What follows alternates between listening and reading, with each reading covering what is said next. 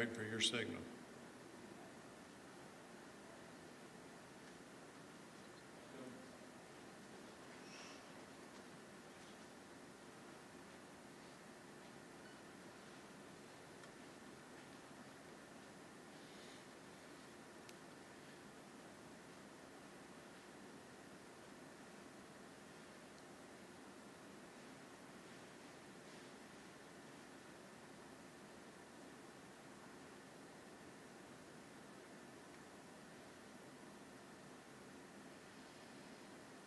I'm going to begin today with prayer and commit this next 76 hours from the Nineveh Christian Church as an act of worship and an offering to our God.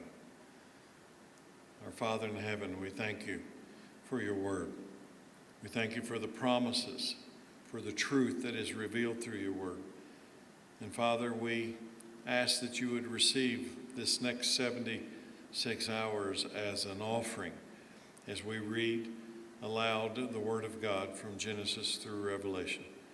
And that, Lord, you would receive it as an offering from sincere hearts that belong to you. So, Lord, I pray for every reader and every word that rises from this house this week, that they would be a sweet aroma to you and they would be pleasing to you. And, Lord, we would not just be a people who read the word, but who live the word and believe the word and operate under the authority and power of the word. So, Father, I ask in Jesus' name that you would receive this offering and that you would bless your people with your holy presence as we read. And we await the outcome in Jesus' name, and amen. In the beginning, God created the heavens and the earth. Now the earth was formless and empty. Darkness was over the surface of the deep, and the Spirit of God was hovering over the waters. And God said, "Let there be light," and there was light. And God saw that the light was good, and he separated the light from the darkness. And God called the light day, and the darkness he called night. And there was evening, and there was morning, the first day. And God said, "Let there be a vault between the waters to separate water from water." So God made the vault and separated the water under the vault from the water above it, and it was so. And God called the vault sky, and there was evening, and there was morning, the second day. God said, "Let the water under the sky be gathered to one place, and let dry ground appear," and it was so. And God called the dry ground land, and the gathered waters he called seas. And God saw that it was good. And then God said, "Let the land produce vegetation, seed-bearing plants, and trees on the land that bear fruit with seed in it, according to their various kinds." And it was so. The land produced vegetation, plants bearing seeds according to their kinds, and trees bearing fruit with seed in it according to their kinds. And God saw that it was good. And there was evening, and there was morning, the third day. And God said, "Let there be lights in the vault of the sky to separate the day from the night, and let them serve as signs to mark sacred times and days and years.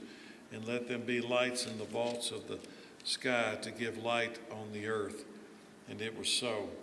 And God made two great lights, the greater light to govern the day and the lesser light to govern the night.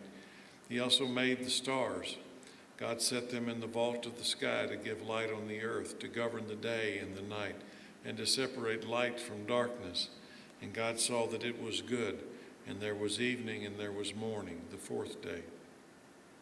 And God said, "Let the water teem with living creatures, and let birds fly above the earth across the vault of the sky." So God created the great creatures of the sea and every living thing with which the water teems that moves about in it according to their kinds, and every winged bird according to its kind. And God saw that it was good. And God blessed them and said, "Be fruitful and increase in number, and fill the waters of the seas, and let the birds increase on the earth." And there was evening, and there was morning, the fifth day. And God said, "Let the land produce living creatures according to their kinds, the livestock, the creatures that move along the ground, the wild animals, each according to its kind." And it was so. And God made the wild animals according to their kinds, the livestock according to their kinds, and all the creatures that move along the ground according to their kinds. And God saw that it was good. And then God said, let us make mankind in our image, in our likeness, so that they may rule over the fish in the sea, and the birds in the sky, over the livestock and all the wild animals, and over all the creatures that move along the ground. So God created mankind in his own image. In the image of God he created them. Male and female he created them. God blessed them and said to them, be fruitful and increase in number, fill the earth and subdue it. Rule over the fish in the sea and the birds in the sky and over every living creature that moves on the ground. And then God said, I give you every seed-bearing plant on the face of the whole earth and every tree that has fruit with seed in it. They will be yours for food. And to all the beasts of the earth and all the birds in the sky and all the creatures that move along the ground, everything that has the breath of life in it, I give every green plant for food. And it was so. And God saw all that he had made, and it was very good. And there was evening and there was morning, the sixth day. Thus the heavens and the earth were completed in all their vast array. By the seventh day, God had finished the work he had been doing. So on the seventh day, he rested from all his work. And then God blessed the seventh day and made it holy, because on it he rested from all the work of creating that he had done. This is the account of the heavens and the earth when they were created, when the Lord God made the earth and the heavens. Now no shrub had yet appeared on the earth, and no plant had yet sprung up, for the Lord had not sent rain on the earth, and there was no one to work the ground. But streams came up from the earth and watered the whole surface of the ground. And then the Lord God formed a man from the dust of the ground and breathed into his nostrils the breath of life. And the man became a living being. Now the Lord God had planted a garden in the east, in Eden, and there he put the man he had formed. The Lord God made all kinds of trees grow out of the ground, trees that were pleasing to the eye and good for food. In the middle of the garden were the tree of life and the tree of the knowledge of good and evil. A river watering the garden flowed from Eden. From there it was separated into 4 headwaters. The name of the first was the Pishon. It winds through the entire land of Havilah, where there is gold. The gold of the land is good. Aromatic resin and onyx are also there. The name of the second river is the Gihon. It winds through the entire land of Cush. The name of the third river is the Tigris. It runs along the east side of Asher. And the fourth river is the Euphrates. The Lord took the man and he put him in the Garden of Eden to work it and to take care of it. And the Lord God commanded the man, you are free to eat from any tree in the garden, but you must not eat from the tree of knowledge of good and evil, for when you eat of it, you will certainly die. The Lord God said, it is not good for the man to be alone. I will make a helper suitable for him. Now the Lord God had formed out of the ground all the wild animals and all the birds in the sky. He brought them to the man to see if he could what he would name them, and whatever the man called each living creature, that was its name. So the man gave names to all the livestock, the birds of the sky, and all the wild animals. But for Adam, no suitable helper was found. So the Lord God caused the man to fall into a deep sleep. And while he was sleeping, he took one of the man's ribs and then closed up the place with flesh. And then the Lord God made a woman from the rib he had taken out of the man and brought her to the man. The man said, this is now bone of my bones and flesh of my flesh. She shall be called woman, for she was taken out of man. This is why a man leaves his father and mother and is united to his wife, and they shall become one flesh. Adam and his wife were both naked, and they felt no shame. Now the serpent was more crafty than any of the wild animals the Lord God had made. He said to the woman, did God really say you must not eat from any tree in the garden? The woman said to the serpent, we may eat fruit from the trees in the garden, but God did say, you must not eat fruit from the tree that is in the middle of the garden. and you must not touch it, or you will die." "You will not certainly die," the serpent said to the woman, "for God knows that when you eat from it, your eyes will be opened, and you will be like God, knowing good and evil." And when the woman saw that the fruit of the tree was good for food and pleasing to the eye, and also desirable for gaining wisdom, she took some and ate it. She also gave some to her husband, who was with her, and he ate it. And then the eyes of both of them were opened, and they realized they were naked. So they sewed fig leaves together and made coverings for themselves. Then the man and his wife heard the sound of the Lord God as he was walking in the garden in the cool of the day, and they hid from the Lord God among the trees in the garden. But the Lord called to the man, "Where are you?" He answered, "I heard you in the garden, and I was afraid because I was naked, so I hid." And he said, "Who told you that you were naked? Have you eaten from the tree that I commanded you not to eat from?" The man said, "The woman you put here with me, she gave me some fruit from the tree, and I ate it." And then the Lord God said to the woman, "What is it that you have done?" The woman said, "The serpent deceived me, and I ate."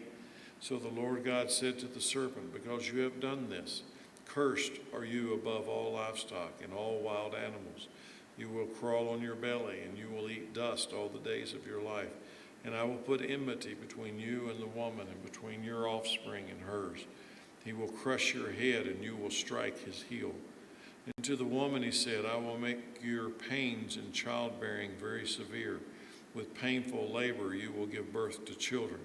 Your desire will be for your husband, and he will rule over you." To Adam he said, "Because you listened to your wife and ate fruit from the tree about which I commanded you, you must not eat from it. Cursed is the ground because of you.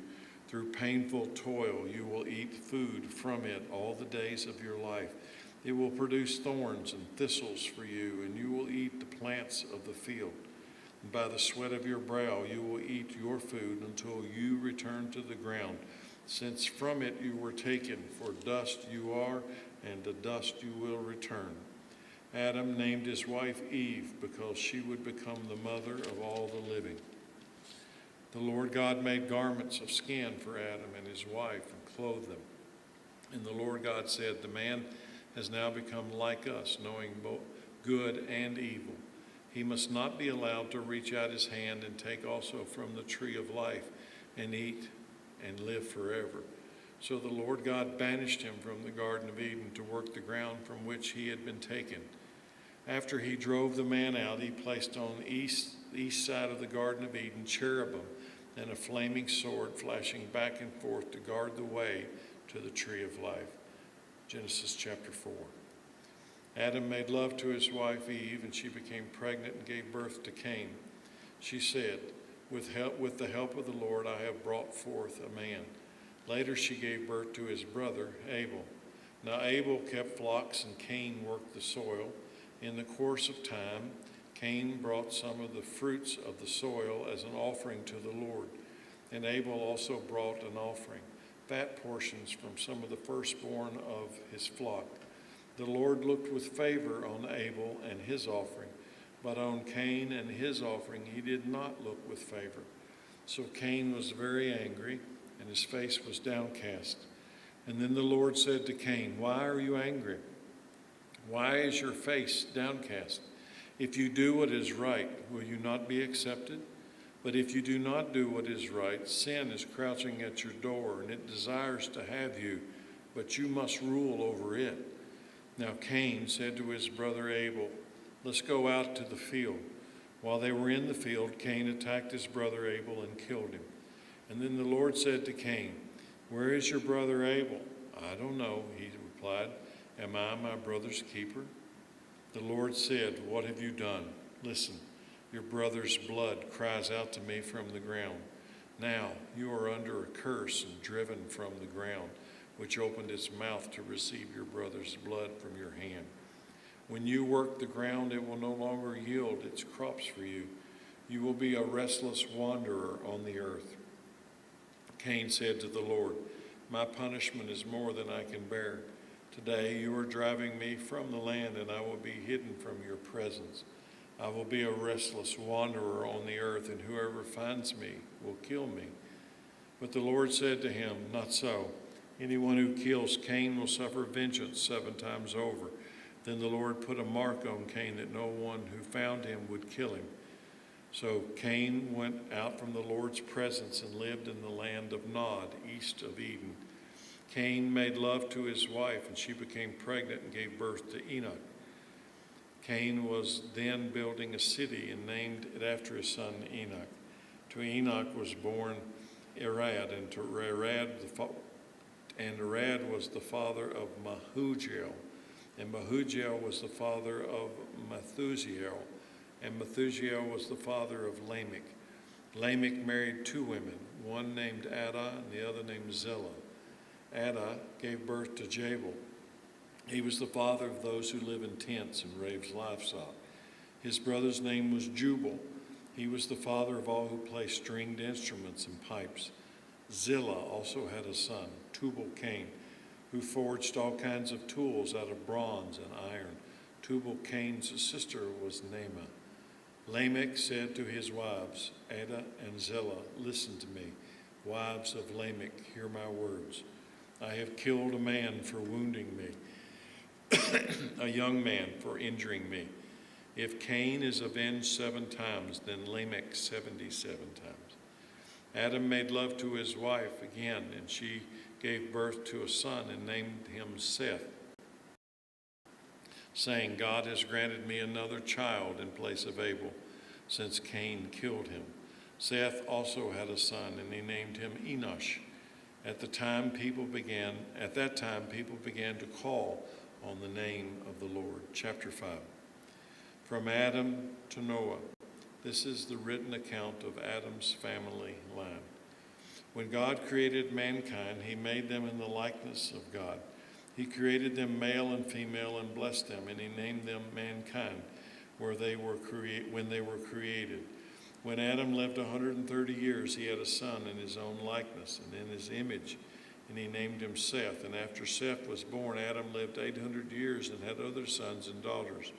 Altogether, Adam lived a total of 930 years, and then he died. When Seth had lived 105 years, he became the father of Enosh. After he became the father of Enosh, Seth lived 807 years and had other sons and daughters. Altogether, Seth lived a total of 912 years, and then he died. When Enosh had lived 90 years, he became the father of Canaan.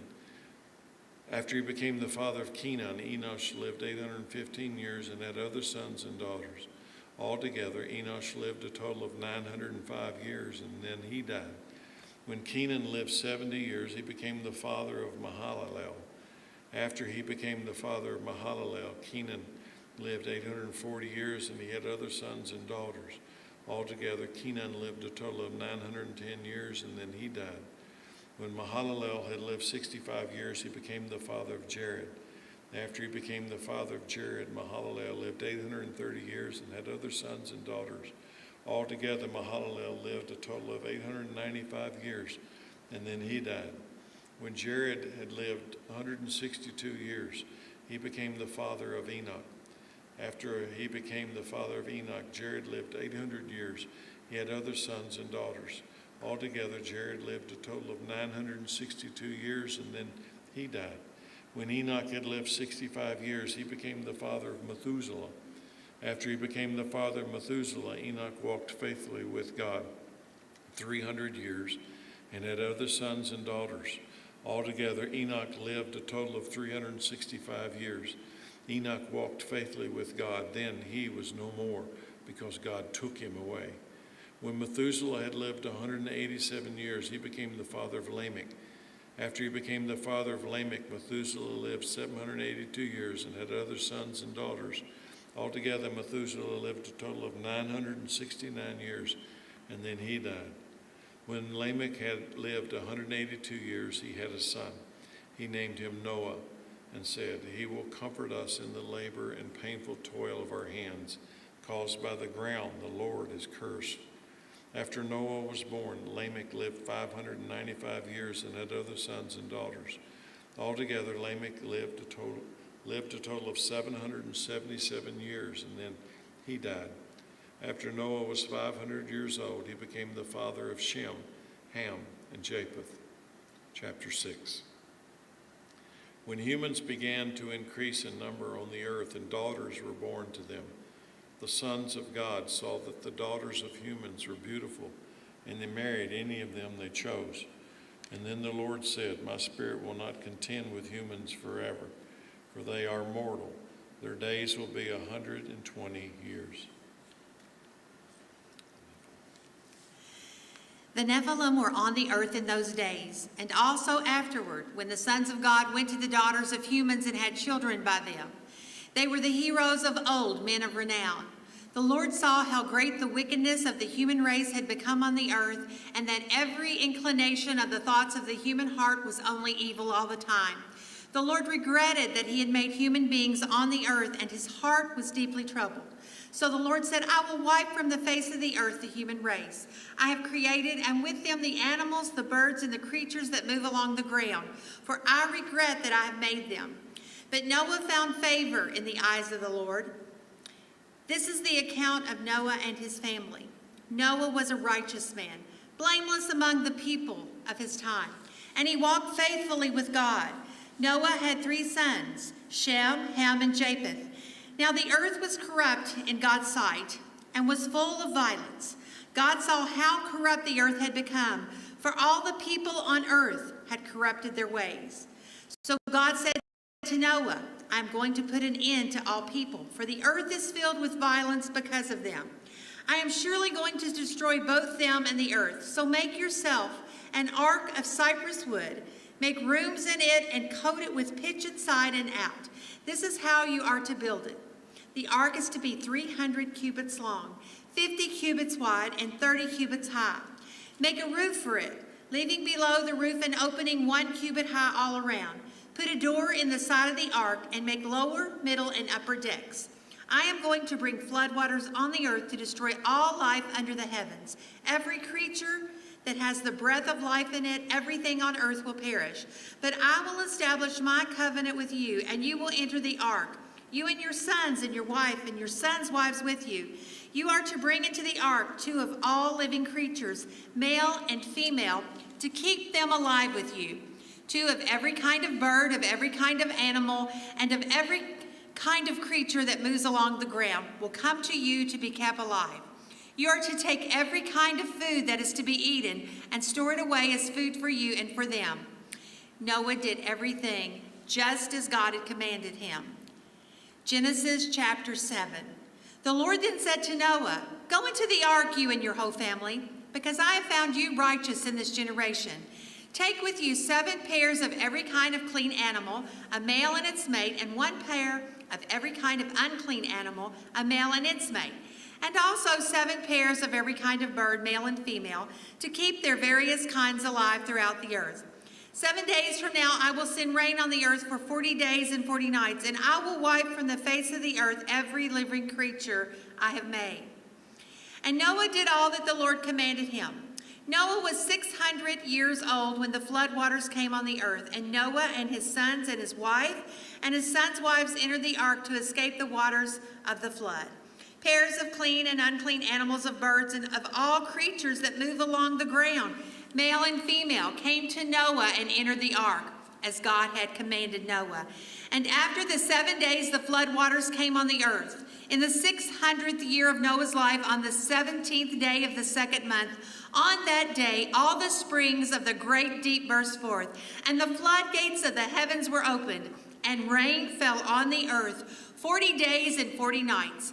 On that very day, Noah and his sons, Shem, Ham, and Japheth, together with his wife and the wives of his 3 sons, entered the ark.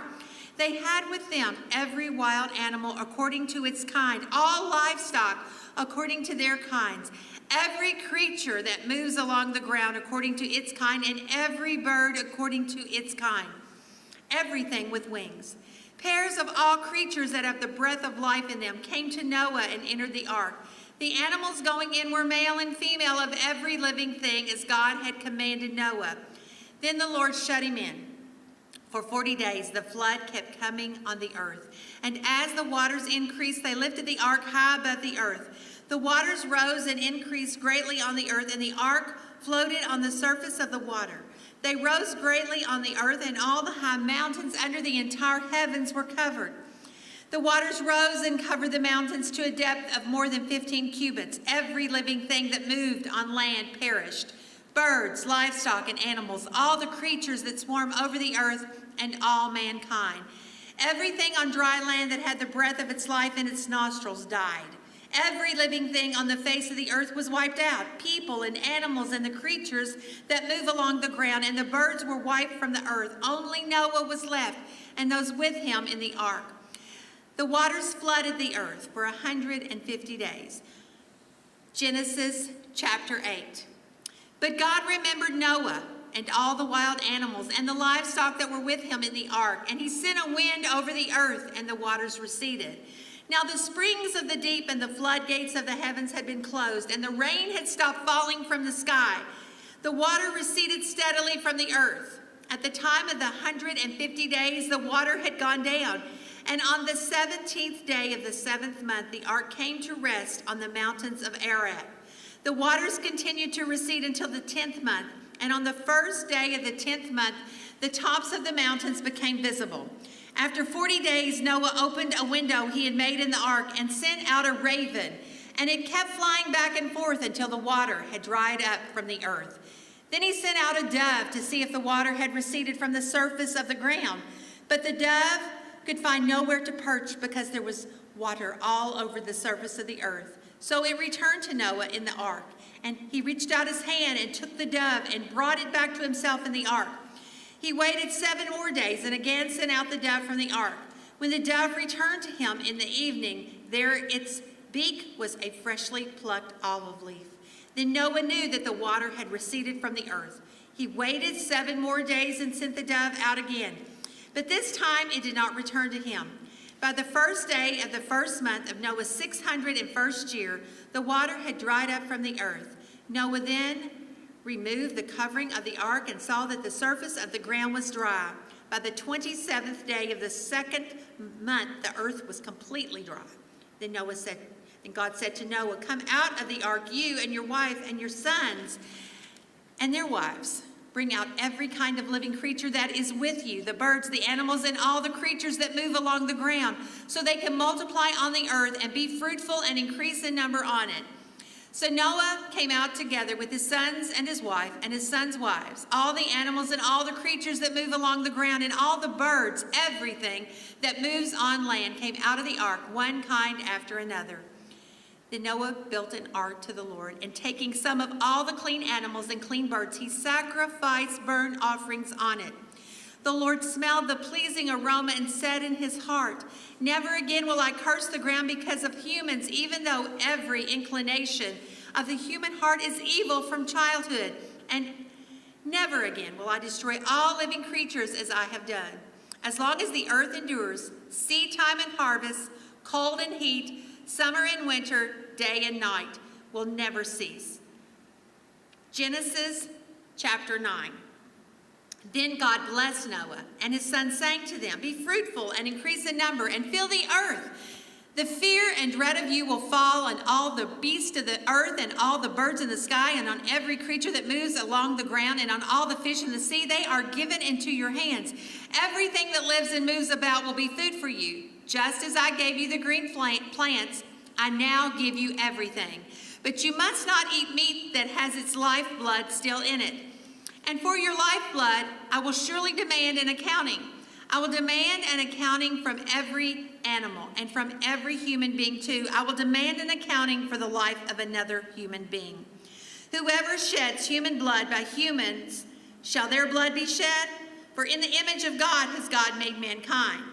As for you, be fruitful and increase in number, multiply on the earth and increase upon it." Then God said to Noah and to his sons with him, "I now establish my covenant with you and with your descendants after you, and with every living creature that was with you the birds, the livestock, and all the wild animals, all those that came out of the ark with you, every living creature on earth. I establish my covenant with you. Never again will all life be destroyed by the waters of a flood. Never again will there be a flood to destroy the earth.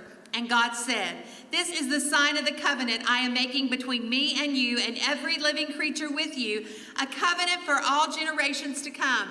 I've set my rainbow in the clouds, and it will be the sign of the covenant between me and the earth. Whenever I bring clouds over the earth and the rainbow appears in the clouds, I will remember my covenant between me and you and all living creatures of every kind. Never again will the waters become a flood to destroy all life. Whenever the rainbow appears in the clouds, I will see it and remember the everlasting covenant between God and all living creatures of every kind on the earth. So God said to Noah, this is the sign of the covenant I have established between me and all life on the earth.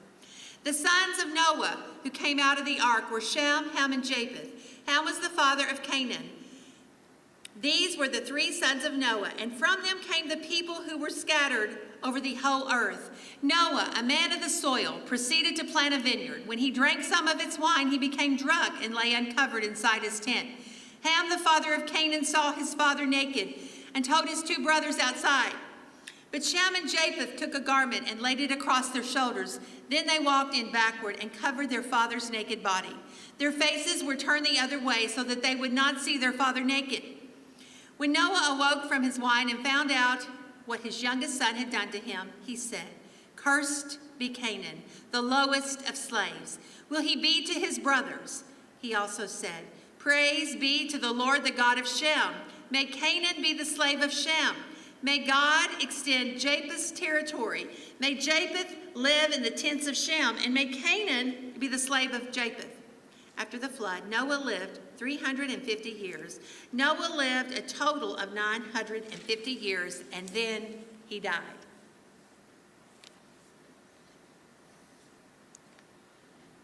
Genesis chapter 10, the table of nations. This is the account of Shem, Ham, and Japheth, Noah's sons, who themselves had sons after the flood, the Japhethites. The sons of Japheth, Gomer, Magog, Madai, Javan, Tubal, Meshech, and Tyrus. The sons of Gomer, Ashkenaz, Rephath, and Togarmah. This is the sons of Javan, Elisha, Tarshish, and Kittites, and the Rodanites. From these, the maritime peoples spread out into their territories by their clans within their nations, each with its own language. The Hamites, the sons of Ham, Cush, Egypt, Put, and Canaan. The sons of Cush, Seba, Havilah, Sabta, Ramah, and Sibtika. The sons of Ramah, Sheba, and Dedan. Cush, the father of Nimrod, who became a mighty warrior on the earth. He was a mighty hunter before the Lord. That is why it is said, like Nimrod, a mighty hunter before the Lord. The first centers of his kingdom were Babylon, Uruk, Akkad, and Chaldea, and Shinar. From that land he went to Assyria, where he built Nineveh, Rehoboth, Calah, and Rezin, which is between Nineveh and Calah, which is a great city. Egypt was the father of the Ludites, Anamites, Lehabites, Naphtuhites, Paratherasites, Calshuites. From the Philistines came the Caphtorites. Canaan was the father of Sidon, his firstborn, and the Hittites, Jebusites, Amorites, Girgashites, Hivites, Archites, Sinites, Arvadites, Zemarites, and Hamathites. Later, Canaanite clans scattered in the borders of Canaan reached from Sodom toward Gerar, as far as Gaza, and then toward Sodom, Gomorrah, Admah, and Zeboiim, as far as Lasha. These are the sons of Ham and their clans and languages, and their territories and nations, the Semites. Sons were also born to Shem, whose older brother was Japheth. Shem was the ancestor of all the sons of Eber. The sons of Shem, Elam, Asher, Arphaxad, Lud, and Aram. The sons of Aram, Uz, Hul, Gether, and Meshach. Arphaxad was the father of Shelah, and Shelah the father of Eber. 2 sons were born to Eber. One was named Peleg, because in his time the earth was divided. His brother was named Joktan. Joktan was the father of Elmadad, Sheleph, Ezar-Maveth, Jerah, Hadoram, Uzal, Diklah, Obal, and Bela, Sheba, Orph, Hivilah, and Jobab. All these were the sons of Joktan. The region where they lived stretched from Mesha toward Sephar in the eastern hill country. These are the sons of Shem by their clans and languages and their territories and nations. These are the clans of Noah's sons according to their lines of descendants within their nations. From these, the nations spread out over the earth after the flood. Genesis chapter 11, the Tower of Babel. Now the whole world had one language and common speech. As people moved eastward, they found a plain in Shinar and settled there. They said to each other, "Come, let's make bricks and bake them thoroughly." They used bricks instead of stone and tar for mortar. Then they said, "Come, let us build ourselves a city with a tower that reaches to the heavens, so that we may make a name for ourselves. Otherwise, we will be scattered all over the face of the whole earth." But the Lord came down to the city and the tower the people were building. The Lord said, "If as one people speaking the same language they have begun to do this, then nothing they plan to do will be impossible for them. Come, let us go down and confuse their language, so they will not understand each other." So the Lord scattered from there over all the earth, and they stopped building the city. That is why it's called Babel, because there the Lord confused the language of the whole earth. From there the Lord scattered them all over the face of the whole earth. From Shem to Abraham. This is account of Shem's family line. 2 years after the flood, when Shem was 100 years old, he became the father of Arphaxad, and after he became the father of Arphaxad, Shem lived 500 years and had other sons and daughters. When Arphaxad had lived 35 years, he became the father of Shelah. And after he became the father of Shelah, Arphaxad lived 403 years and had other sons and daughters. When Shelah had lived 30 years, he became the father of Eber. And after he became the father of Eber, Shelah lived 403 years and had other sons and daughters. When Eber lived 34 years, he became the father of Peleg.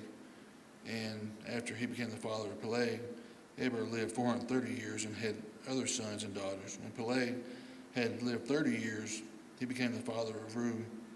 And after he became the father of Reu, Peleg lived 209 years and had other sons and daughters. When Reu lived 32 years, he became the father of Serug. And after he became the father of Serug, Reu lived 207 years and had other sons and daughters. When Serug had lived 30 years, he became the father of Nahor. And after he became the father of Nahor, Serug lived 200 years and had other sons and daughters. When Nahor lived 29 years, he became the father of Terah.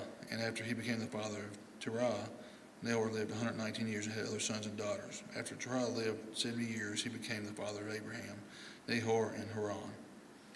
Abram's family. This is the account of Terah's family line. Terah became the father of Abram, Nahor, and Haran.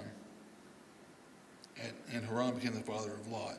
While his father Terah was still alive, Haran died in Ur in the Chaldeans in the land of his birth. Abram and Nahor both married. The name of Abram's wife was Sarai, and the name of Nahor's wife was Milcah. She was the daughter of Haran, the father of both Milcah and Iscah. Now Sarai was childless because she was not able to conceive. Sarai took his son Abram, his grandson Lot, son of Haran, and his daughter-in-law Sarai, and wife of his son Abram. Together they set out for Ur of the Chaldeans to go to Canaan. But when they came to Haran, they settled there. Terah lived 205 years, and he died in Haran. The call of Abram. The Lord said to Abram, "Go from your country, your people, and your father's household to the land where I show you. I will make you into a great nation. I will bless you. I will make your name great, and you will be a blessing. I will bless those who bless you, and whoever curses you, I will curse. And all peoples on the earth will be blessed through you." So Abram, as the Lord had told him, and Lot went with him. Abram was 75 years old when he set out from Haran.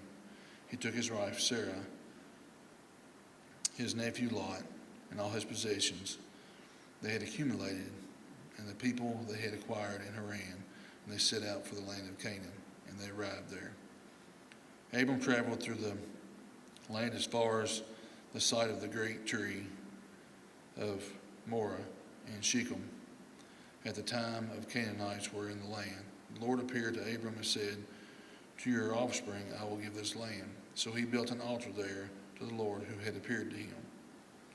From there he went toward the hills east of Bethel and pitched his tent, with Bethel on the west of Ai on the east coast. There he built an altar to the Lord and called on the name of the Lord.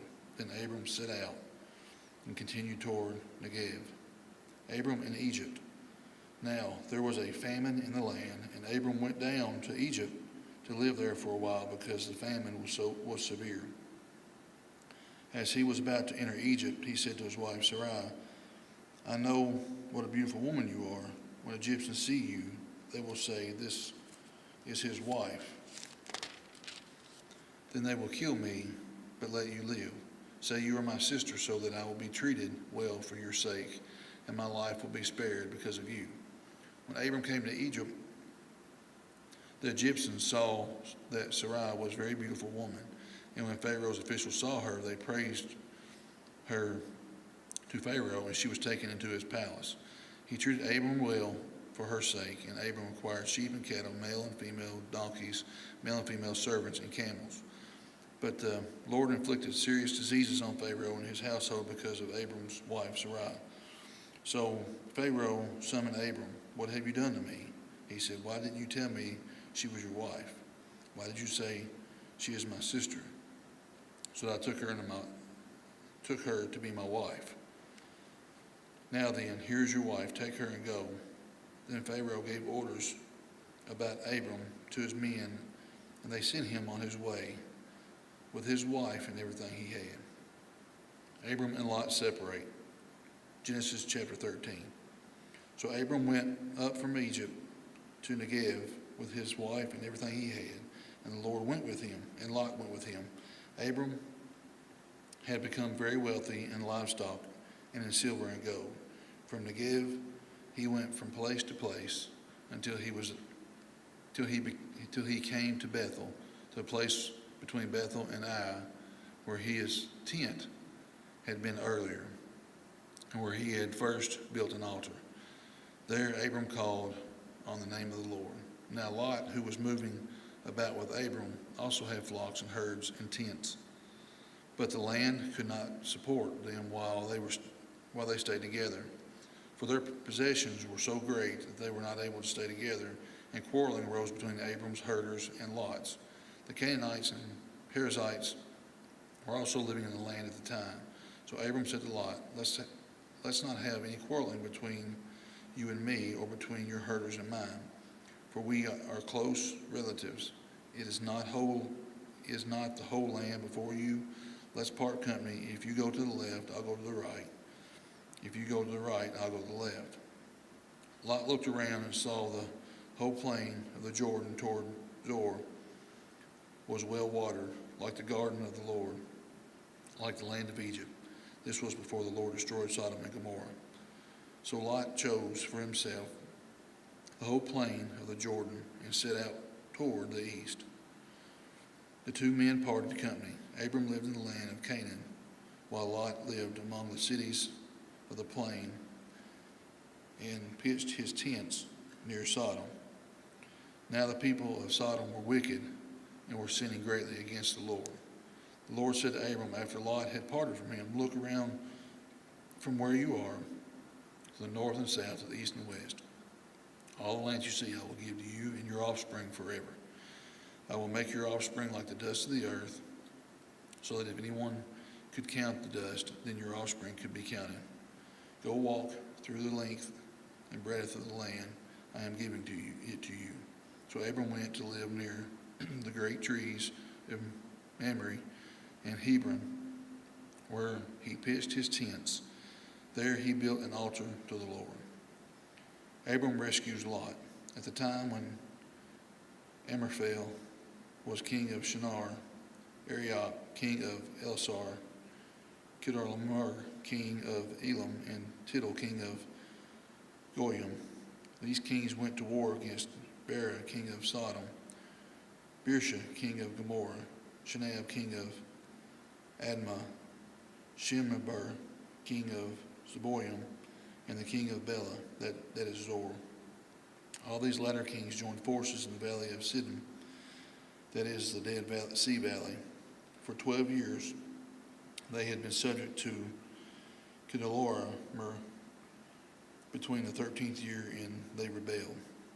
In the 14th year, Kedorlaomer and the kings of allied with him went out and defeated the Raphaites and Ashtoreth, Kirnaim, the Zuzites in Ham, and Emites in Shevav Kiriathaim, and Horites in the hill country of Seir, where as far as El Paran near the desert. They then turned back and went to En Mishpat, that is Kadesh, and they conquered the whole territory of the Amalekites, as well as Amorites, who were living in Hazezon Tamar. Then the king of Sodom, the king of Gomorrah, the king of Admah, the king of Zeboim, and the king of Bela, that is Zor, marched out and drew up their battle lines in the valley of Siddim against Kedorlaomer, king of Elam, Tidal, king of Goyim, Amraphel, king of Shinar, and Arioch, king of Elasar. 4 kings against 5. Now the valley of Siddim was full of tar pits, and when the kings of Sodom and Gomorrah fled, some of the men fell into them, and the rest fled to the hills. The 4 kings seized all the goods of Sodom and Gomorrah and all their food. Then they went away. They also carried off Abram's nephew Lot and his possessions, since he was living in Sodom. A man who had escaped and reported this to Abram the Hebrew. Now Abram was living near the great trees of Mamre, and the Amorite, a brother of Eshcol and Aner, all whom were allied with Abram. When Abram heard that his relative had been taken captive, he called out the 318 trained men born in his household and went in pursuit as far as Dan. During the night, Abram divided his men to attack them, and he routed them, pursuing them as far as Hobah and North Damascus.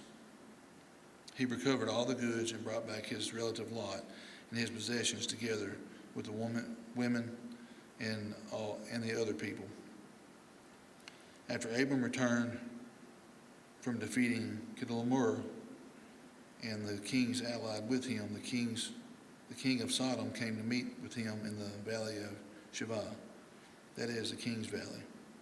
Then Melchizedek, king of Salem, brought out bread and wine. He was priest of God Most High, and he blessed Abram, saying, Blessed be Abram by God Most High, creator of heaven and earth, and praise be to God Most High, who delivered your enemies into your hands. Then Abram gave him a tenth of everything. The king of Sodom said to Abram, Give me the people and keep the goods for yourself. But Abram said to the king of Sodom, With raised hand I have sworn an oath to the Lord, God Most High, creator of heaven and earth, that I will accept nothing belonging to you, not even a thread or strap of a sandal, so that you will never be able to say, I made Abram rich. I will accept nothing but what men have eaten, and the share that belongs to the men who have went with me. To Aner, Eshcol, and Mamre, let them have their share. Genesis chapter 15, the Lord's covenant with Abram. After this, the word of the Lord came to Abram in a vision. Do not be afraid, Abram. I am your shield, your very great reward. But Abram said, Sovereign Lord, what can you give me, since I remain childless, and the one who will inherit my estate, Eliezer of Damascus? And Abram said, You've given me no children, so a servant in my household will be my heir. Then the word of the Lord came to him, This man will not be your heir, but a son who is your own flesh and blood will be your heir. He took him outside and said, Look up to the sky, count the stars. If indeed you can count them. Then he said to him, So shall your offspring be. Abram believed the Lord, and he credited it to him as righteousness. He also said to him, I am the Lord who brought you out of Ur of the Chaldeans to give you this land and take possession of it. But Abram said, Sovereign Lord, how can I know that I will gain possession of it? So the Lord said to him, Bring me a heifer and a goat and a ram, each 3 years old, along with a dove and a young pigeon. Abram brought all these to him, cut them in two, and arranged the halves opposite each other. The birds, however, he did not cut in half. Then the birds of prey came down on the carcass, but Abram drove them away.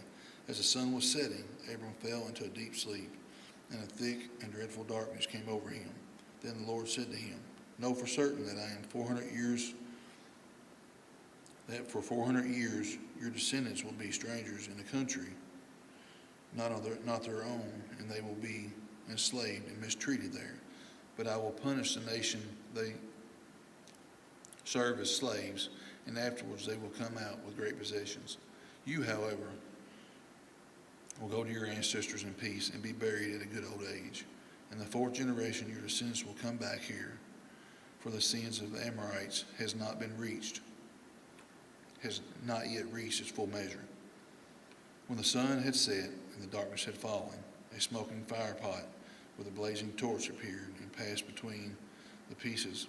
On the day the Lord made a covenant with Abram and said, To your descendants I give you this land, from of Egypt to the great river of Euphrates, the land of the Kenites, Kenizzites, Kadamites, Hittites, Perizzites, Rephaites, Amorites, Canaanites, Girshites, and Jebusites.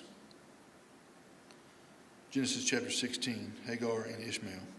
Now Sarai, Abram's wife, had borne him no children, but he had an Egypt slave named Hagar. So she said to Abram, The Lord has kept me from having children. Go sleep with my slave. Perhaps I can build a family through her. Abram agreed to what Sarai said. So Abram had been living in Canaan for 10 years. Sarai, his wife, took her Egyptian slave Hagar and gave her to her husband to be his wife. He slept with Hagar and she conceived. When she knew she was pregnant, she began to despise her mistress. And Sarai said to Abram, "You are not responsible for the wrong I'm suffering. I put my slave in your arms, and now that she knows she is pregnant, she despises me. May the Lord judge between you and me. Your slave's in your hands," Abram said. "Do with her whatever you think is best." Then Sarai mistreated Hagar, and so she fled from her. The angel of the Lord found Hagar near a spring in the desert. It was a spring that is beside the road to Shur. And he said, "Hagar, slave of Sarai, where have you come from, and where are you going?" "I am running away from my mistress Sarai," she answered. Then the angel of the Lord told her, "Go back to your mistress and submit to her." The angel added, "I will increase your descendants so much that they will be too numerous to count." The angel of the Lord also said to her, "You are now pregnant, and you will give birth to a son. You shall name him Ishmael, for the Lord has heard your misery. He will be a wild donkey of a man. His hand will be against everyone, and everyone's hand against him. And he will live in hostility toward all his brothers." She gave this name to the Lord who spoke to her, "You are the God who sees me." For she said, "I have now seen the one who sees me." That is why the well was called Beer-Lahai-roi. It is still there between Kadesh and Bered. So Hagar bore Abram a son, and Abram gave the name Ishmael to the son she had born. Abram was 86 years old when Hagar bore him Ishmael. Genesis chapter 17. The covenant of the circumcision. When Abraham was 99 years old, the Lord appeared to him, and he said, "I am God Almighty. Walk before me faithfully and be blameless. Then I will make my covenant between me and you, and will greatly increase your numbers." Abram fell face down, and God said to him, "As for me, this is my covenant with you. You will be the father of many nations. No longer will you be called Abram. Your name will be Abraham. For I have made you a father of many nations. I will make you very fruitful. I will make nations of you, and kings will come from you. I will establish my covenant as an everlasting covenant between me and you and your descendants after you for generations to come, to be your God and the God of your descendants after you. The whole land of Canaan, where you now reside as a foreigner, I will give as an everlasting possession to you and your descendants after you, and I will be their God." Then God said to Abraham, "As for you, you must keep my covenant, you and your descendants after you, for the generations to come. This is my covenant with you and your descendants after you, the covenant you are to keep. Every male among you shall be circumcised. You are to undergo circumcision, and it will be the sign of the covenant between me and you. For the generations to come, every male among you is 8 days old must be circumcised, including those born in your household or bought with money from a foreigner, those who are not your offspring. Whether born in your household or bought with your money, they must be circumcised. My covenant is flesh, and your flesh is to be an everlasting covenant. Any uncircumcised male who has not been circumcised in the flesh will be cut off from his people. He has broken my covenant." God also said to Abraham, "Your wife Sarai, as for Sarai your wife, you are no longer to call her Sarai. Her name will be Sarah. I will bless her and will surely give you a son by her. I will bless her so that she will be the mother of nations. King of people will come from her." Abram fell face down. He laughed and said to himself, "Will a son be born to a man 100 years old? Will Sarah bear a child at the age of 90? And Abraham said to God, "If only Ishmael might live under your blessing." Then God said, "Yes, but your wife Sarah will bear you a son, and you will call him Isaac. I will establish my covenant with him as an everlasting covenant for his descendants after him. And as for Ishmael, I have heard you.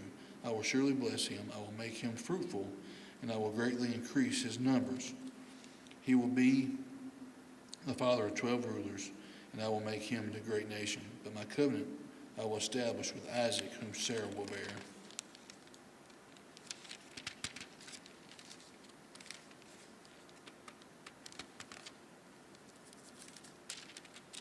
To you, by this time next year, when he had finished speaking with Abraham, God went up from him. On that very day, Abraham took his son Ishmael and all those born in his household or bought with his money, every male in his household, and circumcised them, as God told him.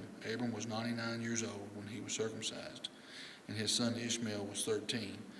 Abraham and his son Ishmael were both circumcised on the very day, and every male in Abraham's household, including those born in his household or bought from a foreigner, were circumcised with him.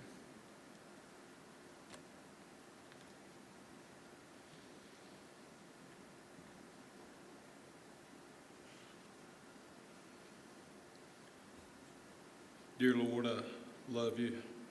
Lord, I pray that you would be glorified by the reading of your word in this place, Lord. And I pray, Lord, that the group of believers who assemble here, Lord, will be blessed by the reading of your word. Lord, I pray for this in Jesus' name. Amen. Genesis chapter 18. The Lord appeared to Abraham near the great trees of Mamre. While he was sitting at the entrance to his tent in the heat of the day, Abraham looked up and saw 3 men standing nearby. When he saw them, he hurried from the entrance of his tent to meet them and bowed low to the ground. He said, "If I have found favor in your eyes, my Lord, do not pass your servant by. Let a little water be brought, and then you may all wash your feet and rest under this tree. Let me get you something to eat, so you can be refreshed, and then go on your way, now that you have come to your servant." "Very well," they answered. "Do as you say." So Abraham hurried into the tent to Sarah. "Quick," he said, "get 3 seahs of the finest flour and knead it and bake some bread."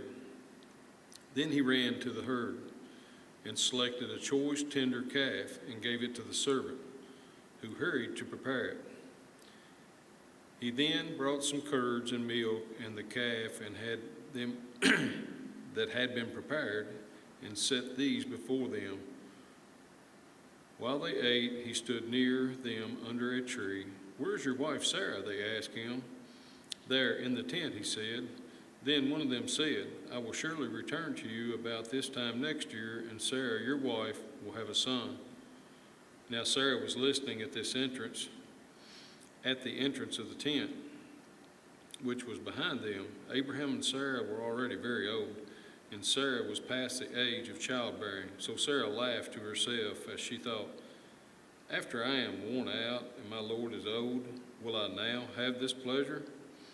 Then the Lord said to Abraham, "Why did Sarah laugh and say, 'Will I really have a child now that I am old?' Is anything too hard for the Lord? I will return to you at the appointed time next year, and Sarah will have a son." Sarah was afraid, so she lied and said, "I did not laugh." But he said, "Yes, you did laugh." When the men got up to leave, they looked down toward Sodom, and Abraham walked along with them to see them on their way. Then the Lord said, "Shall I hide from Abraham what I am about to do? Abraham will surely become a great and powerful nation, and all the nations on earth will be blessed through him. For I have chosen him so that he will direct his children and his household after him to keep up the way of the Lord by doing what is right and just, so that the Lord will bring about for Abraham what he has promised him." Then the Lord said, "The outcry against Sodom and Gomorrah is so great, and their sin is so grievous, that I will go down and see if what they have done is as bad as the outcry that has reached me. If not, I will know." The men turned away and went toward Sodom, but Abraham remained standing before the Lord. Then Abraham approached him and said, "Will you sweep away the righteous with the wicked? What if there are 50 righteous people in the city, will you really sweep it away and not spare the place for the sake of the 50 righteous people in it? Far be it from you to do such a thing, to kill righteous with the wicked, treating the righteous and the wicked alike. Far be it from you. Will not the judge of all the earth do right? The Lord said, if I find 50 righteous people in the city of Sodom, I will spare the whole place for their sake. Then Abraham spoke up again. Now that I have been so bold as to speak to the Lord, though I am nothing but dust and ashes, what if the number of the righteous is 5, less than 50? Will you destroy the whole city for the lack of 5 people? If I find 45 there, he said, I will not destroy it. Once again he spoke to him. What if only 40 are found there? He said, for the sake of 40, I will not do it. Then he said, may the Lord not be angry, but let me speak. What if only 30 can be found there? He answered, I will not do it if I find 30 there. Abraham said, now that I have been so bold to speak to the Lord, what if only 20 can be found there? He said, for the sake of 20, I will not destroy it. Then he said, may the Lord not be angry, but let me speak just once more. What if only 10 can be found there? He answered, for the sake of 10, I will not destroy it. When the Lord had finished speaking with Abraham, he left, and Abraham returned home. Genesis chapter 19. The 2 angels arrived at Sodom in the evening, and Lot was sitting in the gateway of the city. When he saw them, he got up to meet them and bowed down with his face to the ground. My lords, he said, please turn aside your servant's house. You can wash your feet and spend the night and then go on your way early in the morning. No, they answered, we will spend the night in the square. But he insisted so strongly that they did go with him and entered his house. He prepared a meal for them, baking bread without yeast, and they ate. Before they had gone to bed, all the men from every part of the city of Sodom, both young and old, surrounded the house. They called to Lot, where are the men who came to you tonight? Bring them out to us so that we can have sex with them. Lot went outside to meet them and shut the door behind them and said, no, my friends, don't do this wicked thing. Look, I have 2 daughters who have never slept with a man. Let me bring them out to you, and you can do what you like with them, but don't do anything to these men, for they have come under the protection of my roof. Get out of our way, they replied. This fellow came here as a foreigner, and now he wants to play the judge. We'll treat you worse than them. They kept bringing pressure on Lot and moved forward to break down the door. But the men inside reached out and pulled Lot back into the house and shut the door. Then they struck the men who were at the door of the house, young and old, with blindness, so that they could not find the door. The 2 men said to Lot, do you have anyone else here, sons-in-laws, sons or daughters, or anyone else in the city who belongs to you? Get them out of here, because we are going to destroy this place. The outcry to the Lord against his people is so great that he has sent us to destroy it. So Lot went out and spoke to his sons-in-laws who were pledged to marry his daughters.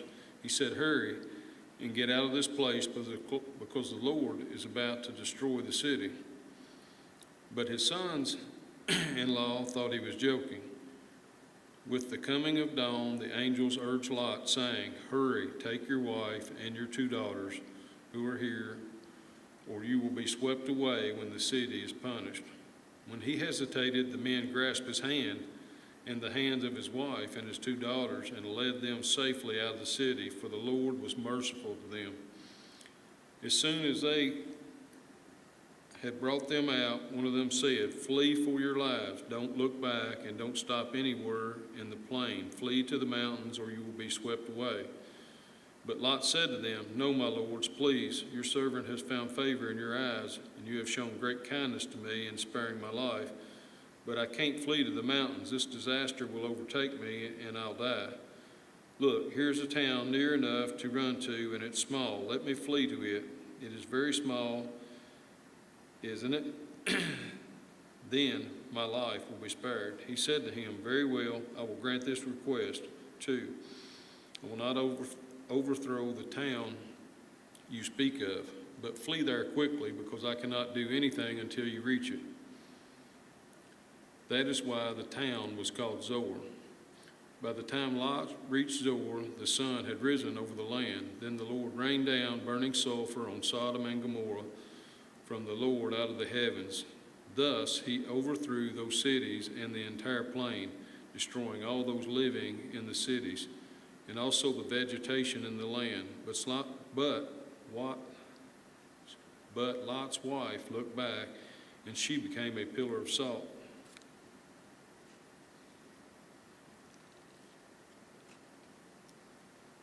Early the next morning, Abraham got up and returned to the place where he had stood before the Lord.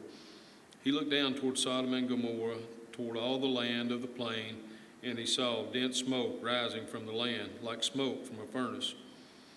So when God destroyed the cities of the plain, he remembered Abraham and brought Lot out of the catastrophe that overthrew the cities where Lot had lived.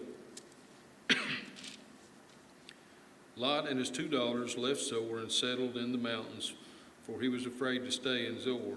He and his 2 daughters lived in a cave.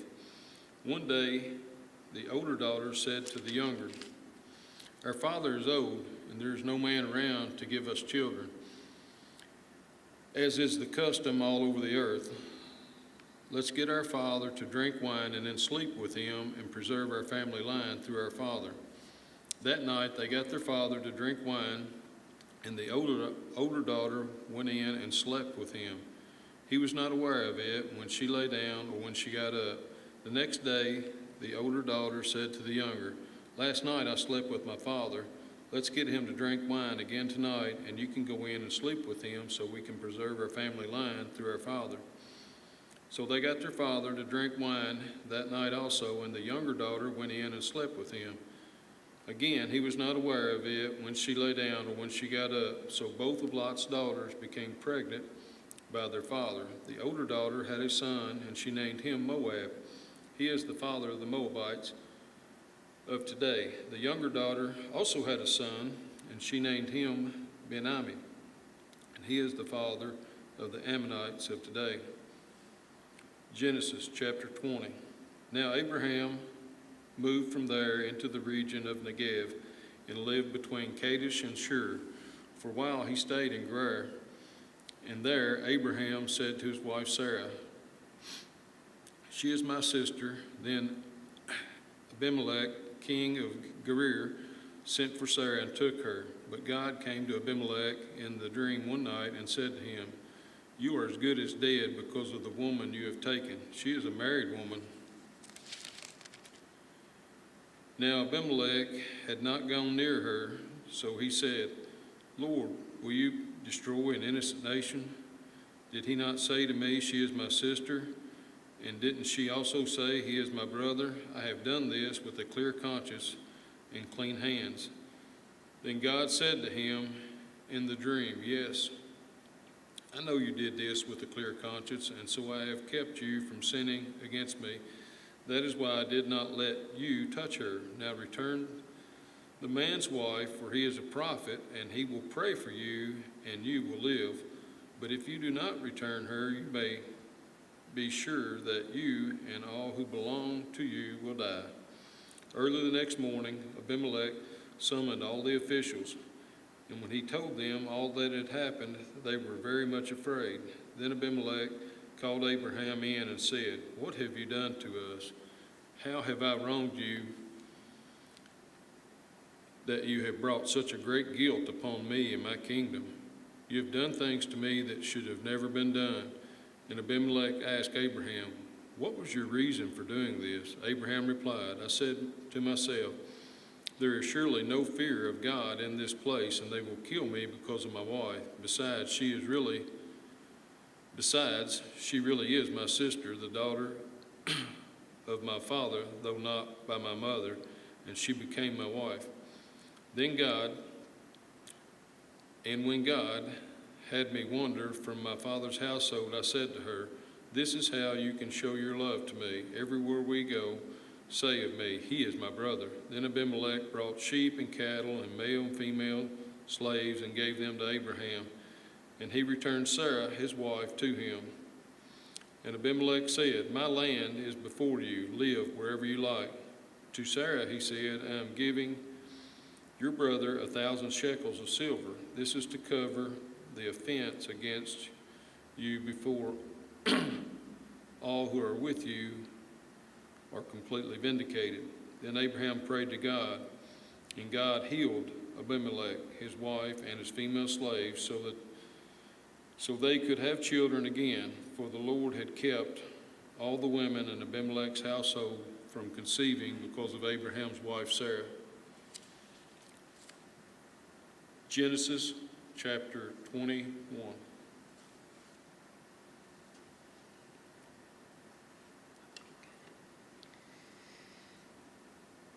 Now the Lord was gracious to Sarah as he had said, and the Lord did for Sarah what he had promised. Sarah became pregnant and bore a son to Abraham in his old age, at the very time God had promised him. Abraham gave the name Isaac to the son Sarah bore to him.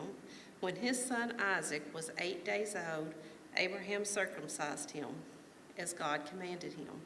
Abraham was 100 years old when his son Isaac was born to him. Sarah said, God has brought me laughter, and everyone who hears about this will laugh with me. And she added, who would have said to Abraham that Sarah would nurse children, yet I have borne him a son in his old age. The child grew and was weaned, and on the day Isaac was weaned, Abraham held a great feast. But Sarah saw that the son whom Hagar, the Egyptian, had borne to Abraham was mocking, and said to Abraham, get rid of that slave woman and her son, for that woman's son will never share in the inheritance with my son, Isaac.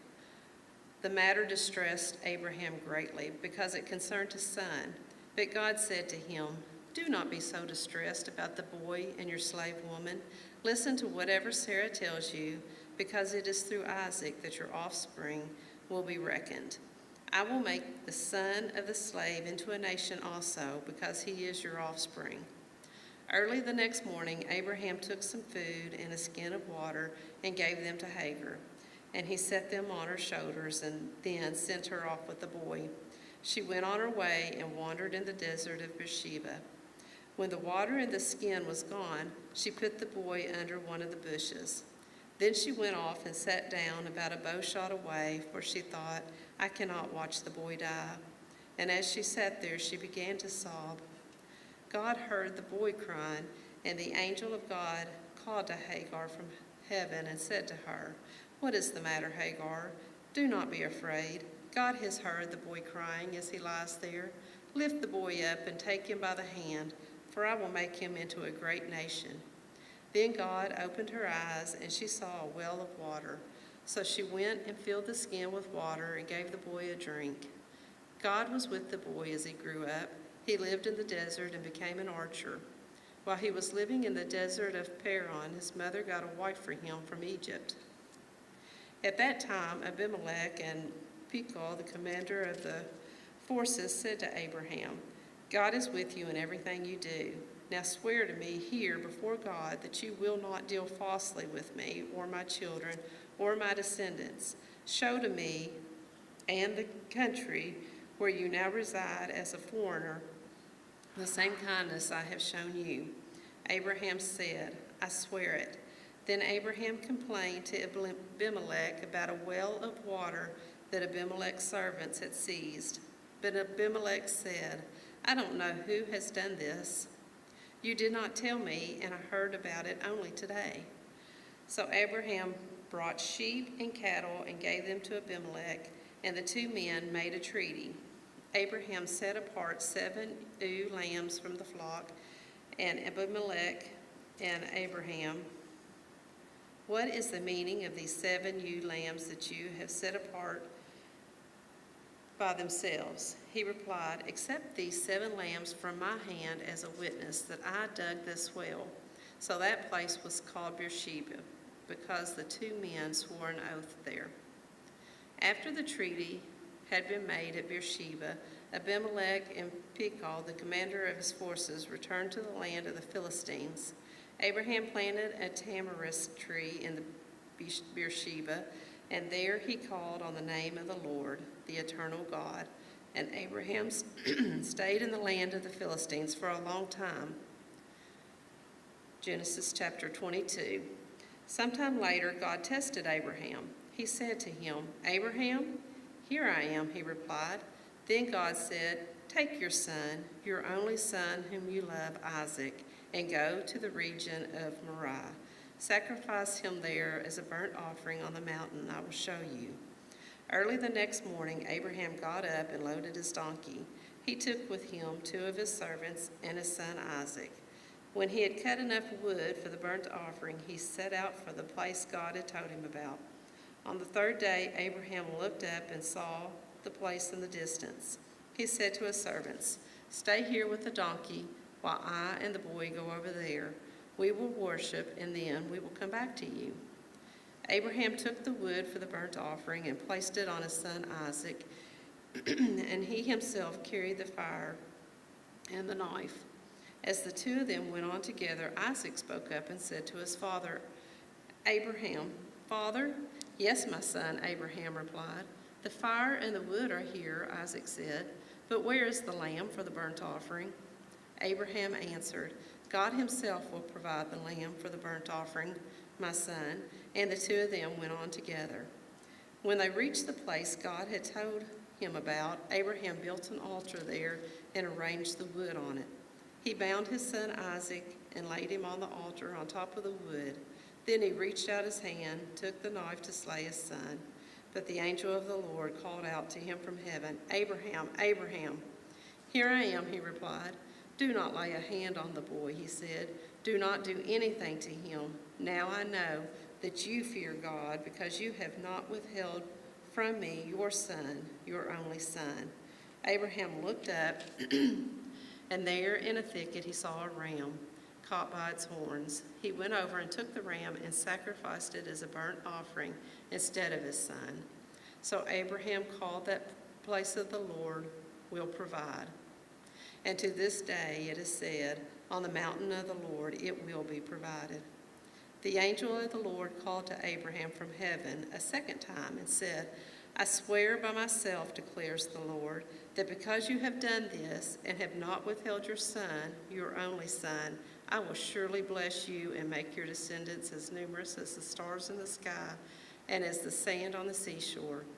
Your descendants will take possession of the cities of their enemies, and through your offspring all nations on earth will be blessed, because you have obeyed me." Then Abraham returned to his servants, and they set off together for Beersheba, and Abraham stayed in Beersheba. Sometime later, Abraham was told, "Milcah is also a mother. She has borne sons to your brother Nahor, Uz the firstborn, Buz his brother, Kemuel the father of Abraham, Kesed, Hazu, Pildash, Zidlap, and Bethuel. Bethuel became the father of Rebekah. Milcah bore these 8 sons to Abraham's brother Nahor. His concubine, whose name was Reumah, also had sons, Tebah, Gaham, Tahash, and Maacah. Sarah lived to be 127 years old. She died at Kiriath Arba in the land of Canaan, and Abraham went to mourn for Sarah and to weep over her. Then Abraham rose from beside his dead wife and spoke to the Hittites. He said, "I am a foreigner and a stranger among you. Sell me some property for a burial site here so I can bury my dead." The Hittites replied to Abraham, "Sir, listen to us. You are a mighty prince among us. Bury your dead in the choicest of our tombs. None of us will refuse you his tomb for burying your dead." Then Abraham rose and bowed down before the people of the land, the Hittites. He said to them, If you are willing to let me bury my dead, then listen to me and intercede with Ephron, son of Zohar, on my behalf. So he will sell me the cave of Machpelah, which belongs to him and is at the end of his field. Ask him to sell it to me for the full price as a burial site among you. Ephron the Hittite was sitting among his people, and he replied to Abraham in the hearing of all the Hittites who had come to the gate of his city. No, my lord, he said, listen to me. I give you the field, and I give you the cave that is in it. I give it to you in the presence of my people. Bury your dead. Again, Abraham bowed down before the people of the land, and he said to Ephron in their hearing, listen to me, if you will. I will pay the price of the field. Accept it from me so I can bury my dead there. Ephron answered Abraham, listen to me, Lord. The land is worth 400 shekels of silver, but what is that between you and me? Bury your dead. Abraham agreed to Ephron's terms and weighed out for him the price he had named in the hearing of the Hittites, 400 shekels of silver, according to the weight current among the merchants. So Ephron's field in Machpelah, near Mamre, both the fields and the cave in it, and all the trees within the borders of the field, was deeded to Abraham as his property in the presence of all the Hittites who had come to the gate of the city. Afterward, Abraham buried his wife Sarah in the cave in the field of Machpelah, near Mamre, in the land of Canaan. So the field and the cave in it were deeded to Abraham by the Hittites as a burial site. Chapter 24. Abraham was now very old, and the Lord had blessed him in every way. He said to the senior servant in his household, the one in charge of all that he had, put your hand under my thigh. I want you to swear by the Lord, the God of heaven and the God of earth, that you will not get a wife for my son from the daughters of the Canaanites, among whom I am living, but will go to my country and my own relatives and get a wife for my son Isaac. The servant asked him, what if the woman is unwilling to come back with me to this land? Shall I then take your son back to the country you came from? Make sure that you do not take my son back there. Abraham said, the Lord, the God of heaven, who brought me out of my father's household and my native land, and who spoke to me and promised me an oath, saying, to your offspring I give this land. He will send his angel before you so that you can get a wife for my son from there. If the woman is unwilling to come back with you, then you will be released from this oath of mine. Only do not take my son back there. So the servant put his hand under the thigh of his master Abraham and swore an oath to him concerning this matter. Then the servant left, taking with him 10 of his master's camels, loaded with all kinds of good things from his master. He set out for Aram Naharaim and made his way to the town of Nahor. He had the camels kneel down near the well outside of the town. It was toward evening, the time the women go out to draw water. Then he prayed, Lord, God of my master Abraham, make me successful today and show kindness to my master Abraham. See, I am standing beside the spring, and the daughters of the townspeople are coming out to draw water. May it be that when I say to a young woman, please let down your jar that I may have a drink, and she says, drink, and I'll water your camels too. Let her be the one you have chosen for your servant Isaac. By this I know that you have shown kindness to my master. Before he had finished praying, Rebekah came out with her jar on her shoulder. She was the daughter of Bethuel, son of Milcah, who was the wife of Abraham's brother Nahor. The woman was very beautiful, a virgin. No man had ever slept with her. She went down to the spring, filled her jar, and came up again. The servant hurried to meet her and said, please give me a little water from your jar. Drink, my lord, she said, and quickly lowered the jar to her hands and gave him a drink. After she had given him a drink, she said, I'll draw water for your camels too, until they have had enough to drink. So she quickly emptied her jar into the trough, ran back to the well to draw more water, and drew enough for all his camels. Without saying a word, the man watched her closely to learn whether or not the Lord had made his journey successful. When the camels had finished drinking, the man took out a gold nose ring weighing a beka and 2 gold bracelets weighing 10 shekels. Then he asked, "Whose daughter are you? Please tell me, is there room in your father's house for us to spend the night?" She answered him, "I am the daughter of Bethuel, the son that Milcah bore to Nahor."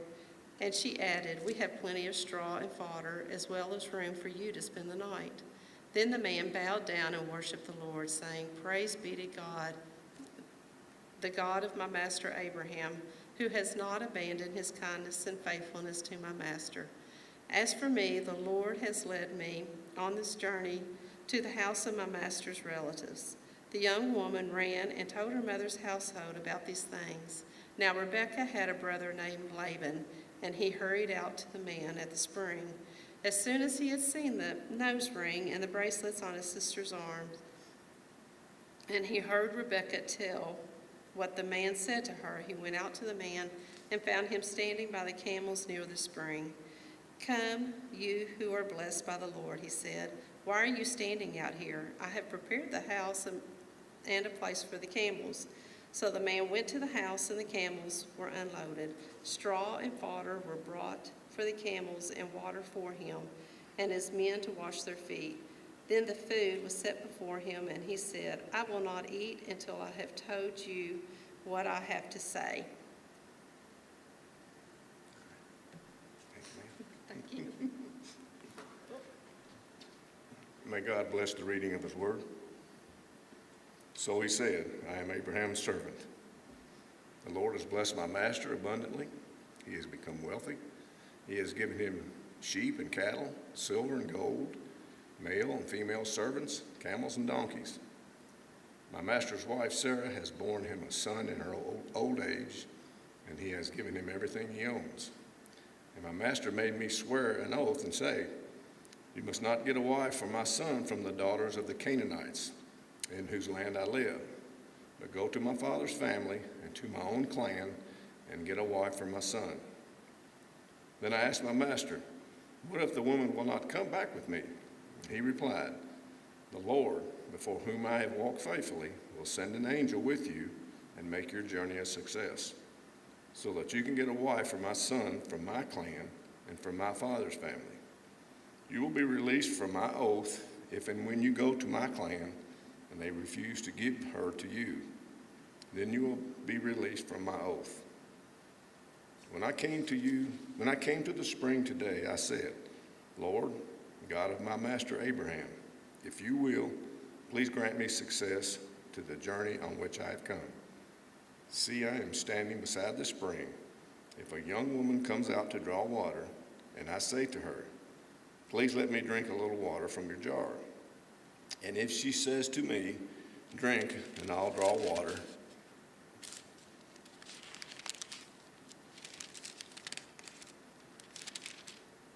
for your camels too, let her be the one the Lord has chosen for my master's son. Before I finished praying in my heart, Rebekah came out. With her jar on her shoulder, she went down to the spring and drew water. And I said to her, please give me a drink.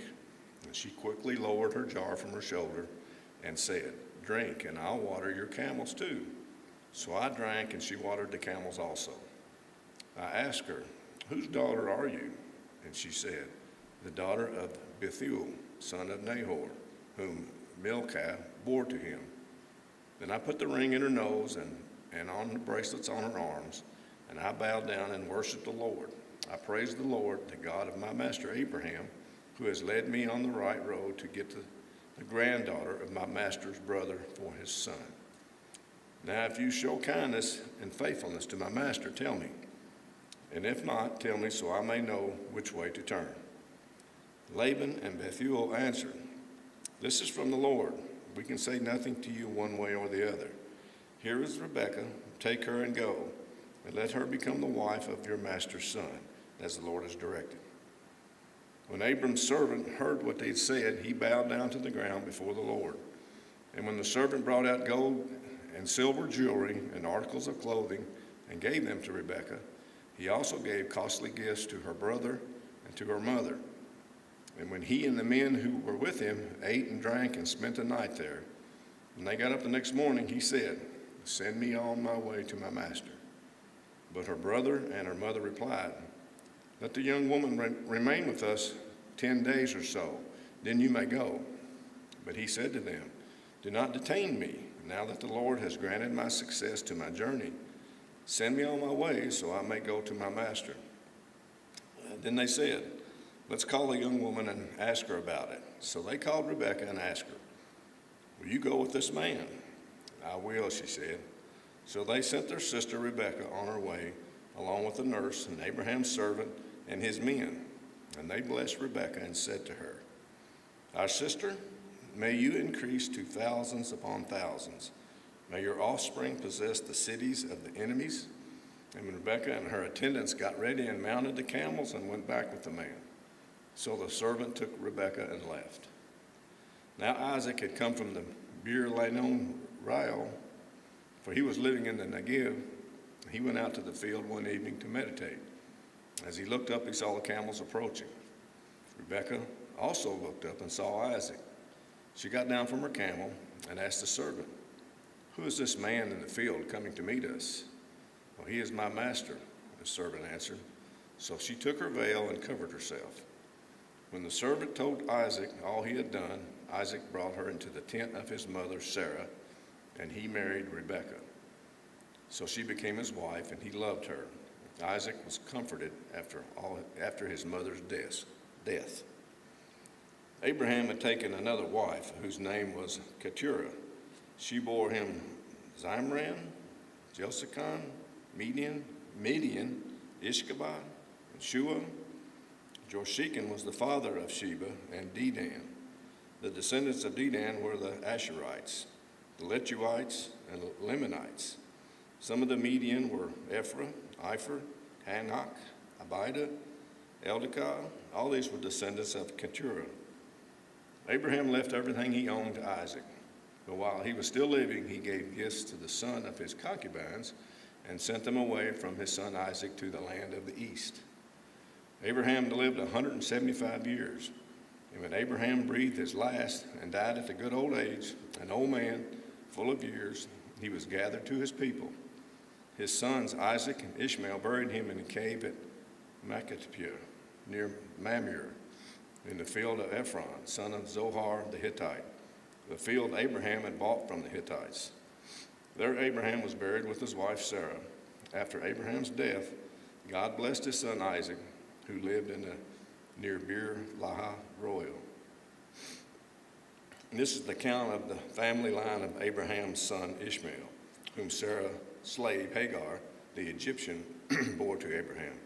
These are the names of the sons of Ishmael listed on the order of their birth.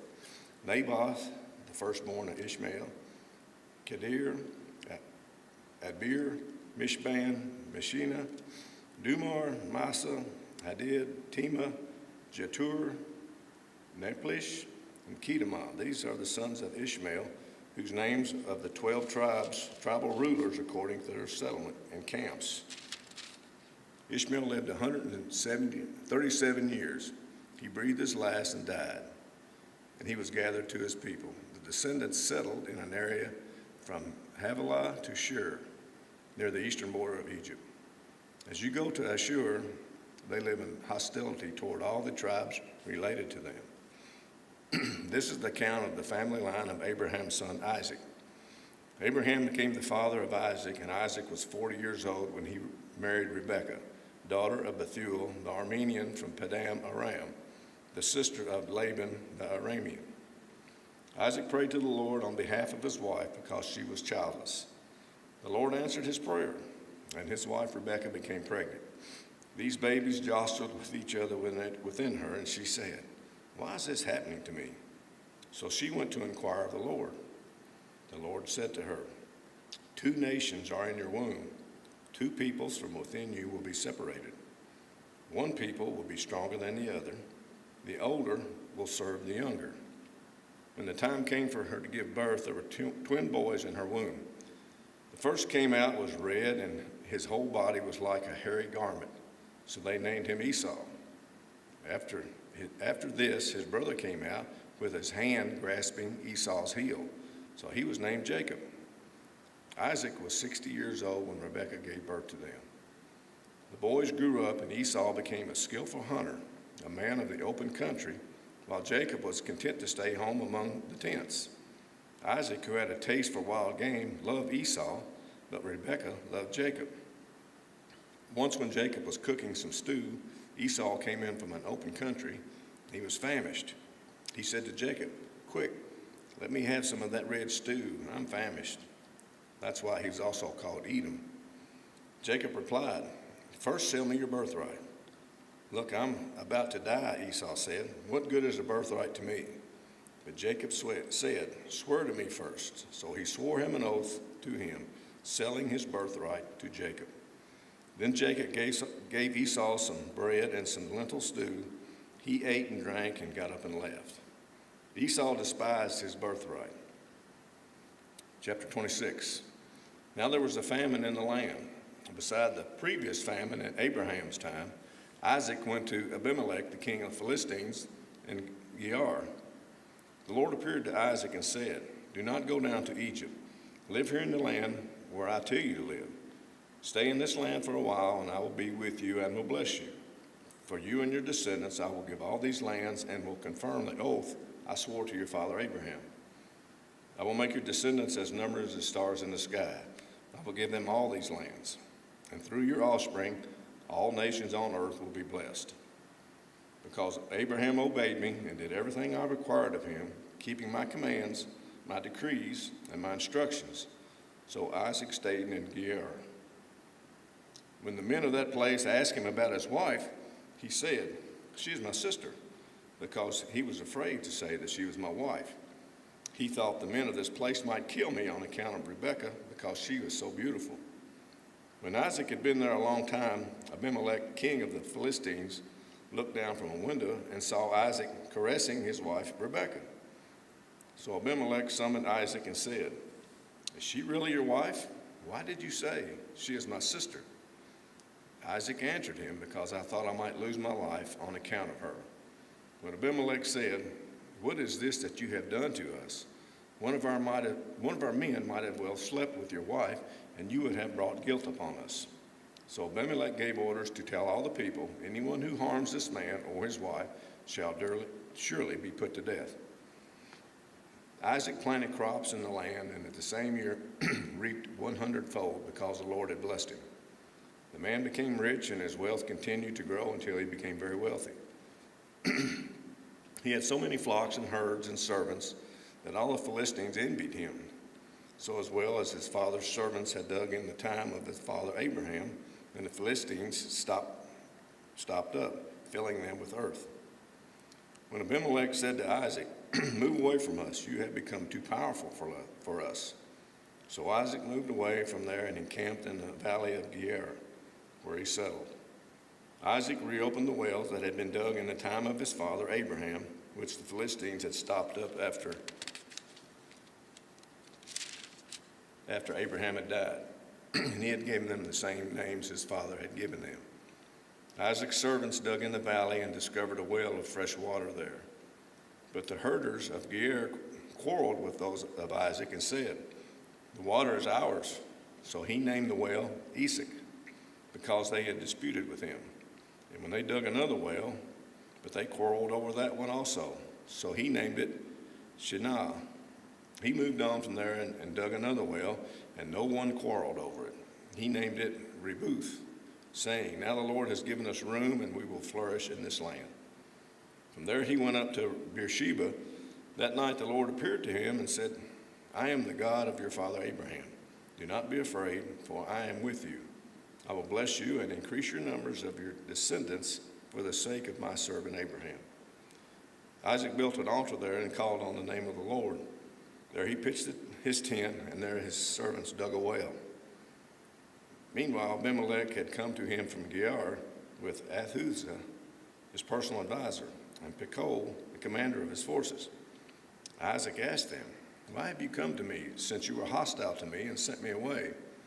They answered, "We saw clearly that the Lord was with you, so we said, 'There ought to be a sworn agreement between us and you. Let us make a treaty with you that you will not do us no harm, just as we did not harm you, but always treated you well and sent you away peacefully.' Now you are blessed by the Lord."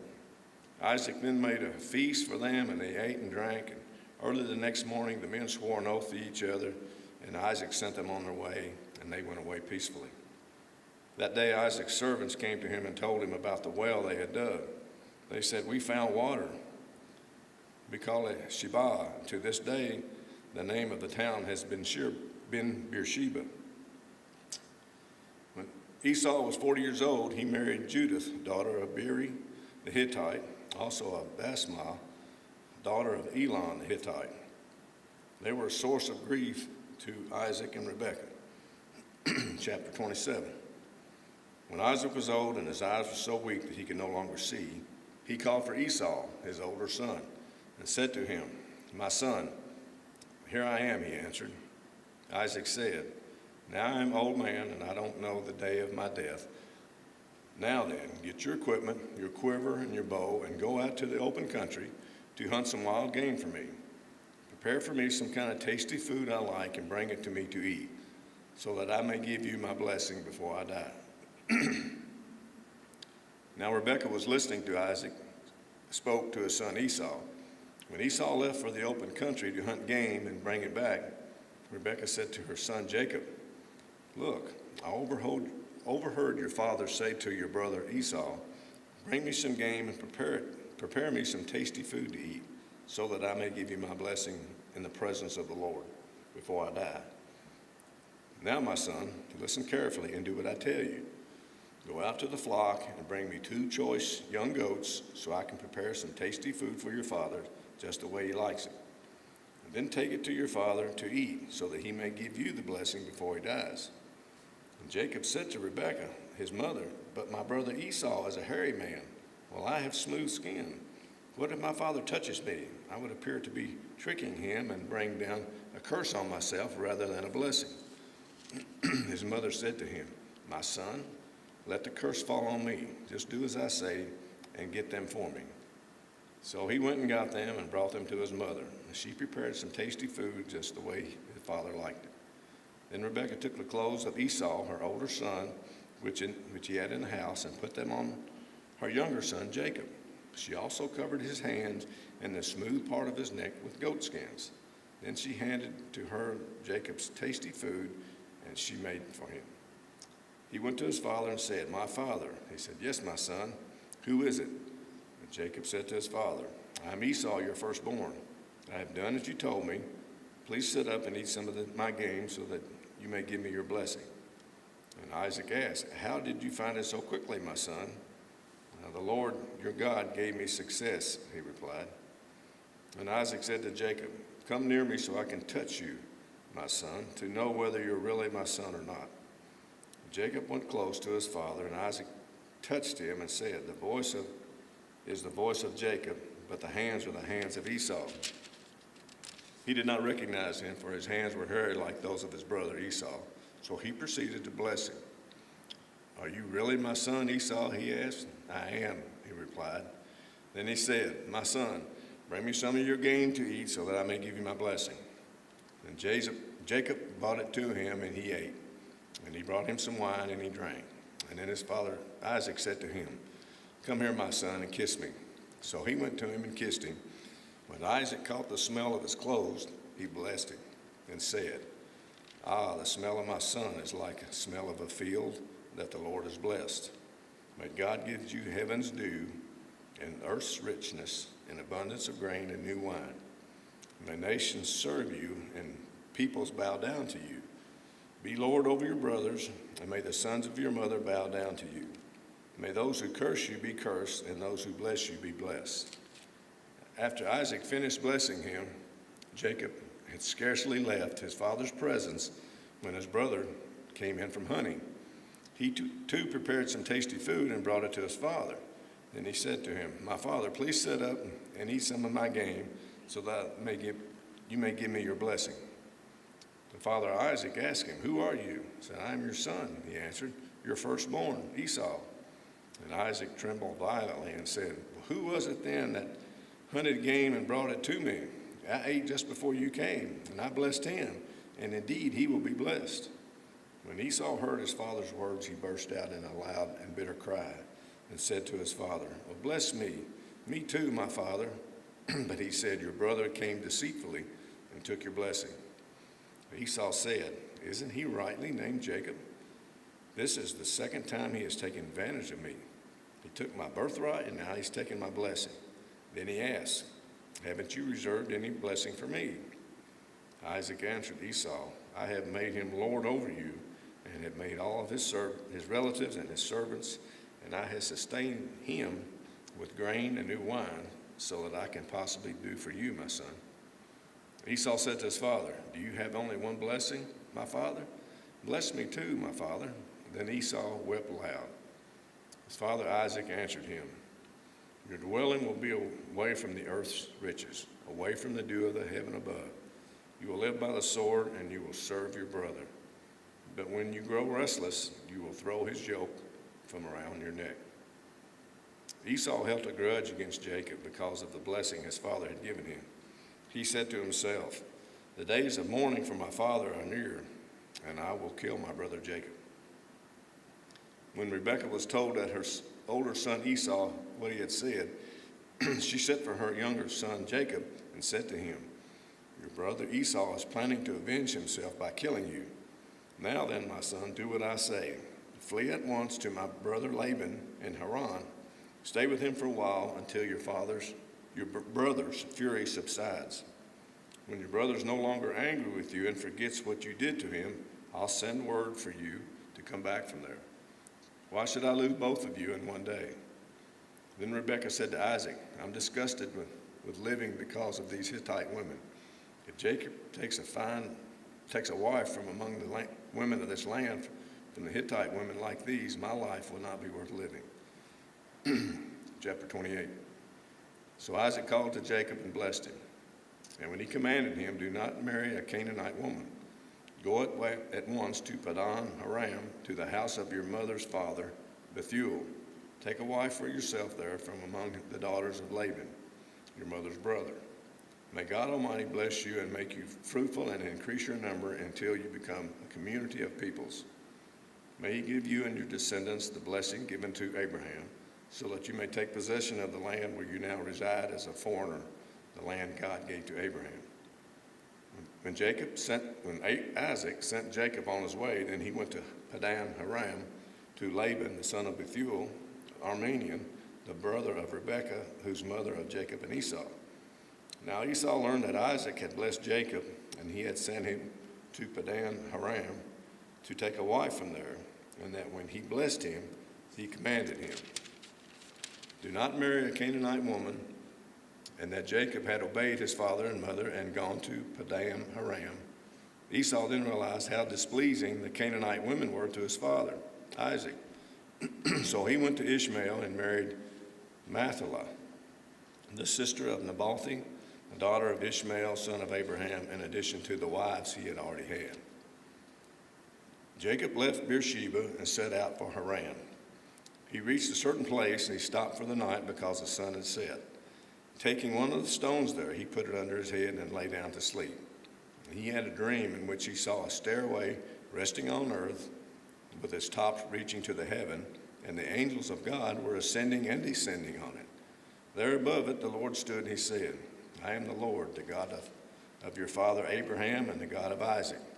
I will give you and your descendants the land on which you are lying. Your descendants will be like dust of the earth, and you will spread out to the west and to the east and to the north and to the south. All peoples on the earth will be blessed through you and your offspring. I am with you and will watch over you wherever you go. I will bring you back to this land. I will not leave you until I have done what I have promised." When Jacob awoke from his sleep, he thought, "Surely the Lord is in this place, and I was not aware of it." And he was afraid, and he said, "How awesome is this place! This is none other than the house of God. This is the gate of heaven." Early the next morning, Jacob took a stone that he had placed under his head and set it up as a pillar and poured oil on top of it. He called that place Bethel, though the city used to be called Luz.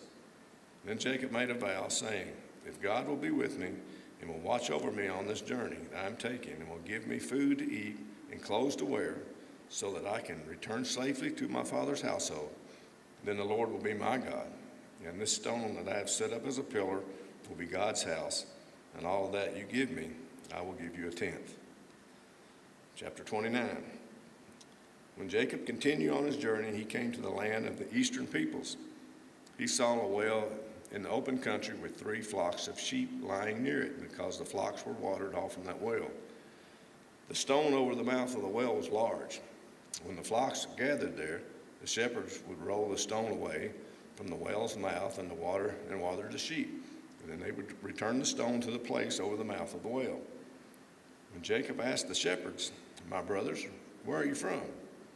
"We're from Haran," they replied. He said to them, "Do you know Laban, Nahor's grandson?" "Yes, we know him," they answered. Then Jacob asked them, "Is he well?" "He is," they said. "And here comes his daughter Rachel with the sheep." "Look," he said, "the sun is still high. It is not time for the flocks to be gathered. Water the sheep and take them back to the pasture." "We can't," they replied, "until all the flocks are gathered and the stone has been rolled away from the mouth of the well. Then we will water the sheep." While he was still talking with them, Rachel came with her father's sheep, for she was a shepherd. When Jacob saw Rachel, daughter of Uncle Laban, and Laban's sheep, he went over and rolled the stone away from the mouth of the well and watered his uncle's sheep. When Jacob kissed Rachel and began to weep aloud, he had told Rachel that he was a relative of her father and a son of Rebekah. So she ran and told her father. As soon as Laban heard the news about Jacob, his sister's son, he hurried to meet him. He embraced him and kissed him and brought him into his home, and there Jacob told him all these things. When Laban said to him, "You are my own flesh and blood." After Jacob had stayed with him for a whole month, Laban said to him, "Just because you're a relative of mine, you should work for me for nothing. Tell me what your wages should be." Now Laban had 2 daughters. The name of the older was Leah, and the name of the younger was Rachel. Leah had a weak eye, but Rachel had a lovely figure and was beautiful. Jacob was in love with Rachel. "I'll work for you for 7 years in return for your younger daughter Rachel." And Laban said, "It is better that I give her to you than to some other man. Stay here with me." So Jacob served 7 years to get Rachel, but they seemed like only a few days to him because of his love for her. Jacob said to Laban, "Give me my wife. My time is completed, and I want to make love to her." So Laban brought together all the people of the place and gave a feast. But when the evening came, he took his daughter Leah and brought her to Jacob, and Jacob made love to her. And Laban gave his servant Zelphath to his daughter as her attendant. When the morning came, there was Leah. So Jacob said to Laban, "What is this you have done to me? I served for Rachel, and you didn't I? Why didn't you deceive me?" Laban replied, "It is not our custom here to give the younger daughter in marriage before the older one. Finish this daughter's bridal week, and then we will give you the younger one also, in return for another 7 years of work." And Jacob did so. He finished the week with Leah, and then Laban gave him as his daughter Rachel to be his wife. Laban gave his servant Bilhah to his daughter Rachel as her attendant. Jacob made love to Rachel also, and his love for Rachel was greater than his love for Leah, and he worked for Laban for another 7 years. When the Lord saw that Leah was not loved, he enabled her to conceive, but Rachel remained childless. Leah became pregnant and gave birth to a son. She named him Reuben, for she said, "It is because the Lord has seen my misery. Surely my husband will love me now." She conceived again, and when she gave birth to a son, she said, "Because the Lord heard that I am not loved, he gave me this one too." So she named him Simeon. Again she conceived, and when she gave birth to a son, she said, "Now at last my husband will become attached to me, because I have borne him 3 sons." So she named him Levi. She conceived again, and when she gave birth to a son, she said, "This time I will praise the Lord." So she named him Judah, and when she stopped having children. Chapter 30. When Rachel saw that she was not bearing Jacob any children, she became jealous of her sister. So she said to Jacob, "Give me children, or I will die." And Joseph became angry with her and said, "I am in the place of God, who has kept you from having children." And then he said, "Here is Bilhah, my servant, sleep with her so that she can bear children for me, and I too can build a family through her. So she gave her servant Bilhah as a wife. Jacob slept with her, and she became pregnant and bore him a son. Then Rachel said, God has vindicated me and has listened to my plea and given me a son. Because of this, she named him Dan. Rachel's servant Bilhah conceived again and bore Jacob a second son. And Rachel said, I have a great struggle with my sister, and I have won. So she named him Naphtali. Then Leah saw that she had stopped having children, and she took her servant Bilhah and gave her to Jacob as a wife. Leah's servant Bilhah bore Jacob a son. And then Leah said, what good fortune. So she named him Gad. Leah's servant Bilhah bore Jacob a second son. And Leah said, how happy am I? The woman will call me happy. So she named him Asher. During the wheat harvest, Reuben went out into the fields and found some mandrake plants, which he brought to his mother Leah. Rachel said to Leah, please give me some of your son's mandrakes. But she said to her, wasn't it enough that you took away my husband? Will you take my son's mandrakes too? Very well, Rachel says, because he can sleep with you tonight in return for your son's mandrakes. So when Jacob came from the fields that evening, Leah went out to meet him. You must sleep with me, for I have hired you with my son's mandrakes. So he slept with her that night. Said all the seven words out there. I appreciate it. God listened to Leah, and she became pregnant and bore Jacob a fifth son. Then Leah said, God has rewarded me for giving my servant to my husband. So she named him Issachar. Leah conceived again and bore Jacob a sixth son. Then Leah said, God has presented me with a precious gift. This time my husband will treat me with honor because I bore him 6 sons. So she named him Zebulun. Sometime later she gave birth to a daughter and named her Dinah. Then God remembered Rachel. He listened to her and enabled her to conceive. She became pregnant and gave birth to a son and said, God has taken away my disgrace. She named him Joseph. And she said, may the Lord add to me another son. Jacob's flocks increased. After Rachel gave birth to Joseph, Jacob said to Laban, send me on my way so I can go back to my own homeland. Give me my wives and children from whom I have served you, and I will be on my way. You know how much work I have done for you. But Laban said to him, I found favor in your eyes. Please stay. I have learned by divination that the Lord has blessed me because of you. He added, name your wages and I will pay them. Jacob said to him, you know how I have worked for you and how your livestock has fared under my care. The little you had before I came has increased greatly, and the Lord has blessed you wherever I have been. But now may I do something for my own household? What shall I give you? He asked. Don't give me anything, Jacob replied. But if you will do this one thing for me, I will go on tending your flocks and watching over them. Let me go through all your flocks today and remove from them every speckled or spotted sheep, every dark-colored lamb, and every spotted or speckled goat. They will be my wages, and my honesty will testify for me in the future. Whenever you check on my wages you have paid, any goat in my possession that is not speckled or spotted, or any lamb that is not dark-colored, will be considered stolen. Agreed, said Laban, let it be as you have said.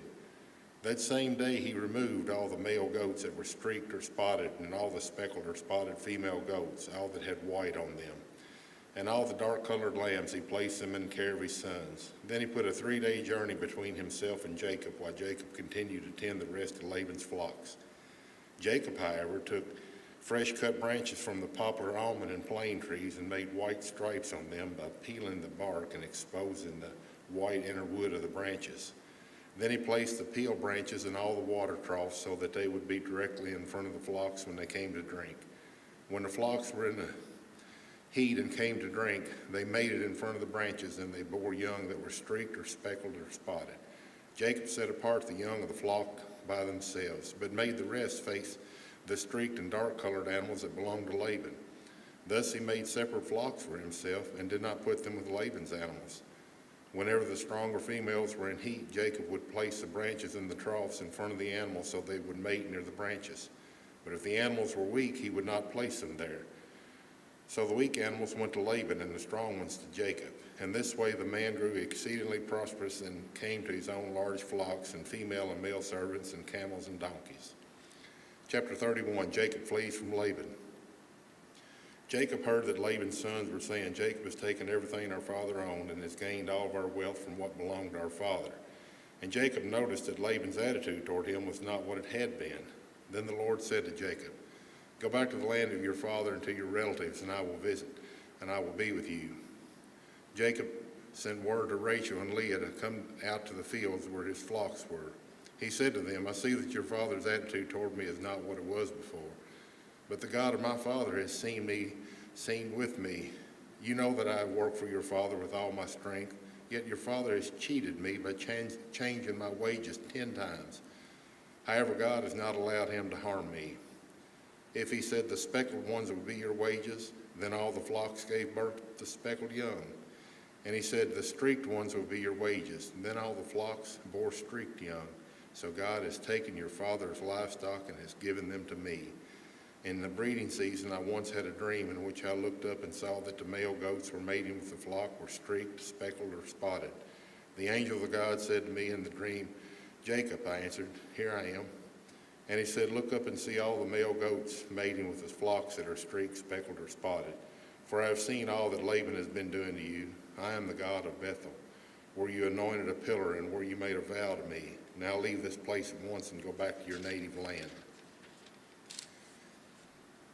Then Rachel and Leah replied, do we still have any share in the inheritance of our father's estate? Does he not reward us as foreigners? Not only has he sold us, but he has used up what he has paid for us. Surely all the wealth that God taken away from our father belongs to us and our children, so do whatever God has told you. Then Jacob put his children and his wives on his camels, and he drove all the livestock ahead of him, along with all the goods he had accumulated in Padan Aram, to go to his father Isaac in the land of Canaan. When Laban had gone to shear his sheep, Rachel stole her father's household gods. Moreover, Jacob deceived Laban, the Aramean, by not telling him he was running away. So he fled with all he had, crossed the Euphrates River, and headed for the hill country of Gilead. Laban pursues Jacob. On the third day, Laban was told that Jacob had fled. Taking his relatives with him, he pursued Jacob for 7 days and caught up with him in the hill country of Gilead. Then God came to Laban, the Aramean, in a dream at night and said to him, be careful not to say anything to Jacob, either good or bad.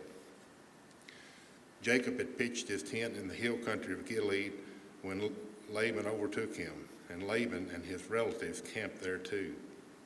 Then Laban said to Jacob, what have you done? You deceived me, and you carried off my daughters like captives in war. Why did you run off secretly and deceive me? Why didn't you tell me so I could send you away with joy and singing the musics and the timbrels and the harps? You didn't even let me kiss my grandchildren and my daughters goodbye. You have done a foolish thing. I have the power to harm you, but last night the God of your father said to me, be careful not to say anything to Jacob, either good or bad. Now you have gone off because of your long to return to your father's household. Why did you steal my gods? Jacob answered Laban, I was afraid because I thought you would take your daughters away from me by force. But if you find anyone who has your gods, that person shall not live. In the presence of our relatives, see for yourselves whether there is anything of yours here with me. If so, take it. Now Jacob did not know that Rachel had stolen the gods. So Laban went to Jacob's tent and into Leah's tent, and into the tent of the 2 female servants, but he found nothing. After he came out of Leah's tent, he entered Rachel's tent. Now Rachel had taken the household gods and put them inside her camel saddle and was sitting on them. Laban searched throughout every tent and found nothing. Rachel said to her father, don't be angry, my lord, that I cannot stand up in your presence. I'm having my period. So he searched but could not find the household gods. Jacob was angry and took Laban to task. What is my crime, he asked Laban. How have I wronged you that you hunt me down? Now that you have searched through all my goods, what have you found that belongs to your household? Put it here in front of your relatives and mine, and let them judge between the 2 of us. I've been with you for 20 years now. Your sheep and goats have not miscarried, nor have I eaten rams from your flocks. I did not bring you animals torn by wild beasts. I bore the loss myself, and you demanded payment from me for whatever was stolen by day or night. This is my situation. The heat consumed me in the daytime and the cold at night, and sleep fled from my eyes. It was like this for 20 years. I was like this for the 20 years I was in your household. I worked for you for 14 years for your 2 daughters and 6 years for your flocks, and you changed my wages 10 times. If the God of my father, the God of Abraham and Isaac, the fear of Isaac had not been with me, you would surely have sent me away empty-handed. But God has seen my hardship and the toil of my hands, and last night he rebuked you. Laban answered Jacob, the women are my daughters, the children are my children, and the flocks are my flocks. All you see is mine. Yet what can I do today about these daughters of mine, or about the children they have borne? Come now, let's make a covenant, you and I, and let it serve as a witness between us. So Jacob took a stone and set it up as a pillow. He said to his relatives, gather some stones. So they took some stones and piled them in a heap, and they ate there by the heap. Laban called it Jegar-Shadua, and Jacob called it Galeed. Laban said, this is a heap of witness between you and me to this day. This is why it is called Galeed. It is also called Mizpah.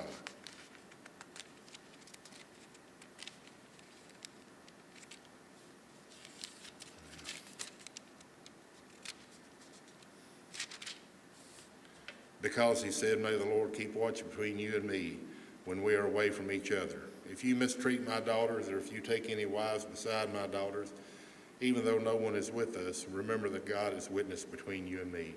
Laban also said to Jacob, here's this heap, and here's this pillow I have set up between you and me. The heap is a witness, and the pillow is a witness, that I will not go past this heap to your side to harm you, and that you will not go past this heap and pillow to my side to harm me. May the God of Abraham and the God of Nahor, the God of their father, judge between us. So Jacob took an oath in the name of the fear of his father Isaac. He offered a sacrifice there in the hill country and invited his relatives to a meal. After they had eaten, they spent the night there. Early the next morning, Laban kissed his grandchildren, his daughters, and blessed them. Then he left and returned home. Jacob prepares to meet Esau, chapter 32. Jacob also went to his way, and the angel of God met him. When Jacob saw them, he said, this is the camp of God. So he named that place Mahataman. Jacob sent messengers ahead of him to his brother Esau in the land of Seir, the country of Edom. He instructed them, this is what you are to say to my lord Esau. Your servant Jacob says, I have been staying with Laban and have remained there until now. I have cattle and donkeys, sheep and goats, male and female servants. Now I'm sending my message to my lord, that I may find favor in your eyes. When the messengers returned to Jacob, they said, we went to your brother Esau, and now he is coming to meet you, with 400 men with him. In great fear and distress, Jacob divided the people who were with him into 2 groups, and the flocks and herds and camels as well. He thought, if Esau comes and attacks one group, the group that is left may escape. Then Jacob prayed, O God of my father Abraham, God of my father Isaac, Lord, you said to me, go back to your country and your relatives, and I will make you prosper. I am unworthy of all the kindness and faithfulness you have shown your servant. I had only my staff when I crossed this Jordan, but now I have come 2 camps. Save me, I pray, from the hand of my brother Esau. I am afraid he will come and attack me, and also the mothers of their children. But you have said, I will surely make you prosper, and I will make your descendants like the sand of the sea, which cannot be counted. He spent the night there, and from what he had with him, selected a gift for his brother Esau, 200 female goats and 20 male goats, 200 ewes and 20 rams, 30 female camels with their young, 40 cows and 10 bulls, 20 female donkeys and 10 male donkeys. He put them in care of his servants, each herd by itself, and said to his servants, go ahead of me and keep some space between the herds. He instructed the one in the lead, when my brother Esau meets you and asks, who do you belong to, and where are you going, and who owns all these animals in front of you? Then you are to say, they belong to your servant Jacob. They are a gift sent to my lord Esau, and is coming behind us. And he instructed the second and the third, and all others followed the herds. You are to say the same thing to Esau when you meet him. And be sure to say your servant Jacob is coming behind us. For he thought, I will pacify him with all these gifts I am sending on ahead. Later, when I see him, perhaps he will receive me. So Jacob's gifts went ahead of him, but he himself spent the night in the camp. Jacob wrestles with God. That night, Jacob got up and took his 2 wives, his 2 female servants, and his 11 sons, and crossed the ford of the Jabbok. After he had sent them across the stream, he sent over all of his possessions. So Jacob was left alone with the man. wrestled with him to daybreak. When the man saw that he could not overpower him, he touched the socket of Jacob's hip so that his hip was wrenched as he wrestled with the man. Then the man said, "Let me go, for it is daybreak." But Jacob replied, "I will not let you go unless you bless me." The man asked him, "What is your name?" "Jacob," he answered. Then the man said, "Your name will no longer be Jacob, but Israel, because you have struggled with God and with humans and have overcome." Jacob said, "Please tell me your name." But he replied, "Why do you ask? Why do you ask my name?" Then he blessed him there. So Jacob called the place Peniel, saying, "It is because I saw God face to face, and yet my life has been spared." The sun rose above him as he passed Peniel, as he was limping because of his hip. Therefore to this day the Israelites do not eat the cattle, the tendon attached to the socket of the hip, because the socket of Jacob's hip was touched near the tendon. Jacob meets Esau, the 33rd chapter of Genesis. Jacob looked up, and there was Esau coming with his 400 men. So he divided the children among Leah, Rachel, and the 2 female servants. He put the female servants and their children in front, Leah and her children next, Rachel and Joseph in the rear. He himself went on ahead and bowed down to the ground 7 times as he approached his brother. But Esau ran to meet Jacob and embraced him, and he threw his arms around his neck and kissed him, and they wept. Then Esau looked up and saw the women and the children. "Who are these with you?" he asked. Jacob answered, "They are the children God has graciously given your servant." Then the female servants and their children approached and bowed down. Next, Leah and her children came and bowed down. Last of all, Joseph and Rachel, and they all bowed down. Esau asked, "What's the meaning of all this flocks and herds that I've met? To find favor in your eyes, my lord," he said. But Esau said, "I already have plenty, my brother. Keep what you have for yourself." "No, please," said Jacob, "if I have found favor in your eyes, accept these gifts from me. For to see your face is like seeing the face of God. Now that you have received me favorably, please accept the present that was brought to you, for God has been gracious to me, and I have all that I need." And because Jacob insisted, Esau accepted it. Then Esau said, "Let us be on our way. I will accompany you." But Jacob said to him, "My Lord knows that the children are tender, and that I must care for the ewes and the cows that are nursing their young. If they are driven hard just one day, all the animals will die. So let my Lord go on ahead of my servant, while I move along slowly at the pace of the flocks and herds before me, and the pace of the children, until I come to my Lord in Seir." Esau said, "Then let me leave some of my men with you." "But why do that?" Jacob asked. "Just let me find favor in your eyes, my Lord."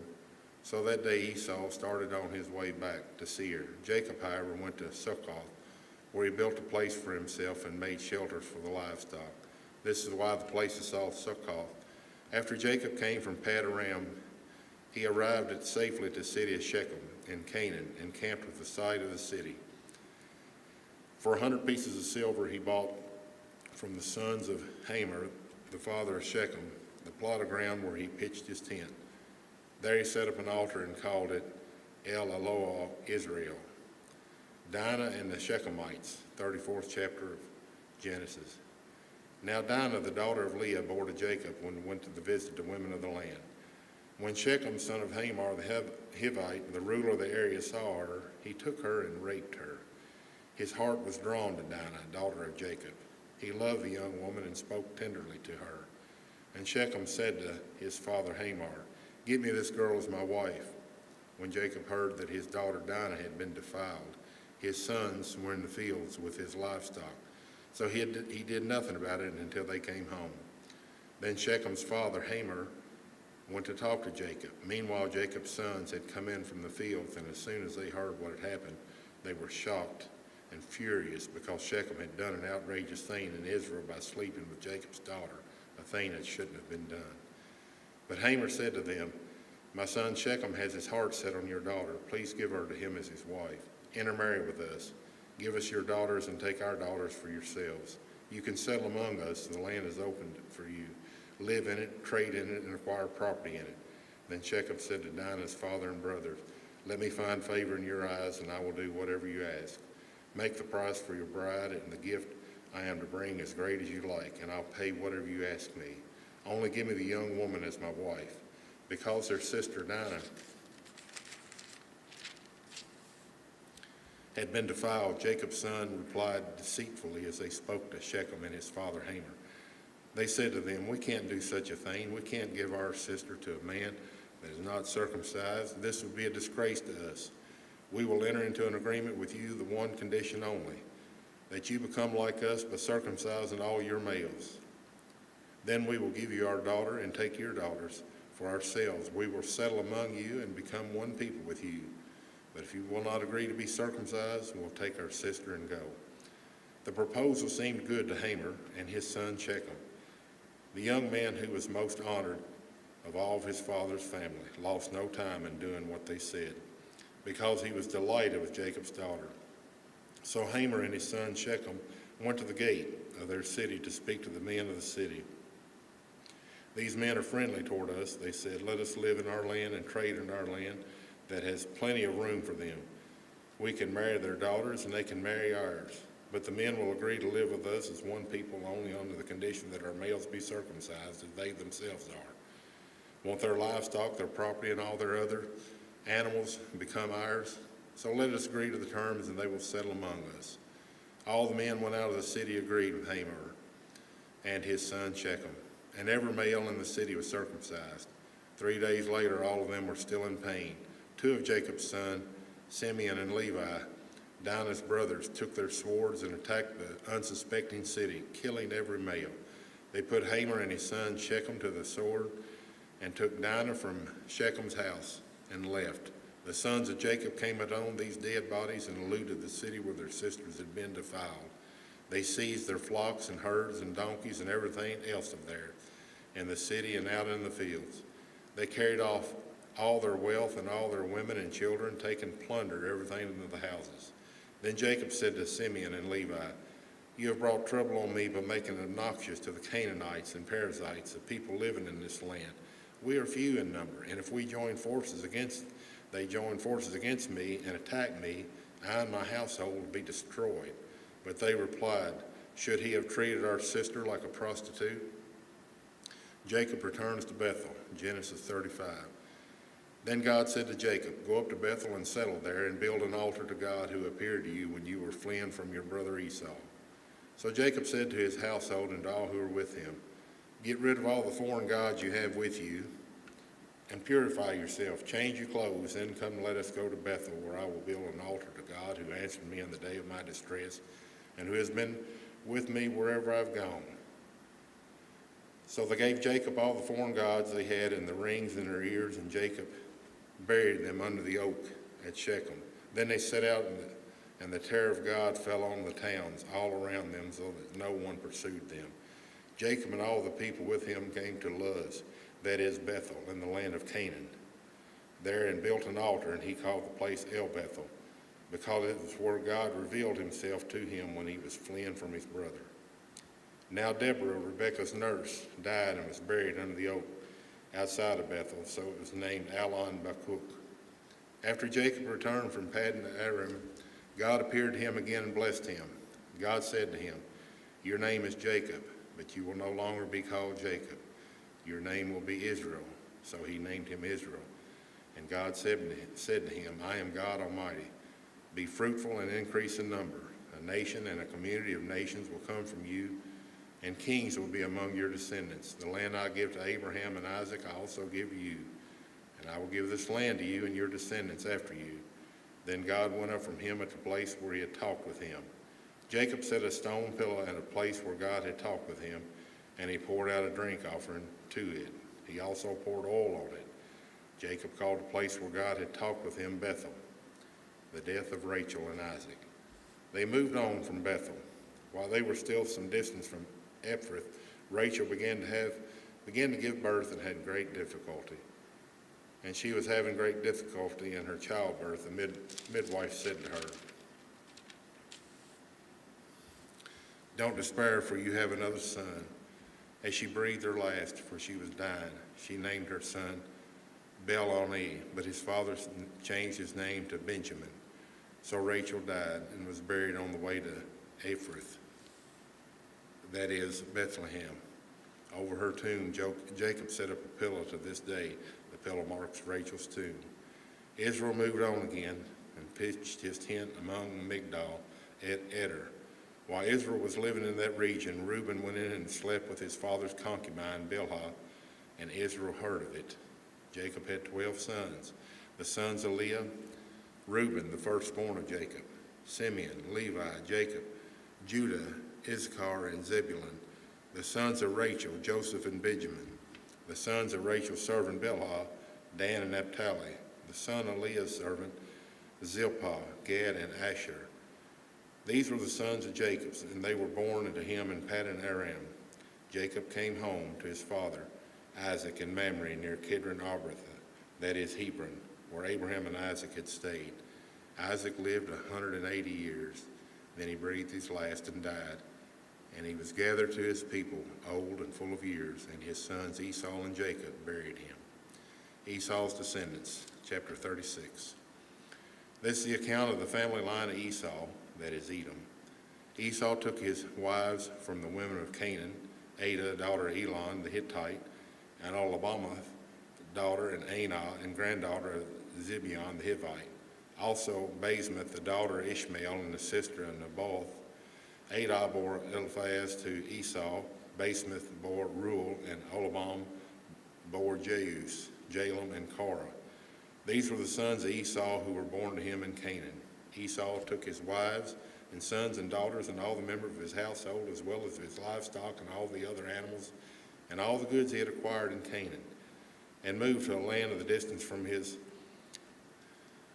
brother Jacob. Their possessions were too great for them to remain together. The land they were staying on could not support them both because of their livestock. So Esau, that is Edom, settled in the hill country of Seir. This is the account of the family line of Esau, the father of the Edomite in the hill country of Seir. These are the names of Esau's sons: Eliphaz, son of Esau, wife Abdah, and Reuel, the son of Esau's wife Basemath. The sons of Eliphaz: Teman, Omar, Zepho, Gadam, and Kenaz. Esau's son Eliphaz also had a concubine named Timnah, who bore him Amalek. These are the grandsons of Esau's wife Adah. The sons of Reu, Nahath, Zerah, Shammah, and Mizah. These were the grandsons of Esau's wife Basemath. The sons of Esau's wife Oholibam, daughter of Anah, and the granddaughter of Zibin, who she bore to Esau, Jeus, Jalem, and Korah. These were the chiefs among the Esau's dependents. The son of Eliphaz, the firstborn of Esau. Chiefs Teman, Omar, Zepho, Kenaz, Korah, Gatham, and Amalek. These were the chiefs descended from Eliphaz and Edom. They were the grandsons of Adah. The sons of Esau's son Reu, chiefs Nahath, Zerah, Shamnah, and Mizah. These were the chiefs descended from Reuel and Edom. They were the grandsons of Esau's wife Basemath. The sons of Esau's wife Oholibam, chief Jewish, Jalem, and Korah. These were the chiefs descended from Esau's wife Oholibam, daughter of Anah. These were the sons of Esau, that is Edom, and these were their chiefs. These were the sons of Seir the Horite, the living in the region: Lotan, Shobal, Zibeon, Anah, Dishon, Ezer, and Dishan. The sons of Seir and Edom were Horite chiefs. The sons of Lothan, Horah, and Homan. Timnah was Lothan's sister. The sons of Shobal, Alvan, Manasseh, Ebal, Shepho, and Onam.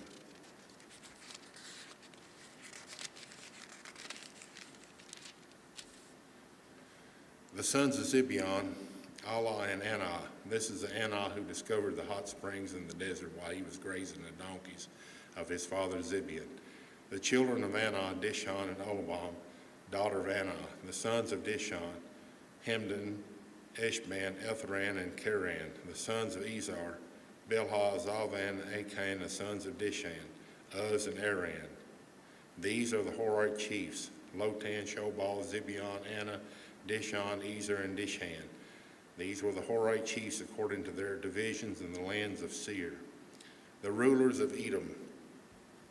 These were the kings who reigned in Edom before any Israelite king reigned. Bela, son of Beor, became king of Edom. His city was named Dinhabab. When Bela died, Joab, son of Zerah, from Bozrah succeeded him as king. When Joab died, Husham from the land of the Temanites succeeded him as king. When Husham died, Hadadad, son of Bedad, was defeated Midian in the country of Moab, succeeded him as king. His city was named Avith. When Hadad died, Samlah from Mashkarah succeeded him as king. When Samlah died, Shaul from Rehoboth on the river succeeded him as king. When Shaul died, Baal-Hanah, son of Abkor, succeeded him as king. When Baal-Hanah, son of Akbor, died, Hadad succeeded him as king. His city was named Pau. When his wife's name was Mehetabel, daughter of Matred, the daughter of Mesabab. These were the chiefs descended from the Esau by name according to their clans and regions: Timnah, Alva, Jeduth, Olabam, Elah, Pinion, Kenez, Teman, Mizbar, Magdiel, and Aram. These were the chiefs of Edom according to their settlements in the land that they occupied. This is the family line of Esau, the father of the Edomites. Joseph's dream, 37th chapter of Genesis. Jacob lived in the land where his father stayed, the land of Canaan. This is the account of Jacob's family line. I got all them hard words out there for you. Thank you, sir. Joseph, a young man of 17, was tending the flocks with his brothers, the sons of Bilhah and the sons of Zilpah, his father's wives, and he brought their father a bad report about them. Now Israel loved Joseph more than any of his other sons, because he had been born to him in his old age, and he made an ornate robe for him. When his brothers saw that their father loved him more than any of them, they hated him and could not speak a kind word to him. Joseph had a dream, and when he told it to his brothers, they hated him all the more. He said to them, "Listen to this dream I had. We were binding sheaves of grain out in the field, when suddenly my sheaf rose and stood upright. While your sheaves gathered around mine, and bowed down to it." His brothers said to him, "Do you intend to reign over us? Will you actually rule us?" And they hated him all the more because of his dream and what he had said. Then he had another dream, and he told it to his brothers. "Listen," he said, "I had another dream, and this time the sun and the moon and 11 stars were bowing down to me." When he told his father as well as his brothers, his father rebuked him and said, "What is this dream you had? Will your mother and I and your brothers actually come and bow down to the ground before you?" His brothers were jealous of him, but his father kept the matter in mind. Joseph sold by his brothers.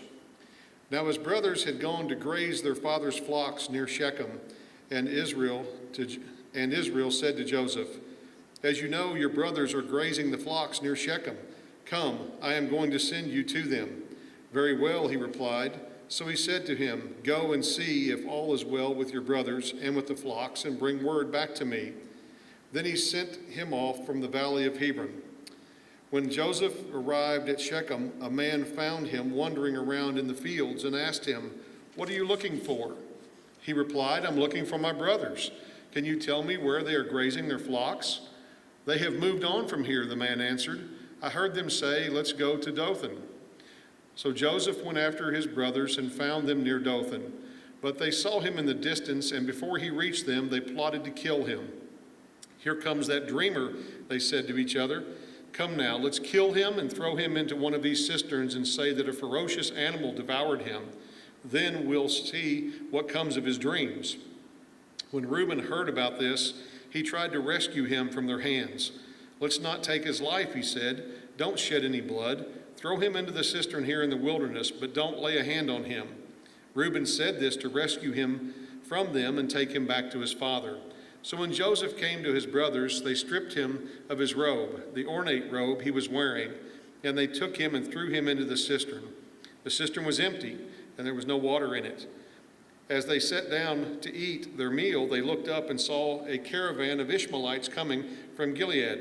Their camels were loaded with spices, balm, and myrrh, and they were on their way to take them down to Egypt.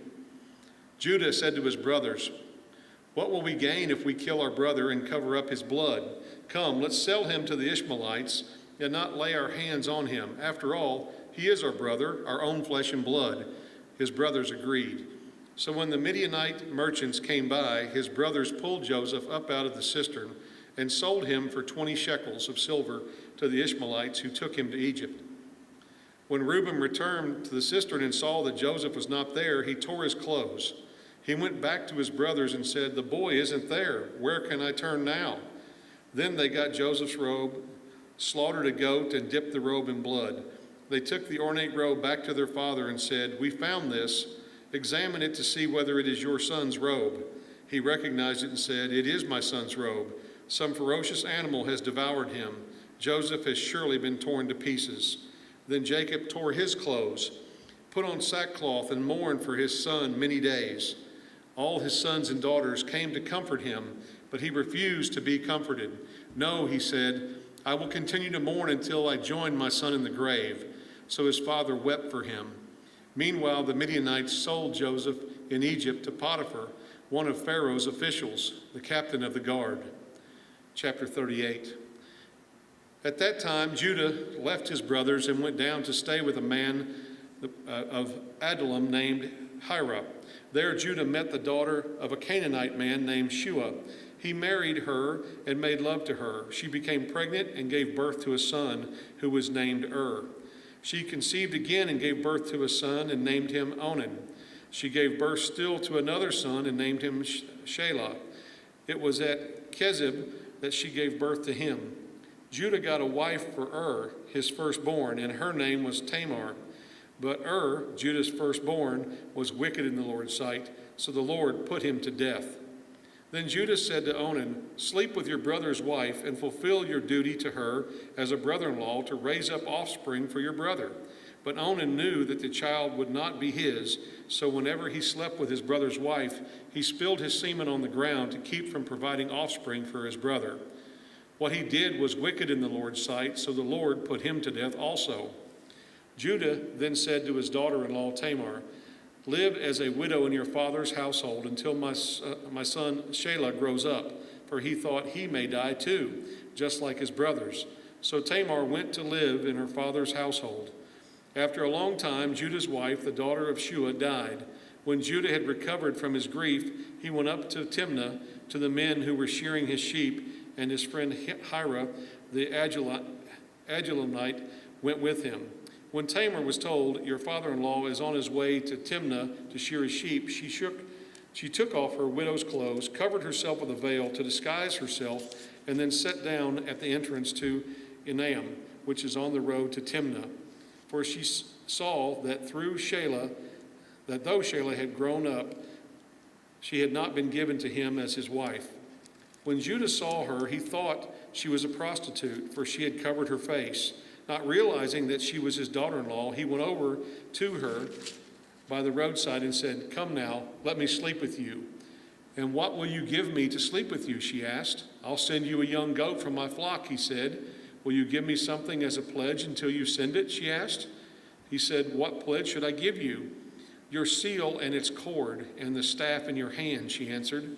So he gave them to her and slept with her, and she became pregnant by him. After she left, she took off her veil and put on her widow's clothes again. Meanwhile, Judah sent the young goat by his friend, the Adulamite, in order to get his pledge back from the woman, but he did not find her.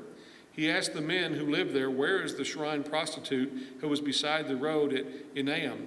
"There hasn't been any shrine prostitute here," they said. So when he went back to Judah and said, I didn't find her. Besides, the men who live there said, "There hasn't been any shrine prostitute here." Then Judah said, "Let her keep what she has, or we will become a laughingstock. After all, I did send her this young goat, but you didn't find her." About 3 months later, Judah was told, "Your daughter-in-law, Tamar, is guilty of prostitution, and as a result, she is now pregnant." Judah said, "Bring her out and have her burned to death." As she was being brought out, she sent a message to her father-in-law. "I am pregnant by the man who owns these," she said. And she added, "See if you recognize whose seal and cord and staff these are."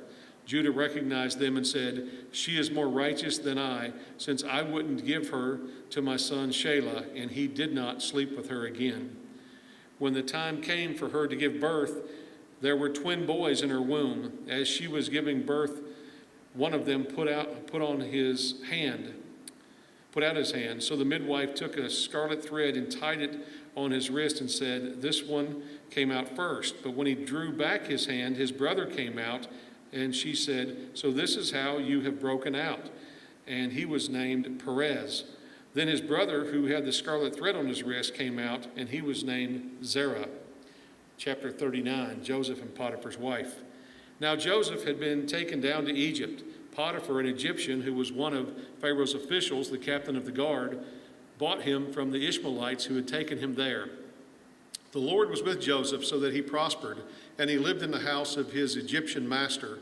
When his master saw that the Lord was with him and that the Lord gave him success in everything he did, Joseph found favor in his eyes and became his attendant. Potiphar put him in charge of his household, and he entrusted to his care everything he owned. From the time he put him in charge of his household and of all that he owned, the Lord blessed the household of the Egyptian because of Joseph. The blessing of the Lord was on everything Potiphar had, both in the house and in the field. So Potiphar left everything he had in Joseph's care. With Joseph in charge, he did not concern himself with anything except the food he ate. Now Joseph was well built and handsome, and after a while his master's wife took notice of Joseph and said, "Come to bed with me." But he refused. With me in charge, he told her, "My master does not concern himself with anything in the house. Everything he owns he has entrusted to my care. No one is greater in this house than I am. My master has withheld nothing from me except you, because you are his wife. How then could I do such a wicked thing and sin against God?" And though she spoke to Joseph day after day, he refused to go to bed with her or even be with her.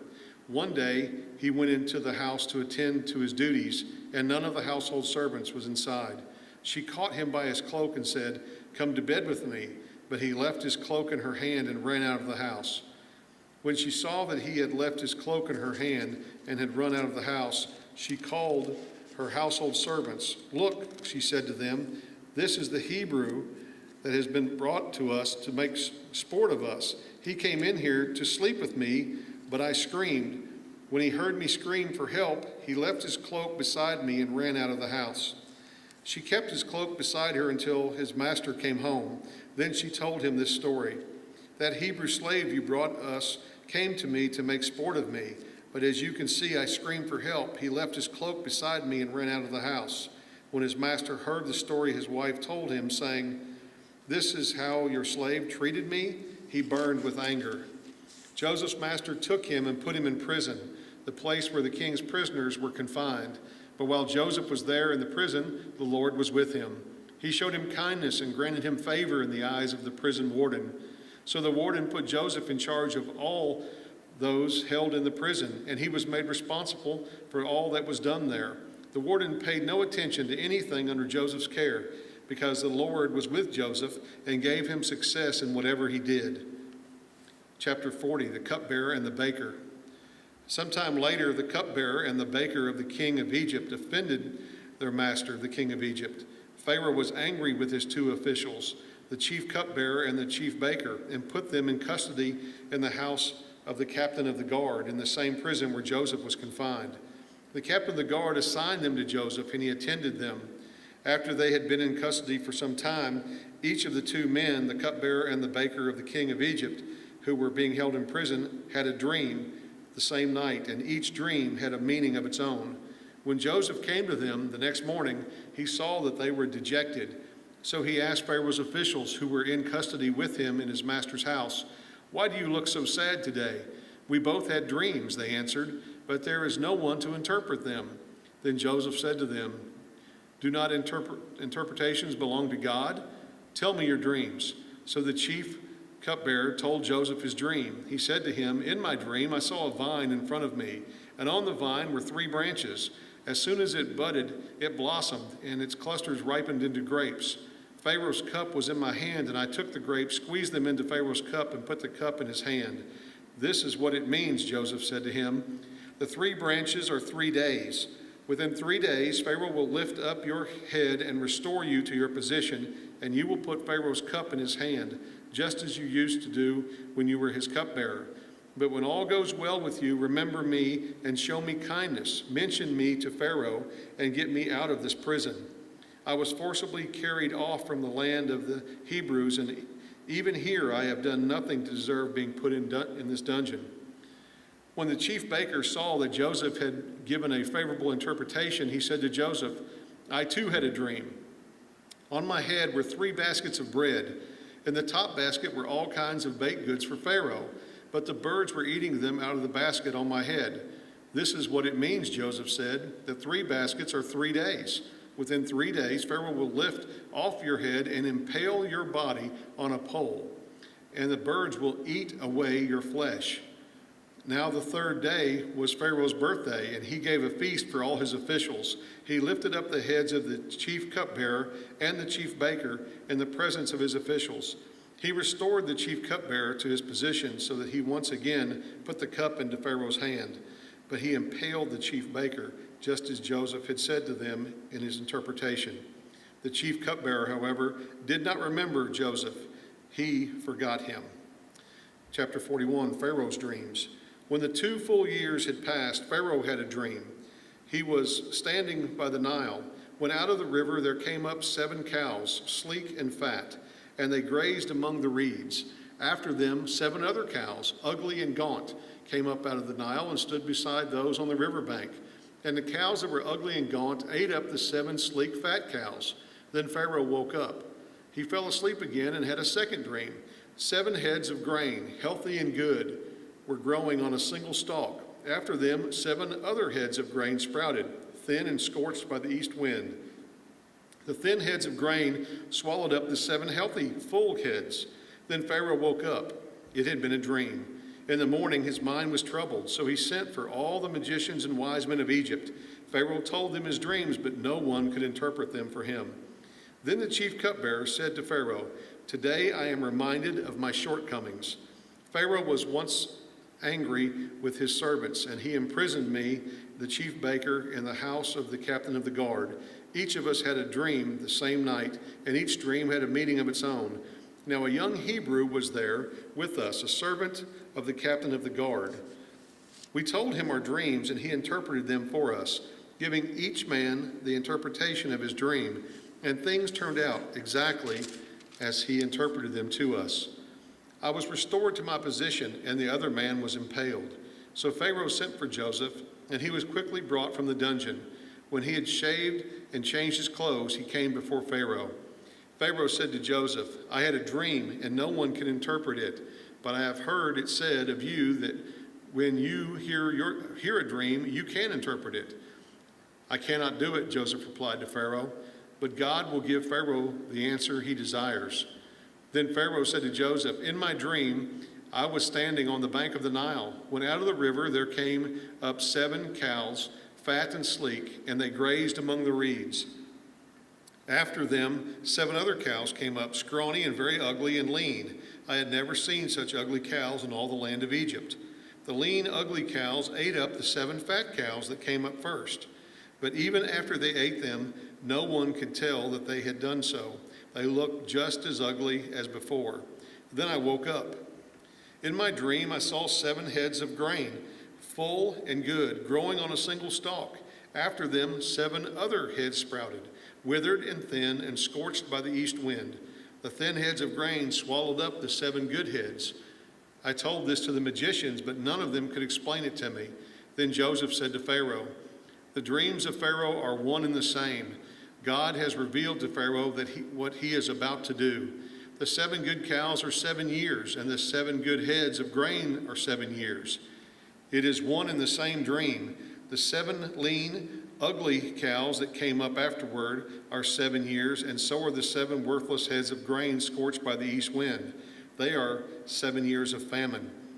It is just as I said to Pharaoh. God has shown Pharaoh what he is about to do. 7 years of great abundance are coming throughout the land of Egypt, but 7 years of famine will follow them. Then all the abundance in Egypt will be forgotten, and the famine will ravage the land. The abundance in the land will not be remembered, because the famine that follows it will be so severe. The reason the dream was given to Pharaoh in 2 forms is that The matter has been firmly decided by God, and God will do it soon.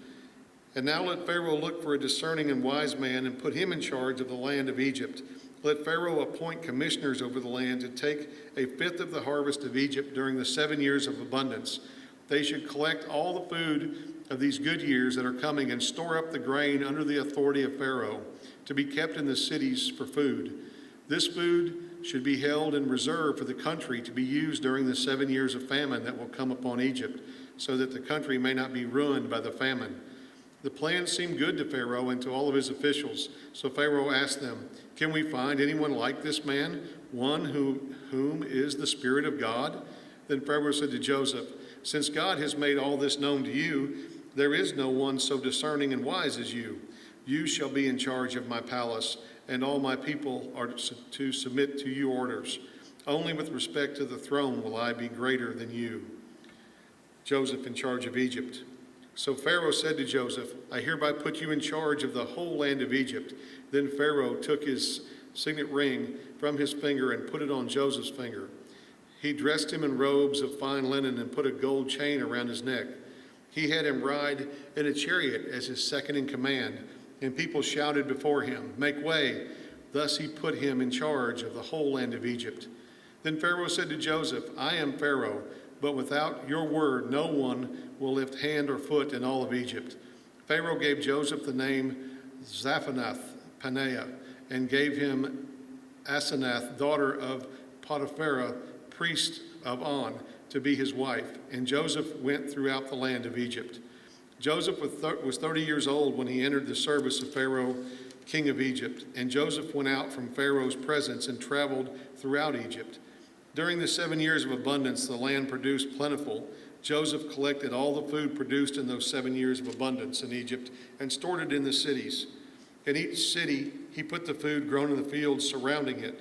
Joseph stored up huge quantities of grain like the sand of the sea. It was so much that he stopped keeping records because it was beyond measure. Before the years of famine came, 2 sons were born to Joseph by Asenath, daughter of Potiphera, priest of On. Joseph named his firstborn Manasseh and said, "It is because God has made me forget all my trouble and all my father's household." The second son he named Ephraim and said, "It is because God has made me fruitful in the land of my suffering." The 7 years of abundance in Egypt came to an end, and the 7 years of famine began, just as Joseph had said. There was famine in all the other lands, but in the whole land of Egypt there was food. When all Egypt began to feel the famine, the people cried to Pharaoh for food. Then Pharaoh told all the Egyptians, "Go to Joseph and do what he tells you." When the famine had spread over the whole country, Joseph opened all the storehouses and sold grain to the Egyptians, for the famine was severe throughout Egypt. And all the world came to Egypt to buy grain from Joseph, because the famine was severe everywhere. Chapter 42, Joseph's brothers go to Egypt. When Jacob learned that there was grain in Egypt, he said to his sons, "Why do you just keep looking at each other?" He continued, "I have heard that there is grain in Egypt. Go down there and buy some for us so that we may live and not die." Then 10 of Joseph's brothers went down to buy grain from Egypt. But Jacob did not send Benjamin, Joseph's brother, with the others because he was afraid that harm might come to him. So Israel's sons were among those who went to buy grain, for there was famine in the land of Canaan also. Now Joseph was the governor of the land, the person who sold grain to all its people. So when Joseph's brothers arrived, they bowed down to him with their faces to the ground. As soon as Joseph saw his brothers, he recognized them, but he pretended to be a stranger and spoke harshly to them. "Where do you come from?" he asked. "From the land of Canaan," they replied, "to buy food." Although Joseph recognized his brothers, they did not recognize him. Then he remembered his dreams about them and said to them, "You are spies. You have come to see where our land is unprotected." "No, my lord," they answered. "Your servants have come to buy food. We are all the sons of one man. Your servants are honest men, not spies." "No," he said to them, "you have come to see where our land is unprotected." But they replied, "Your servants were 12 brothers, the sons of one man, who lives in the land of Canaan. The youngest is now with our father, and one is no more." Joseph said to them, "It is just as I told you. You are spies, and this is how you will be tested. As surely as Pharaoh lives, you will not leave this place unless your youngest brother comes here. Send one of your number to get your brother. The rest of you will be kept in prison, so that your words may be tested to see if you are telling the truth. If you're not, then as surely as Pharaoh lives, you are spies. And he put them all in custody for 3 days. On the third day, Joseph said to them, do this and you will live, for I fear God. If you are honest men, let one of your brothers stay here in prison while the rest of you go back and take grain back for your starving households. But you must bring your youngest brother to me so that your words may be verified and that you may not die. This they proceeded to do. They said to one another, surely we are being punished because of our brother. We saw how distressed he was when he pleaded with us for his life, but we would not listen. That's why this distress has come on us. Reuben replied, didn't I tell you not to sin against the boy? But you wouldn't listen. Now we must give an account for his blood. They did not realize that Joseph could understand them since he was using an interpreter.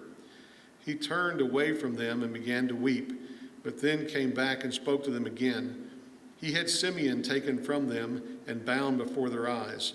Joseph gave orders to fill their bags with grain, to put each man's silver back in his sack, and to give them provisions for their journey. After this was done for them, they loaded their grain on their donkeys and left.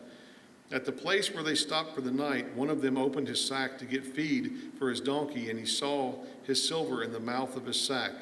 My silver has been returned, he said to his brothers. Here it is in my sack. Their hearts sank, and they turned to each other, trembling, and said, what is this that God has done to us? When they came to their father Jacob in the land of Canaan, they told him all that had happened to them. They said, the man who is Lord over the land spoke harshly to us and treated us as though we were spying on the land. But we said to him, we are honest men, we are not spies. We were 12 brothers, sons of one father. One is no more, and the youngest is now with our father in Canaan. Then the man who is Lord over the land said to us, this is how I will know whether you are honest men.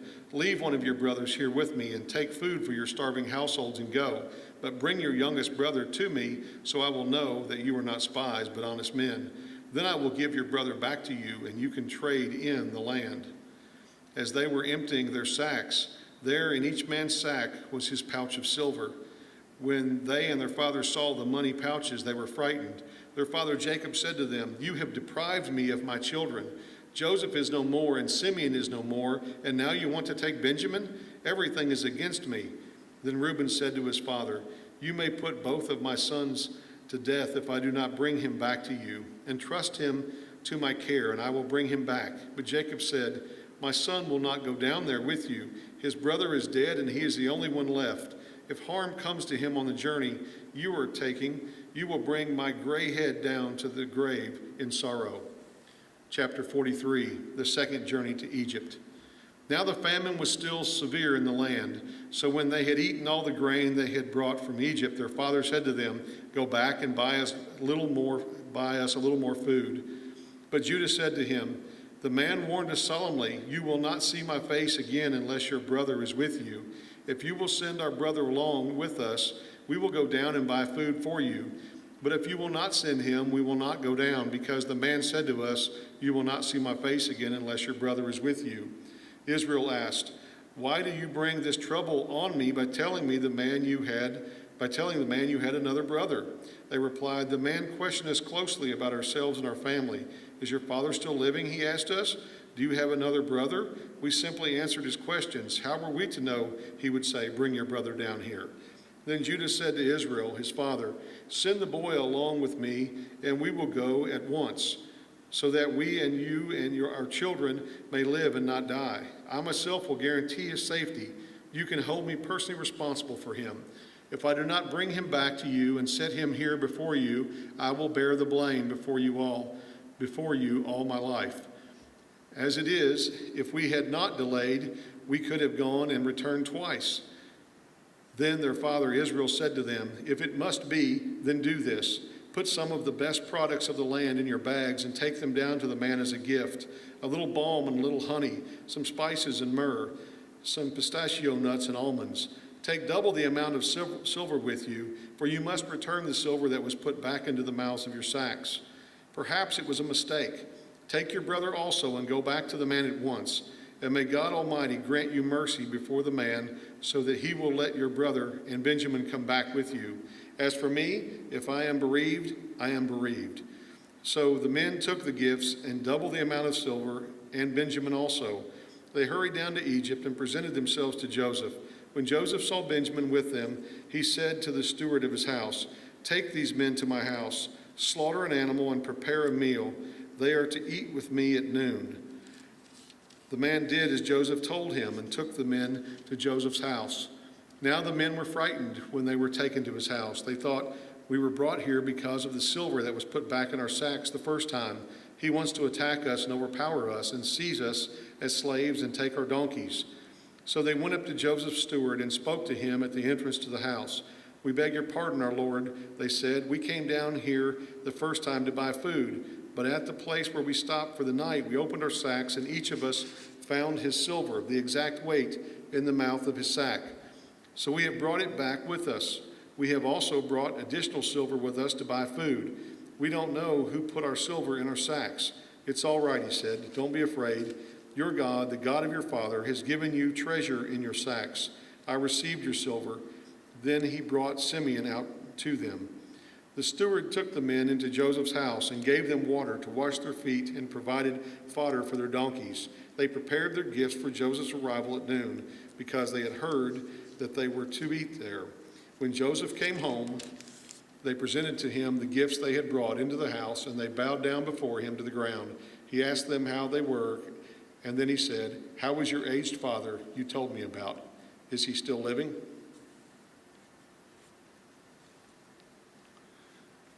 They replied, "Your servant, our father, is still alive and well." And they bowed down, prostrating themselves before him. As he looked about and saw his brother Benjamin, his own mother's son, he asked, "Is this your youngest brother, the one you told me about?" And he said, "God be gracious to you, my son." Deeply moved at the sight of his brother, Joseph hurried out and looked for a place to weep. He went into his private room and wept there. After he had washed his face, he came out and, controlling himself, said, "Serve the food." They served him by himself, the brothers by themselves, and the Egyptians who ate with them by themselves, because Egyptians could not eat with the Hebrews, for that is detestable to Egyptians. The men had been seated before him in the order of their ages, from the firstborn to the youngest, and they looked at each other in astonishment. When portions were served to them from Joseph's table, Benjamin's portion was 5 times as much as anyone else's. So the feast and drank freely with him, a silver cup and a sack. Chapter 44.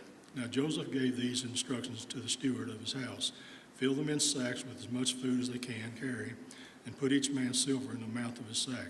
Then put my cup, the silver one, in the mouth of the youngest one's sack, along with the silver for his grain." And he did as Joseph said. As morning dawned, the men were sent on their way to their donkeys, with their donkeys. They had not gone far from the city when Joseph said to his steward, "Go after these men at once, and when you catch up with them, say to them, 'Why have you repaid good with evil? Isn't this the cup my master drinks from, also uses for divination? This is a wicked thing you have done.'" When he caught up with them, he repeated these words to them. But they said to him, "Why does my Lord say such things? Far be it from your servants to do anything like that. We even brought back to you from the land of Canaan the silver we found inside the mouths of our sacks. So why would you steal silver or gold from your master's house? If any of your servants is found to have it, he will die, and the rest of us will become my Lord's slaves." "Very well, then," he said, "let it be as you say. Whoever is found to have it will become my slave. The rest of you will be free from blame." Each of them quickly lowered his sack to the ground and opened it. Then the steward proceeded to search, beginning with the oldest and ending with the youngest, and the cup was found in Benjamin's sack. At this they tore their clothes. Then they all loaded their donkeys and returned to the city.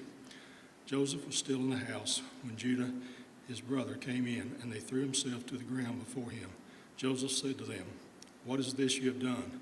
Don't you know that a man like me can find things out by divination?" "What can we say to my Lord?" Judah replied. "What can we say? How can we prove our innocence?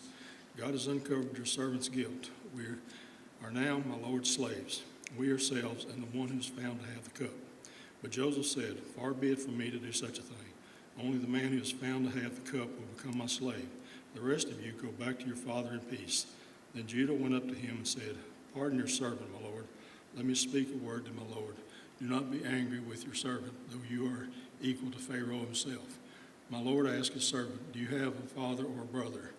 And he answered, "We have an aged father, and there is a young son born to him in his old age.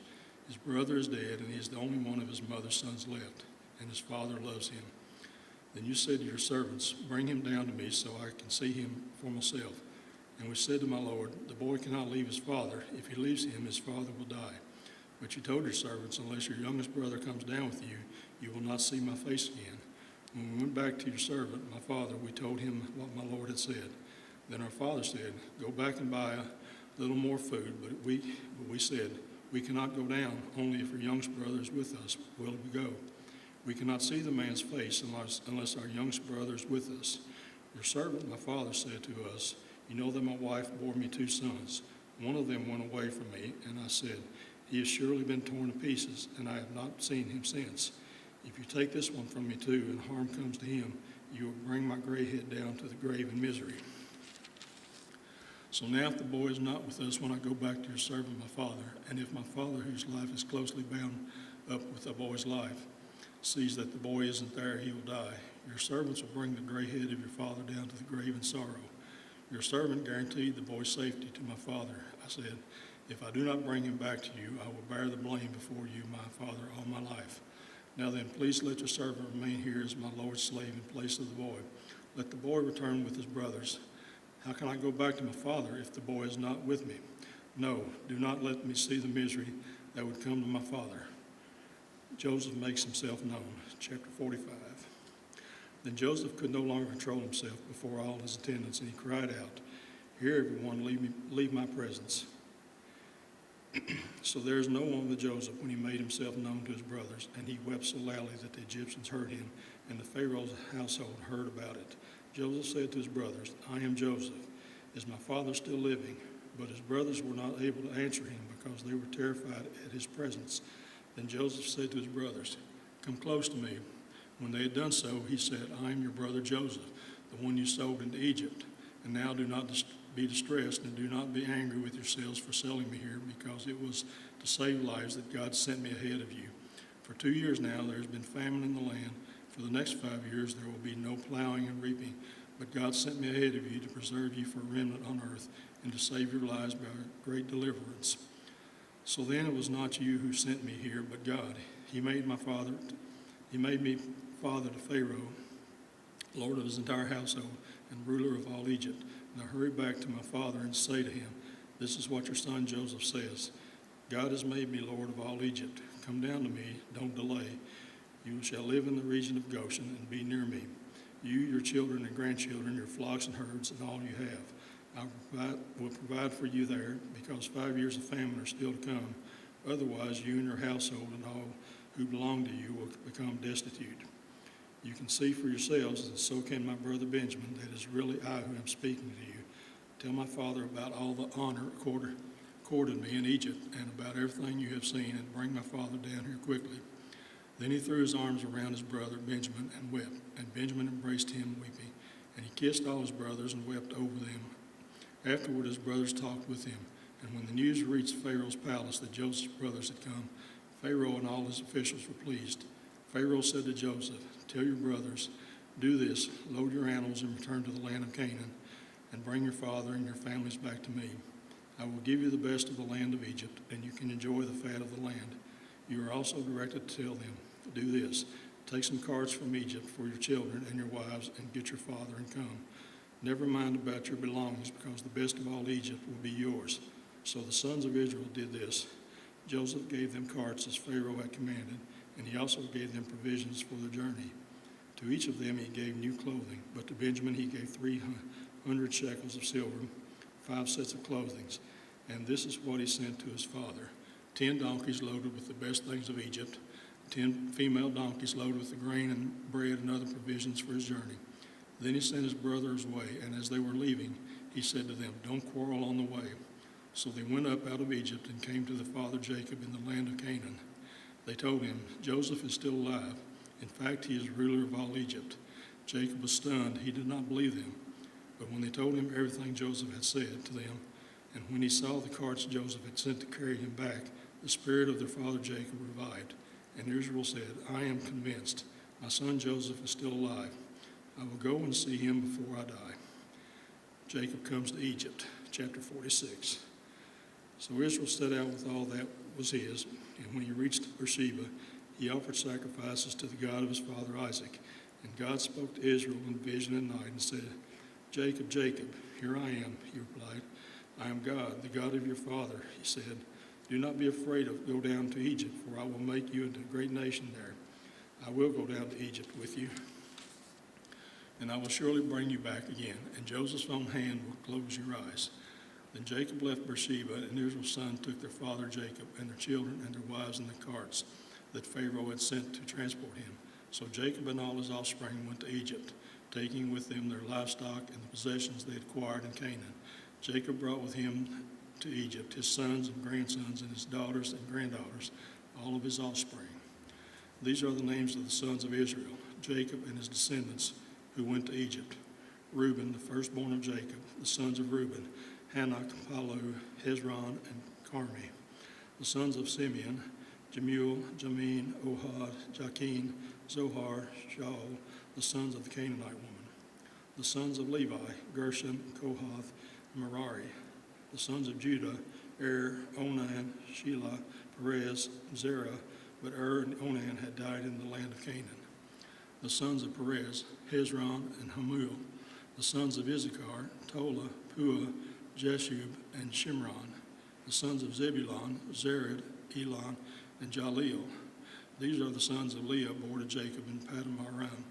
These his daughters Dinah. These sons and daughters of his were 33 in all. The sons of Gad, Zephon, Haggai, Shunai, Esbon, Eri, Arodi, and Areli. The sons of Asher, Imnah, Ishva, Ishvi, and Beriah. Their sister was Sarah. The sons of Beriah, Hebert, and Michal. These were the children born to Jacob by Zilpah, woman whom Laban had given to his daughter Leah, 16 in all. The sons of Jacob's wife, Rachel. Joseph and Benjamin in Egypt, Manasseh, Ephraim were born to Joseph by Asenath, daughter of Potiphar, priest of On. The sons of Benjamin, Bela, Becher, Ashbel, Gera, Naaman, Ehi, Arash, Mumphim, Huphim, and Ard. These are the sons of Rachel, who were born to Jacob, 14 in all. The sons of Dan, Hisham, the sons of Naphtali, Jaziel, Gunai, Jezer, and Shelim. These are the sons born to Jacob by Bilhah, whom Laban had given to his daughter Rachel, 7 in all. All those who went to Egypt with Jacob, those were his direct descendants, not counting his sons' wives, numbered 66 persons, with the 2 sons who had born to Joseph in Egypt. The members of Jacob's family which went to Egypt were 70 in all. Now Jacob sent Judah ahead of him to Joseph to go get directions in Goshen. When they arrived in the region of Goshen, Joseph had his chariot made ready and went to Goshen to meet his father Israel. As soon as Joseph appeared before him, he threw his arms around his father and wept for a long time. Israel said to Joseph, Now I'm ready to die, since I have seen for myself that you are still alive. Then Joseph said to his brothers and his father's household, I will go up and speak to Pharaoh and will say to him, My brothers and my father's household who are living in the land of Canaan have come to me. The men are shepherds, they tend livestock, and they are brought along their flocks and herds and everything they own. When Pharaoh calls you and asks, What is your occupation? You should answer, Your servants attended livestock from our boyhood on, just as our fathers did. Then you will be allowed to settle in the region of Goshen, for all shepherds are detestable to the Egyptians. Chapter 47. Joseph went and told Pharaoh, My father and brothers with their flocks and herds and everything they own have come from the land of Canaan and are now in Goshen. He chose 5 of his brothers and presented them before Pharaoh. Pharaoh asked the brothers, What is your occupation? Your servants are shepherds, they replied to Pharaoh, just as their fathers were. They also said to him, Who have come to live with here for a while, because the famine is severe in Canaan, and your servants' flocks have no pasture. So now, please let your servants settle in Goshen. Pharaoh said to Joseph, Your father and your brothers have come to you, and the land of Egypt is before you. Settle your father with your brothers in the best part of the land. Let them live in Goshen, and if you know of any among them with special abilities, put them in charge of my own livestock." Then Joseph brought his father Jacob and presented him before Pharaoh. After Jacob blessed Pharaoh, Pharaoh asked him, "How old are you?" And Jacob said to Pharaoh, "The years of my pilgrimage are 130. My years have been few and difficult. They do not equal the years of pilgrimage of my fathers." Then Jacob blessed Pharaoh and went out from his presence. So Joseph settled his father and his brothers in Egypt, gave them property in the best of the land, the district of Ramses, the Pharaoh directed. Joseph also provided his father and his brothers and all his father's household with food according to the number of the children. Joseph and the famine. There was no food, however, in the land region because the famine was severe. Both Egypt and Canaan wasted away because of the famine.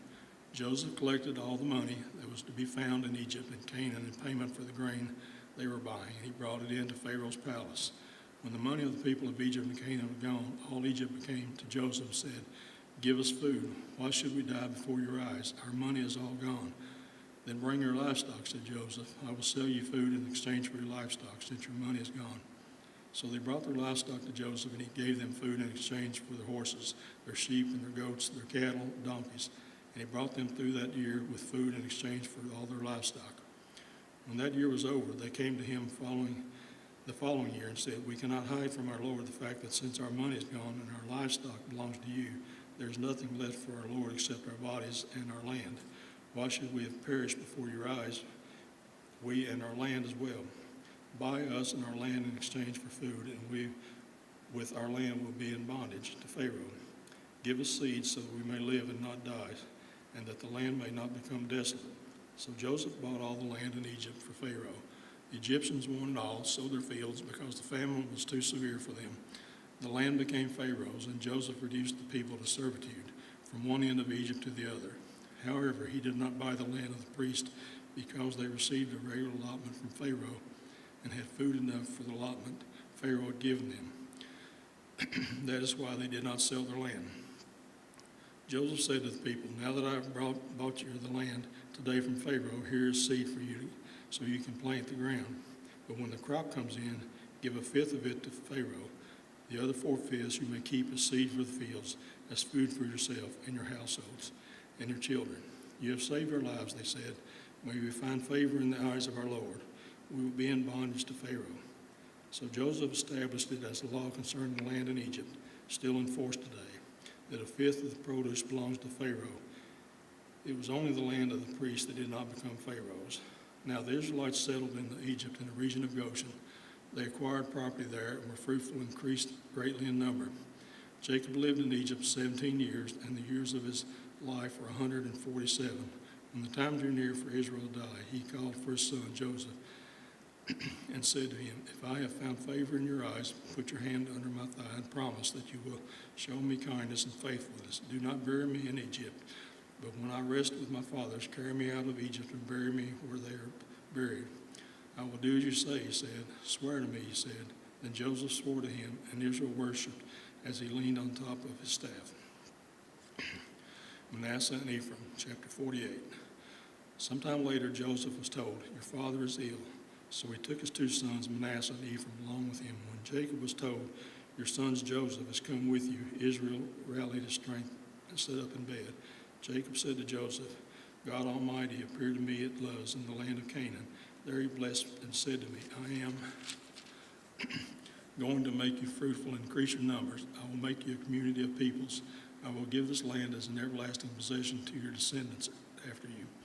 Now then, your 2 sons born to you in Egypt before I came to you, here will be reckoned as mine. Ephraim and Manasseh will be mine, just as Reuben and Simeon are mine. Any children born to you after them will be yours. In the territory they are inherit, they will be reckoned under the names of the brothers. As I was returning from Padan, to my sorrow Rachel died in the land of Canaan, while we were still on the way, a little distance from Ephrath. So I buried her there beside the road of Ephrath. This is Bethlehem."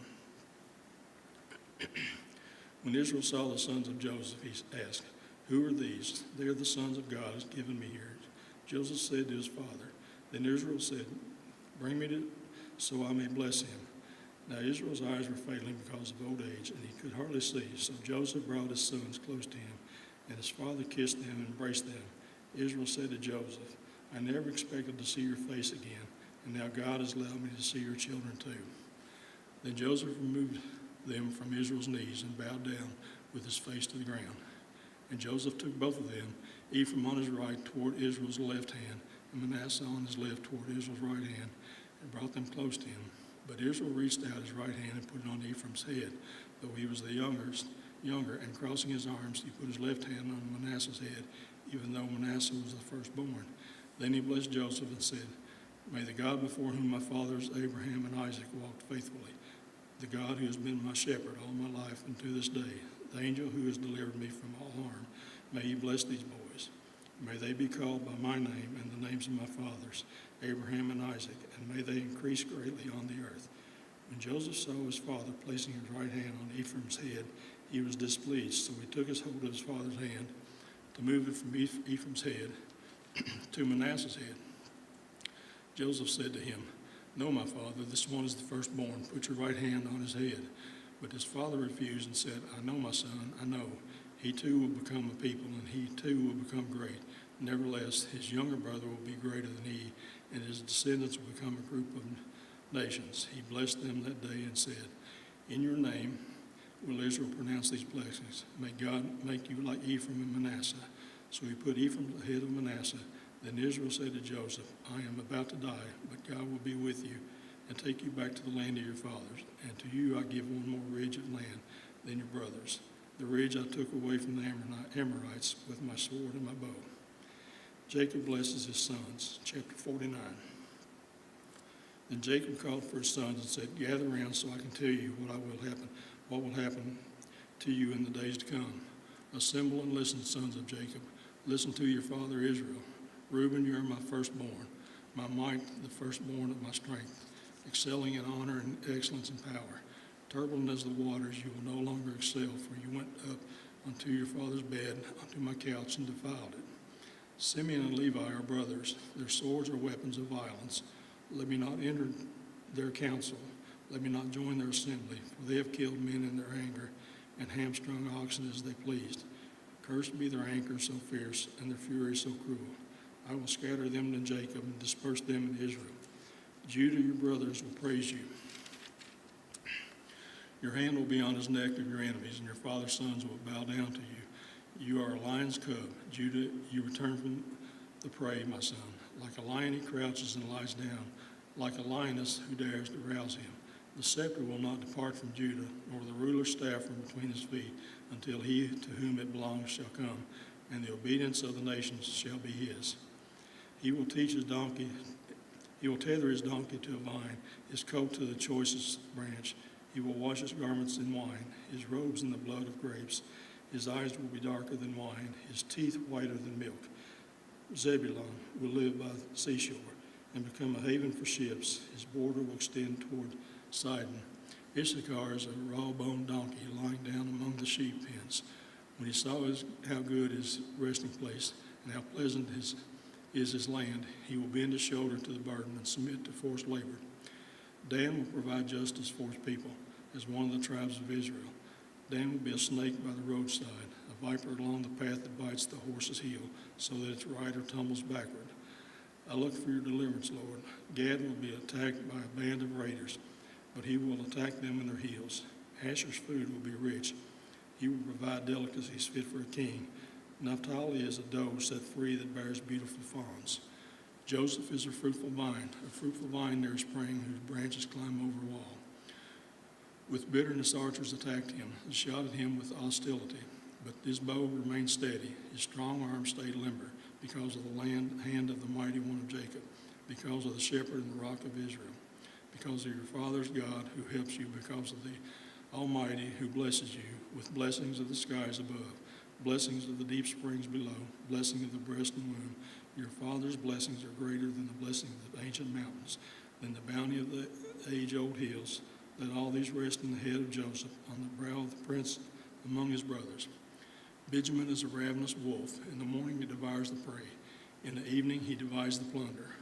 All these are the 12 tribes of Israel. And this is what the Father said to them when he blessed them, giving each the blessing appropriate to him.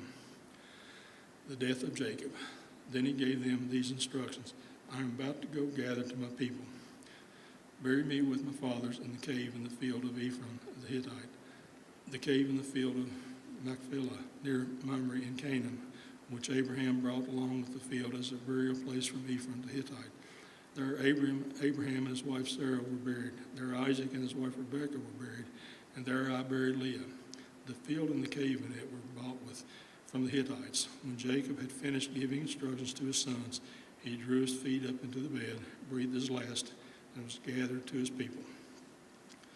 Chapter 50. Joseph drew himself on his father, threw his feet upon his father, and wept over him and kissed him. Then Joseph directed the physicians in his service to embalm his father Israel. So the physicians embalmed him, taking a full 40 days, for that was the time required for the embalming, and the Egyptians mourned for him 70 days. When the days of mourning had passed, Joseph said to Pharaoh's court, if I have found favor in your eyes, speak to Pharaoh for me. Tell him, my father made me swear an oath and said, I am about to die. Bury me in the tomb I dug for myself in the land of Canaan. Now let me go up and bury my father, then I will return. Pharaoh said, go up and bury your father as he made you swear to do. So Joseph went up to bury his father. All Pharaoh's officials accompanied him, the dignitaries of his court and all the dignitaries of Egypt, besides all the members of Joseph's household and his brothers and those belonging to his father's household. Only their children, their flocks, and herds were left in Goshen. Chariots and horsemen also went up with a very large company. When they reached the threshing floor of Atad near the Jordan, they lamented loudly and bitterly, and there Joseph observed a 7-day period of mourning for his father. When the Canaanites who lived there saw the mourning of the threshing floor of Atad, they said, the Egyptians are holding a solemn ceremony of mourning. That is why they placed near the Jordan called Abel Mizraim. So Jacob's son did as he had commanded them. They carried him to the land of Canaan and buried him in the cave in the field of Machpelah near Mamre, which Abraham had bought along with the field as a burial place from Ephron the Hittite. After burying his father, Joseph returned to Egypt, together with his brothers, all the others who had gone with him to bury his father. Joseph reassures his brothers. When Joseph's brothers saw that the father was dead, they said, what if Joseph holds a grudge against us and pays us back for all the wrongs we did to him? So they sent word to Joseph saying, your father left these instructions before he died. This is what you are saying, Joseph. I ask you to forgive your brothers the sins and the wrongs they committed in treating you so badly. Now please forgive the sins of the servants of God for your father when your message come to him. Joseph wept. His brothers then came and threw themselves down before him. We are your slaves, they said.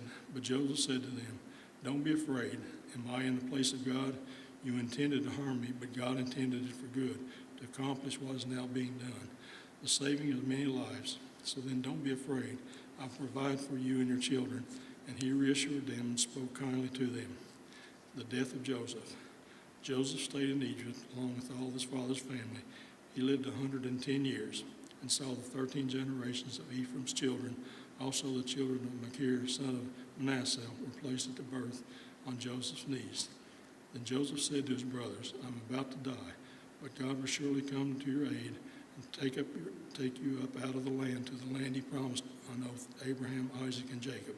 And Joseph made the Israelites swear an oath, and he said, God will surely come to your aid, and then you must carry my bones up from the place. So Joseph died at the age of 110, and after they embalmed him, he was placed in a coffin in Egypt. Exodus chapter 1.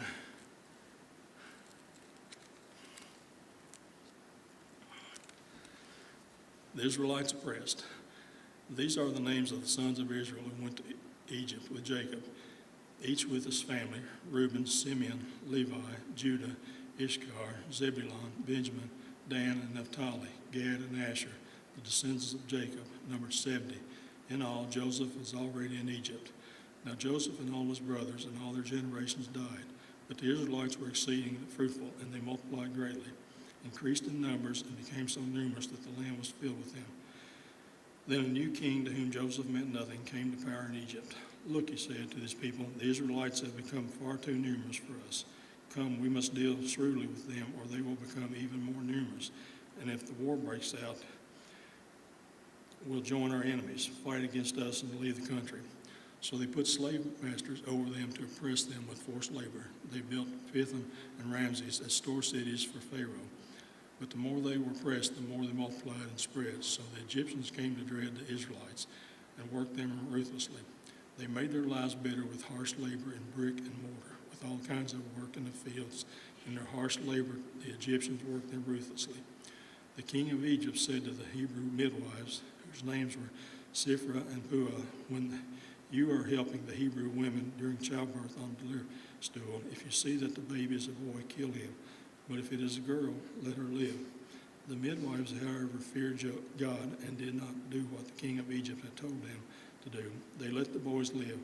Then the king of Egypt summoned the midwives and asked them, why have you done this? Why have you let the boys live? The midwives answered Pharaoh, Hebrew women are not like Egyptian women. They are vigorous and give birth before the midwives arrive. So God was kind to the midwives, and the people increased and became even more numerous. And because the midwives feared God, he gave them families of their own. Then Pharaoh gave his order to all his people, every Hebrew boy that is born you must throw into the Nile, and let every girl live.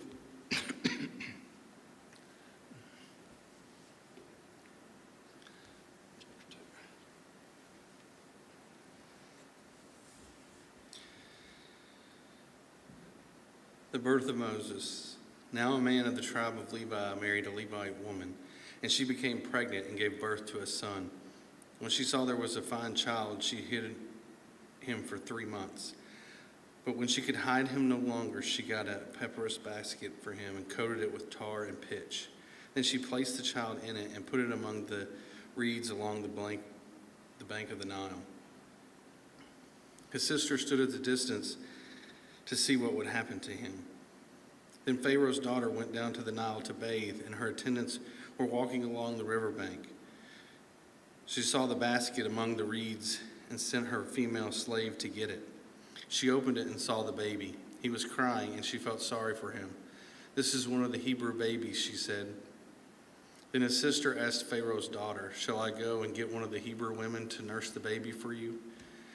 Yes, go, she answered. So the girl went and got the baby's mother. Pharaoh's daughter said to her, take this baby and nurse him for me, and I will pay you. So the woman took the baby and nursed him. When the child grew older, she took him to Pharaoh's daughter, and he became her son. She named him Moses, saying, I drew him out of the water. Moses flees to Midian. One day after Moses had grown up, he went out to where his own people were and watched them at their hard labor. He saw an Egyptian beating a Hebrew, one of his own people. Looking this way and that and seeing no one, he killed the Egyptian and he hid him in the sand. The next day he went out and he saw 2 Hebrews fighting. He asked the one in the wrong, why are you hitting your fellow Hebrew? The man said, who made you ruler and judge over us? Are you thinking of killing me as you killed the Egyptian? Then Moses was afraid and thought, what I did must have become known. When Pharaoh heard of this, he tried to kill Moses, but Moses fled from Pharaoh and went to live in Midian, where he sat down by a well. Now a priest of Midian had 7 daughters, and they came to draw water and filled the troughs to water their father's flock. Some shepherds came along and drove them away, but Moses got up and came to their rescue and watered their flock. When the girls returned to rule their father, he asked them, why have you returned so early today? They answered, an Egyptian rescued us from the shepherds. He even drew water for us and watered the flock. And where is he? Reuel asked his daughters. Why did you leave him? Invite him to have something to eat. Moses agreed to stay with the man, who gave his daughter Zipporah to Moses in marriage. Zipporah gave birth to a son, and Moses named him Gershom, saying, I have become a foreigner in a foreign land. During that long period, the king of Egypt died. The Israelites groaned in their slavery and cried out, and their cry for help because of their slavery went up to God. God heard their groaning, and he remembered his covenant with Abraham, with Isaac, and with Jacob. So God looked on the Israelites and was concerned about them. Chapter 3. Moses and the burning bush. Now Moses was tending the flock of Jethro and his father-in-law, the priest of Midian, and he led the flock to the far side of the wilderness and came to Horeb, the mountain of God. There the angel of the Lord appeared to him in flames of fire from within a bush. Moses saw that though the bush was on fire, it did not burn up. So Moses thought, I will go over and see this strange sight, why the bush does not burn up. When the Lord saw that he had gone over to look, God called to him from within the bush, Moses, Moses. And Moses said, Here I am. Do not come any closer, God said. Take off your sandals, for the place where you are standing is holy ground. And then he said, I am the God of your father, the God of Abraham, the God of Isaac, and the God of Jacob. At this, Moses hid his face, because he was afraid to look at God. The Lord said, I have indeed seen the misery of my people in Egypt. I have heard them crying out because of their slave drivers, and I'm concerned about their suffering. So I've come down to rescue them from the hand of the Egyptians and to bring them up out of the land into a good and spacious land, a land flowing with milk and honey, the home of the Canaanites, Hittites, Amorites, Perizzites, Hivites, and Jebusites. And now the cry of the Israelites has reached me, and I have seen the way the Egyptians are oppressing them. So now go, I am sending you to Pharaoh to bring my people, the Israelites, out of Egypt. But Moses said to God, Who am I that I should go to Pharaoh and bring the Israelites out of Egypt? And God said, I will be with you. And this will be the sign to you that it is I who have sent you. When you have brought the people out of Egypt, you will worship God on this mountain. Moses said to God, Suppose I go to the Israelites and say to them, The God of your fathers has sent me to you. And they ask, What is his name? Then what should I tell them? And God said to Moses, I am who I am. This is what you are to say to the Israelites. I am has sent me to you. God also said to Moses, Say to the Israelites, The Lord, the God of your fathers, the God of Abraham, the God of Isaac, and the God of Jacob, has sent me to you. This is my name forever, the name you shall call me from generation to generation. Go assemble the elders of Israel and say to them, The Lord, the God of your fathers, the God of Abraham, Isaac, and Jacob, appeared to me and said, I have watched over you and have seen what has been done to you in Egypt. And I have promised to bring you up out of your misery in Egypt into the land of the Canaanites, Hittites, Amorites, Perizzites, Hivites, and Jebusites, a land flowing with milk and honey. The elders of Israel will listen to you. Then you and the elders are going to the king of Egypt and say to him, The Lord, the God of the Hebrews, has met with us. Let us take a 3-day journey into the wilderness to offer sacrifices to the Lord our God. But I know that the king of Egypt will not let you go unless a mighty hand compels him. So I will stretch out my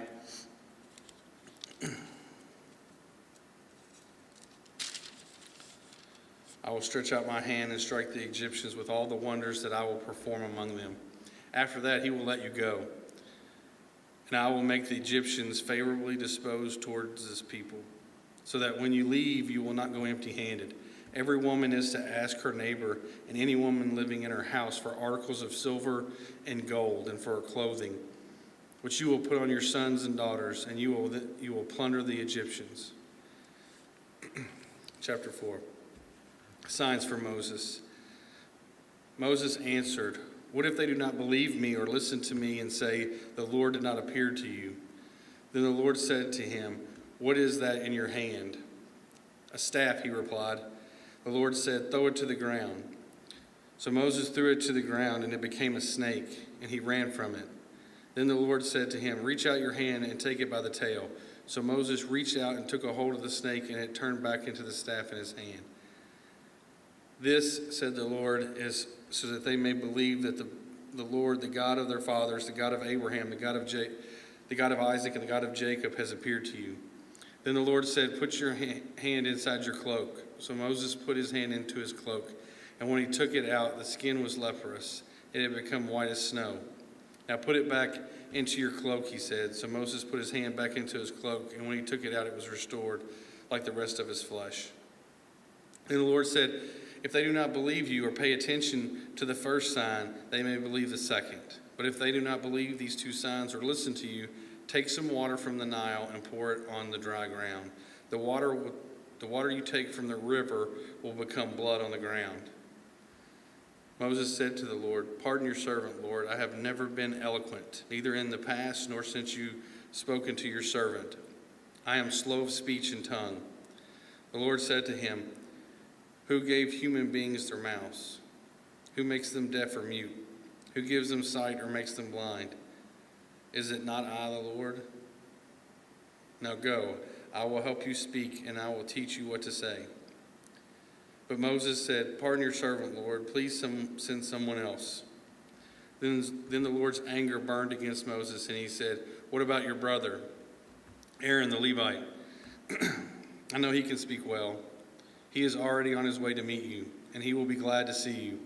You shall speak to him and put words in his mouth. I will help both of you speak and will teach you what to do. He will speak to the people for you, and it will be as if he were your mouth and as if you were God to him. But take this staff in your hand so you can perform the signs with it." Moses returns to Egypt. Then Moses went back to Jethro, his father-in-law, and said to him, "Let me return to my own people in Egypt to see if any of them are still alive." Jethro said, "Go, and I wish you well." Now the Lord had said to Moses in Midian, "Go back to Egypt, for all those who wanted to kill you are dead." So Moses took his wife and his sons. He put them on a donkey, and he started back to Egypt. Then he took the staff of God in his hand. The Lord said to Moses, "When you return to Egypt, see that you perform before Pharaoh all the wonders I have given you the power to do. But I will harden his heart so that he will not let the people go. Then say to Pharaoh, 'This is what the Lord says. Israel is my firstborn son. And I told you, let my son go so he may worship me. But you refused to let him go, so I will kill your firstborn son.'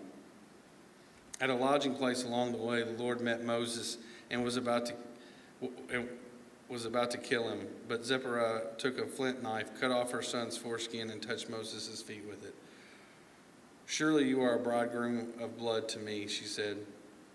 So the Lord left him alone. The Lord said to Aaron, 'Go into the wilderness to meet Moses.' So he met Moses at the mountain of God and kissed him. Then Moses told Aaron everything the Lord had sent him to say, and also about the signs he had commanded him to perform. Moses and Aaron brought together all the elders of the Israelites, and Aaron told them everything the Lord had said to Moses. He also performed the signs before the people, and they believed. And when they heard that the Lord was concerned about them and had seen their misery, they bowed down and worshipped." Chapter 5. After Moses and Aaron went to Pharaoh and said, "This is what the Lord, the God of Israel, says, let my people go, so that they may hold a festival to me in the wilderness." Pharaoh said, "Who is the Lord that I should obey him and let Israel go? I do not know the Lord, and I will not let Israel go." Then they said, "The God of the Hebrews has met with us. Now let us take a 3-day journey into the wilderness to offer sacrifices to the Lord our God, or he may strike us with plagues or with a sword." But the king of Egypt said, "Moses and Aaron, why are you taking the people away from their labor? Get back to your work." Then Pharaoh said, "Look, the people of the land are now numerous, and you are stopping them from working." That same day, Pharaoh gave this order to the slave drivers and overseers in charge of the people: "You are no longer to supply the people with straw for making bricks. Let them go and gather their own straw, but require them to make the same number of bricks as before. Don't reduce the quota. They are lazy. That is why they are crying out, 'Let us go and sacrifice to our God.' Make the work harder for the people so that they keep working and pay no attention to lies." Then the slave drivers and the overseers went out and said to the people, "This is what the Pharaoh says: I will not give you any more straw. Go and get your own straw wherever you can find it, but your work will not be reduced at all." So the people scattered all over Egypt to gather stubble for use for straw. The slave drivers kept pressing them, saying, "Complete the work required of you each day, just as when you had straw." And Pharaoh's slave drivers beat the Israelite overseers they had appointed, demanding, "Why haven't you met your quota of bricks yesterday or today as before?" Then the Israelite overseers went and appealed to Pharaoh. "Why have you treated your servants this way? Your servants are given no straw, yet we are told, 'Make bricks.' Your servants are being beaten, but the fault is with your own people." Pharaoh said, "Lazy, that's what you are, lazy. That is why you keep saying, 'Let us go and sacrifice to the Lord.' Now get to work. You will not be given any straw, yet you must produce your full quota of bricks." The Israelite overseers realized they were in trouble when they were told, "You are not to reduce the number of bricks required for you each day." And when they left Pharaoh, they found Moses and Aaron waiting for them, and they said, "May the Lord look on you and judge you. You have made us obnoxious to Pharaoh and his officials, and have put a sword in their hand to kill us." God promises deliverance. Moses returned to the Lord and said, "Why, Lord, why have you brought trouble on this people? Is this why you sent me? Ever since I went to Pharaoh to speak in your name, he has brought trouble on this people, and you have not rescued your people at all." Chapter 6. Then the Lord said to Moses, "Now you will see what I will do to Pharaoh. Because of my mighty hand, he will let them go. Because of my mighty hand, he will drive them out of his country." God also said to Moses, "I am the Lord. I appeared to Abraham, to Isaac, and to Jacob as God Almighty. But by my name, the Lord, I did not make myself fully known to them. I also established my covenant with them to give them the land of Canaan, where they resided as foreigners. Moreover, I have heard the groaning of the Israelites, whom the Egyptians are enslaving, and I have remembered my covenant. Therefore, say to the Israelites, 'I am the Lord, and I will bring you out from under the yoke of the Egyptians. I will free you from being slaves to them, and I will redeem you with an outstretched arm and with mighty acts of judgment. I will take you as my own people, and I will be your God. Then you will know that I am the Lord your God, who brought you out from under the yoke of the Egyptians. And I will bring you to the land I swore with uplifted hand to give to Abraham, to Isaac, and to Jacob. I will give it to you as a possession. I am the Lord." Moses reported this to the Israelites, but they did not listen to him because of their discouragement and harsh labor. Then the Lord said to Moses, "Go tell Pharaoh, king of Egypt, to let the Israelites go out of his country." But Moses said to the Lord, "If the Israelites will not listen to me, why would Pharaoh listen to me, since I speak with faltering lips?" The family record of Moses and Aaron. Now the Lord spoke to Moses and Aaron about the Israelites and Pharaoh, king of Egypt, and he commanded them to bring the Israelites out of Egypt. These were the heads of their families. The sons of Reuben, the firstborn of Israel, were Hanok and Palu, Hezron and Carmi. These were the clans of Reuben. The sons of Simeon were Jemuel, Jamin, Ohad, Jachin, Zohar, and Shul, the son of a Canaanite woman. These were the clans of Simeon. These were the names of the sons of Levi according to their records: Gershon, Kohath, and Merari. Levi lived 137 years. The sons of Gershon by clans were Libni and Shimi. The sons of Kohath were Amram, Izhar, Hebron, and Uziel. Kohath lived 133 years. The sons of Merari were Mali and Mushi. These were the clans of Levi according to their records. Amram married his father's sister, Jochebed, who bore him Aaron and Moses. Amram lived 137 years. The sons of Izhar were Korah, Nepheg, and Zechari. The sons of Uziel were Mishael, Elzavan, and Sithri. Aaron married Elisheba, daughter of Amminadab and sister of Nashon, and she bore him Nadab and Abu, Elzar, and Ithamar. The sons of Korah were Asir, Elkanah, and Abias. These were the Korite clans. Eleazar, son of Aaron, married one of the daughters of Putiel, and she bore him Phinehas. These were the heads of the Levite families, clan by clan. It was this Aaron and Moses to whom the Lord said, "Bring the Israelites out of Egypt by their divisions." They were the ones who spoke to the Pharaoh king of Egypt about bringing the Israelites out of Egypt, the same Moses and Aaron. Now when the Lord spoke to Moses in Egypt, he said to him, "I am the Lord. Tell Pharaoh king of Egypt everything I tell you." But Moses said to the Lord, "Since I speak with faltering lips, why should Pharaoh listen to me?" Chapter 7. And the Lord said to Moses, "See, I have made you like God to Pharaoh, and your brother Aaron will be your prophet. You are to say everything I command you, and your brother Aaron is to tell Pharaoh to let the Israelites go out of his country. But I will harden Pharaoh's heart, and though I multiply my signs and wonders in Egypt, he will not listen to you. Then I will lay my hand on Egypt, and with mighty acts of judgment I will bring out my divisions, my people, the Israelites. And the Egyptians will know that I am the Lord when I stretch out my hand against Egypt and bring the Israelites out of it." Moses and Aaron did just as the Lord commanded them. Moses was 80 years old, and Aaron 83 when they spoke to Pharaoh. Aaron's staff becomes a snake. The Lord said to Moses and Aaron, "When Pharaoh says to you, 'Perform a miracle,' then say to Aaron, 'Take your staff and throw it down before Pharaoh, and it will become a snake.'" So Moses and Aaron went to Pharaoh, and he just as the Lord commanded.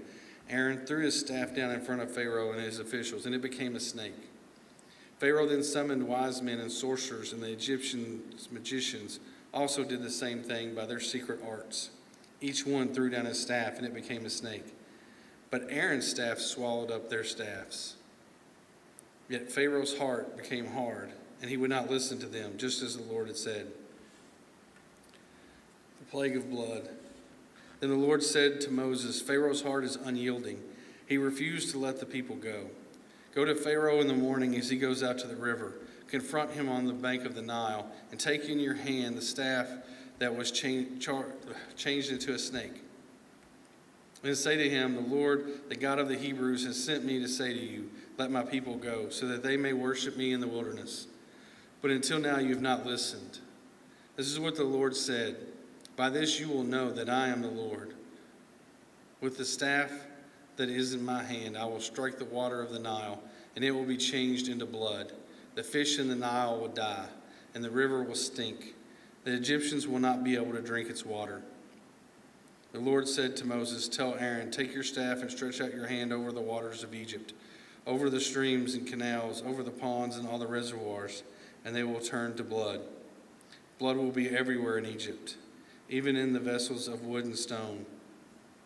Moses and Aaron did just as the Lord had commanded. He raised his staff in the presence of Pharaoh and his officials, and he struck the water of the Nile, and all the water was changed into blood. The fish in the Nile died, and the river smelled so bad that the Egyptians could not drink its water. Blood was everywhere in Egypt. But the Egyptians' magicians did the same things by their secret arts, and Pharaoh's heart became hard. He would not listen to Moses and Aaron, just as the Lord had said. Instead, he turned and went into his palace, and he did not take even this to heart.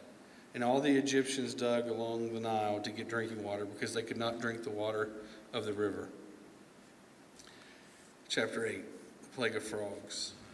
7 days passed after the Lord struck the Nile. Then the Lord said to Moses, "Go to Pharaoh and say to him, 'This is what the Lord says, let my people go, so that they may worship me. If you refuse to let them go, I will send a plague of frogs on your whole country. The Nile will teem with frogs. They will come up into your palace, in your bedroom, and onto your bed, into the houses of your officials and on your people, and into your ovens and kneading troughs. The frogs will come up on you and your people and all your officials.' Then the Lord said to Moses, 'Tell Aaron, stretch out your hand with your staff over the streams and canals and ponds, and make frogs come up out of the land of Egypt.' So Aaron stretched out his hand over the waters of Egypt, and the frogs came up and covered the land. But the magicians did the same thing by their secret arts. They also made frogs come up out of the land of Egypt. Pharaoh summoned Moses and Aaron and said, "Pray to the Lord to take the frogs away from me and my people, and I will let your people go to offer sacrifices to the Lord." Moses said to Pharaoh, "I leave to you the honor of setting the time for me to pray for you and your officials and your people, that you and your houses may be rid of the frogs, except for those that remain in the Nile." "Tomorrow," Pharaoh said. Moses replied, "It will be as you say, so that you may know there is no one like the Lord our God. The frogs will leave you and your houses and your officials and your people. They will remain only in the Nile." After Moses and Aaron left Pharaoh, Moses cried out to the Lord about the frogs he had brought on Pharaoh. And the Lord did what Moses asked. The frogs died in the houses, in the courtyards, and in the fields. They were piled into heaps, and the land reeked of them. But when Pharaoh saw there was relief, he hardened his heart, and he would not listen to Moses and Aaron, just as the Lord had said. The plague of gnats. And the Lord said to Moses, "Tell Aaron, stretch out your staff and strike the dust off the ground, and throughout the land of Egypt the dust will become gnats." They did this, and when Aaron stretched out his hand with the staff and struck the dust on the ground, gnats came on people and animals. All the dust throughout the land of Egypt became gnats. But when the magicians tried to produce gnats by secret arts, they could not. And since the gnats were on people and animals everywhere, the magicians said to Pharaoh, "This is the finger of God." But Pharaoh's heart was hard, and he would not listen, just as the Lord had said. The plague of flies.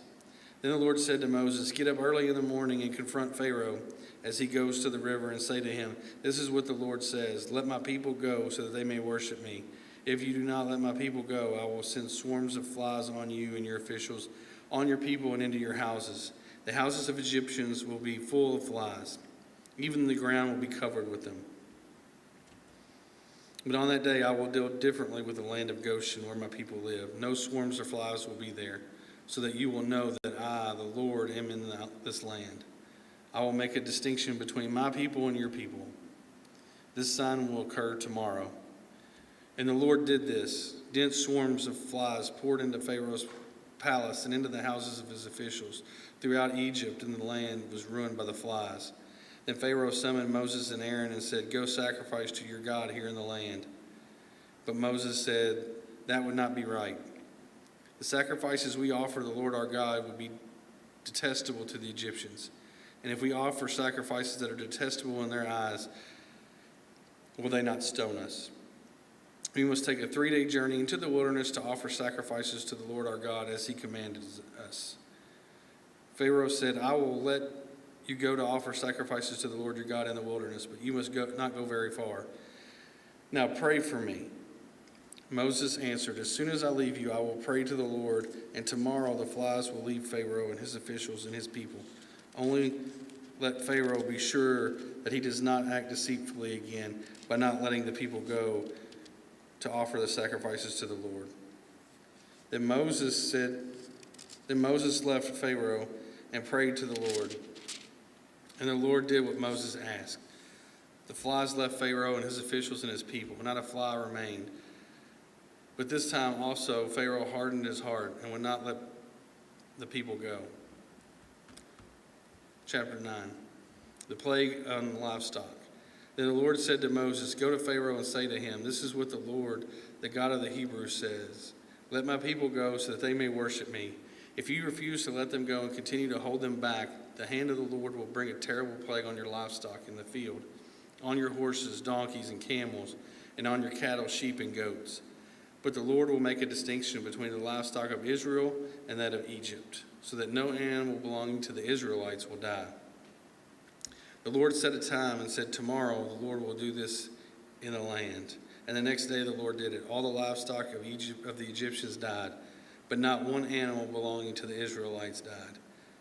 Pharaoh investigated and found that not even one of the animals of the Israelites had died. Yet his heart was unyielding, and he would not let the people go. The plague of boils. Then the Lord said to Moses and Aaron, 'Take handfuls of soot from a furnace and have Moses toss it in the air in the presence of Pharaoh.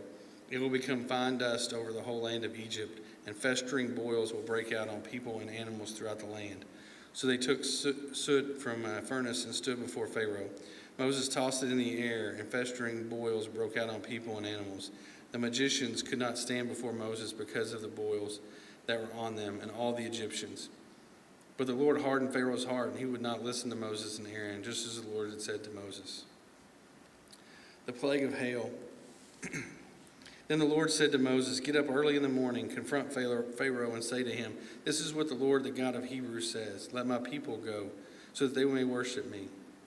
Or this time I will send the full force of my plagues against you and against your officials and your people, so that you know that there is no one like me in all the earth. For by now I could have stretched out my hand and struck you and your people with a plague that would have wiped you off the earth. But I have raised you up for this very purpose, that I might show you my power, and that my name might be proclaimed in all the earth.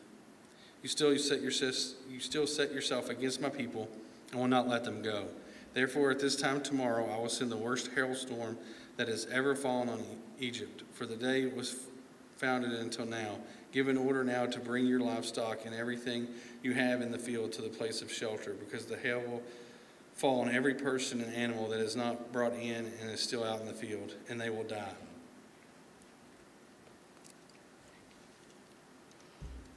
Those officials of Pharaoh who feared the word of the Lord hurried to bring their slaves and their livestock inside. But those who ignored the word of the Lord left their slaves and livestock in the field. Then the Lord said to Moses, "Stretch out your hand toward the sky so that hail will fall all over Egypt, on people and animals, and on everything growing in the fields of Egypt." When Moses stretched out his staff toward the sky, the Lord sent thunder and hail, and lightning flashed down to the ground. So the Lord rained hail on the land of Egypt. Hail fell and lightning flashed back and forth. It was the worst storm in all the land of Egypt since it had become a nation. Throughout Egypt, hail struck everything in the fields, both people and animals.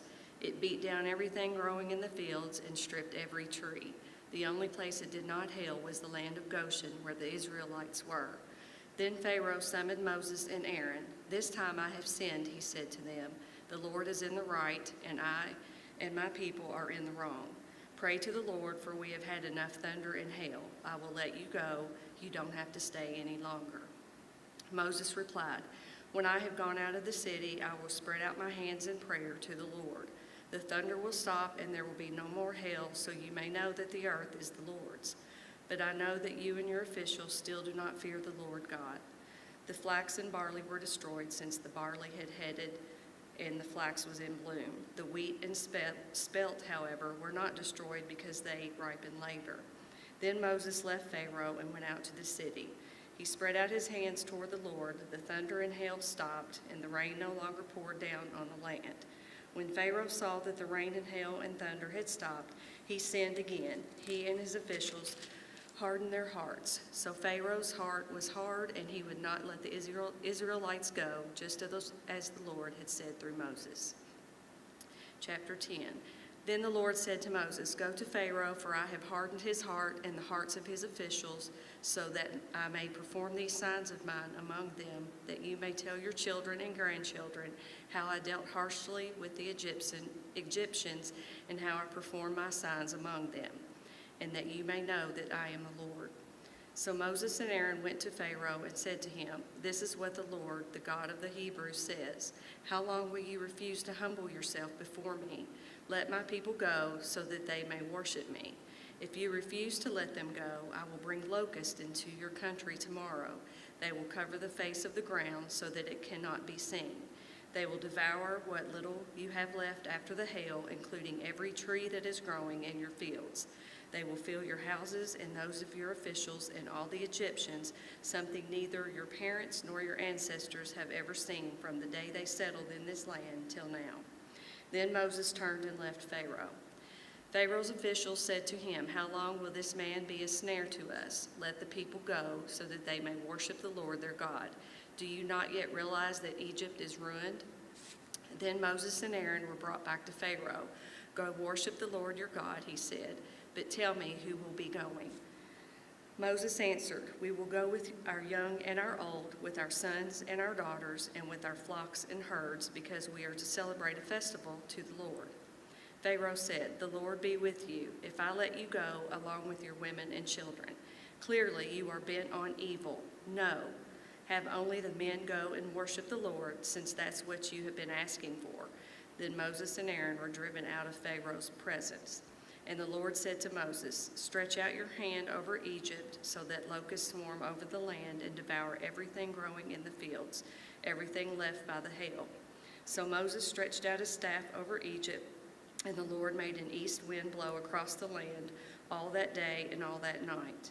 By morning the wind had brought the locusts. They invaded all Egypt and settled down in every area of the country in great numbers. Never before had there been such a plague of locusts, nor will there ever be again. They covered all the ground until it was black. They devoured all that was left after the hail, everything growing in the fields and the fruit on the trees. Nothing green remained on tree or plant in all the land of Egypt. Pharaoh quickly summoned Moses and Aaron and said, "I have sinned against the Lord your God and against you. Now forgive my sin once more and pray to the Lord your God to take this deadly plague away from me." Moses then left Pharaoh and prayed to the Lord. And the Lord changed the wind to a very strong west wind, which caught up the locusts and carried them into the Red Sea. Not a locust was left anywhere in Egypt, but the Lord hardened Pharaoh's heart, and he would not let the Israelites go. Then the Lord said to Moses, "Stretch out your hand toward the sky so that darkness spreads over Egypt, darkness that can be felt." So Moses stretched out his hand toward the sky, and total darkness covered all Egypt for 3 days. No one could see anyone else or move about for 3 days. Yet all the Israelites had light in the places where they lived. Then Pharaoh summoned Moses and said, "Go worship the Lord. Even your women and children may go with you, and leave your flocks and herds behind." But Moses said, "You must allow us to have sacrifices and burnt offerings to present to the Lord our God. Our livestock, too, must go with us. Not a hoof is to be left behind. We have to use some of them in worshiping the Lord our God, and until we get there, we will not know what we are to use to worship the Lord." But the Lord hardened Pharaoh's heart, and he was not willing to let them go.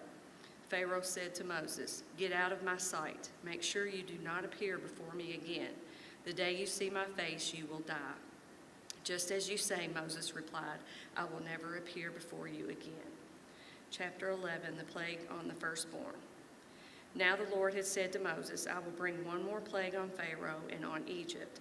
After that, he will let you go from here, and when he does, he will drive you out completely. Tell the people that men and women alike are to ask their neighbors for articles of silver and gold." The Lord made the Egyptians favorably disposed toward the people, and Moses himself was highly regarded in Egypt by Pharaoh's officials and by the people. So Moses said, "This is what the Lord says. About midnight I will go throughout Egypt. Every firstborn son in Egypt will die, from the firstborn son of Pharaoh who sits on the throne to the firstborn son of the female slave who is at her handmill, and all the firstborn of the cattle as well. There will be loud wailing throughout Egypt, worse than there ever has been or ever will be again. But among the Israelites not a dog will bark at any person or animal. Then you will know that the Lord makes a distinction between Egypt and Israel. All these officials of yours will come to me, bowing down before me and saying, 'Go you and all the people who follow you. After that I will leave.' Then Moses, hot with anger, left Pharaoh. The Lord had said to Moses, 'Pharaoh will refuse to listen to you, so that my wonders may be multiplied in Egypt.' Moses and Aaron performed all these wonders before Pharaoh, but the Lord hardened Pharaoh's heart, and he would not let the Israelites go out of his country." Chapter 12, the Passover and the Festival of Unleavened Bread. The Lord said to Moses and Aaron in Egypt, "This month is to be for you the first month of your year. Tell the whole community of Israel that on the 10th day of this month, each man is to take a lamb for his family, one for each household. If any household is too small for a whole lamb, they must share one with their nearest neighbor, having taken into account the number of people there are. You are to determine the amount of lamb needed in accordance with what each person will eat. The animals you choose must be year-old males without defect, and you may take them from the sheep or the goats. Take care of them until the 14th day of the month, when all the members of the community of Israel must slaughter them at twilight. Then they are to take some of the blood and put it on the sides and tops of the door frames of the houses where they eat the lambs. That same night they are to eat the meat roasted over the fire, along with bitter herbs and bread made without yeast. Do not eat the meat raw or boiled in water, but roasted over a fire, with the head, legs, and internal organs.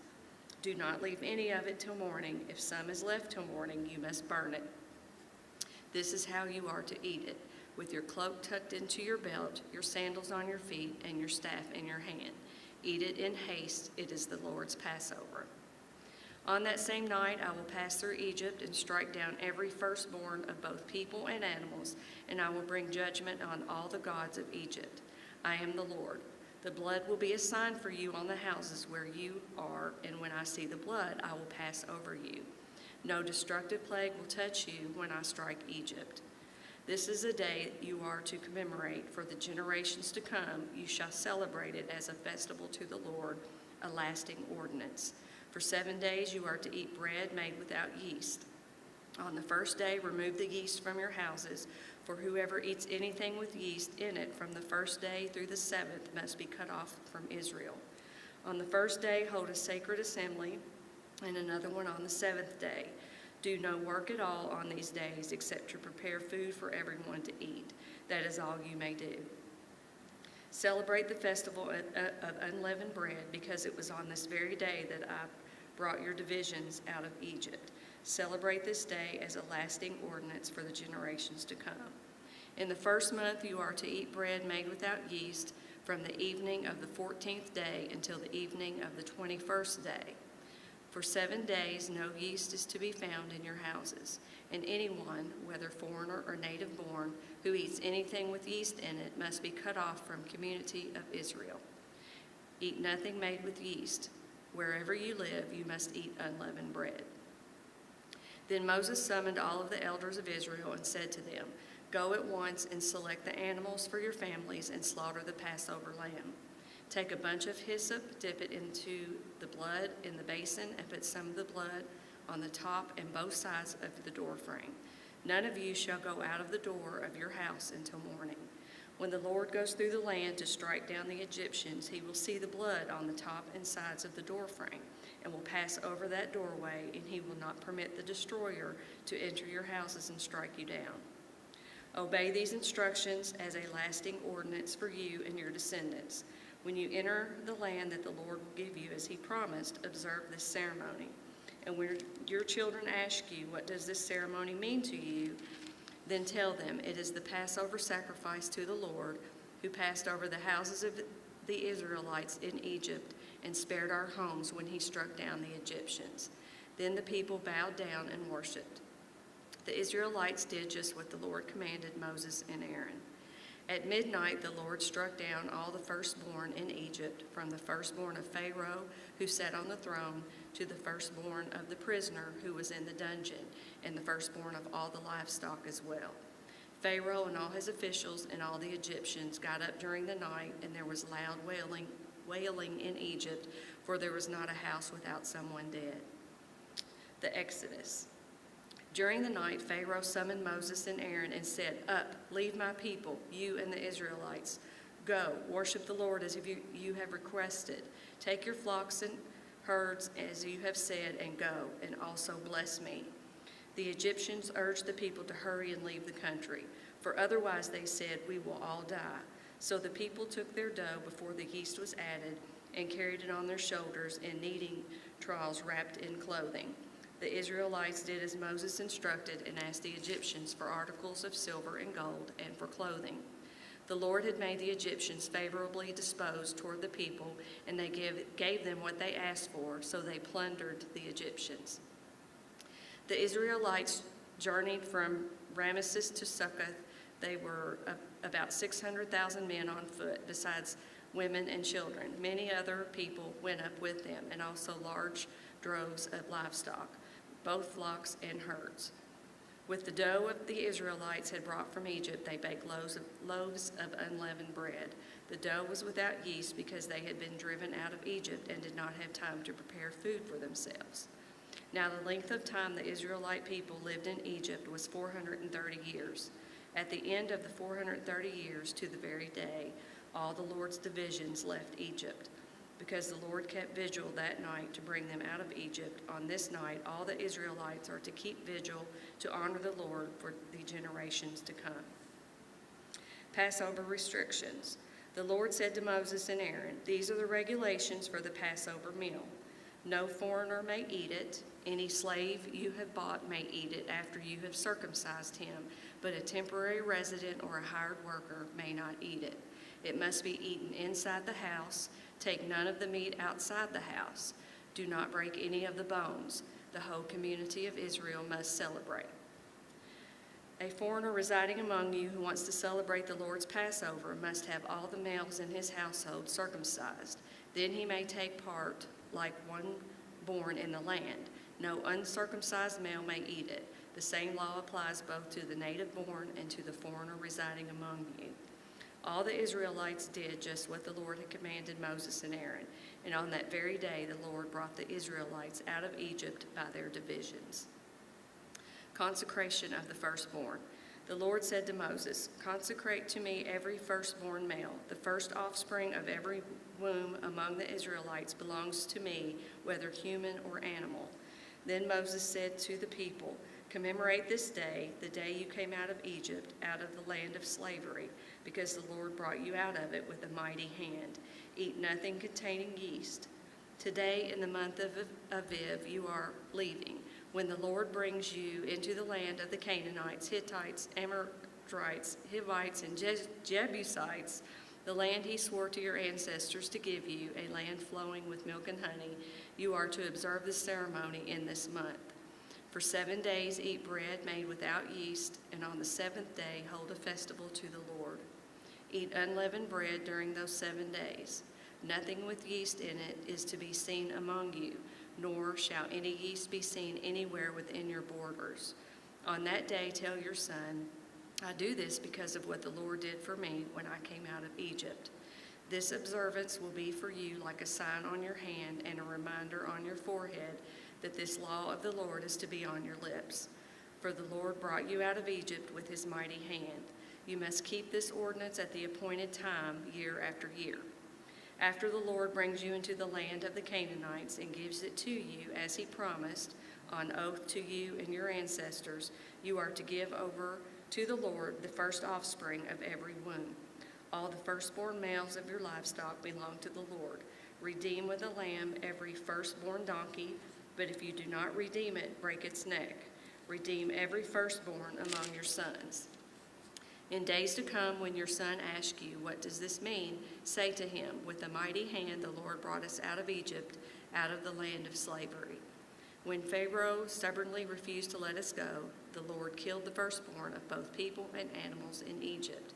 This is why I sacrifice to the Lord the first male offspring of every womb and redeem each of my firstborn sons. And it will be like a sign on your hand and a symbol on your forehead that the Lord brought us out of Egypt with his mighty hand." Crossing the sea. When Pharaoh let the people go, God did not lead them on the road through the Philistine country, though that was shorter. For God said if they face war, they might change their minds and return to Egypt. So God led the people around by the desert road toward the Red Sea. The Israelites went up out of Egypt ready for battle. Moses took the bones of Joseph with him because Joseph had made the Israelites swear an oath.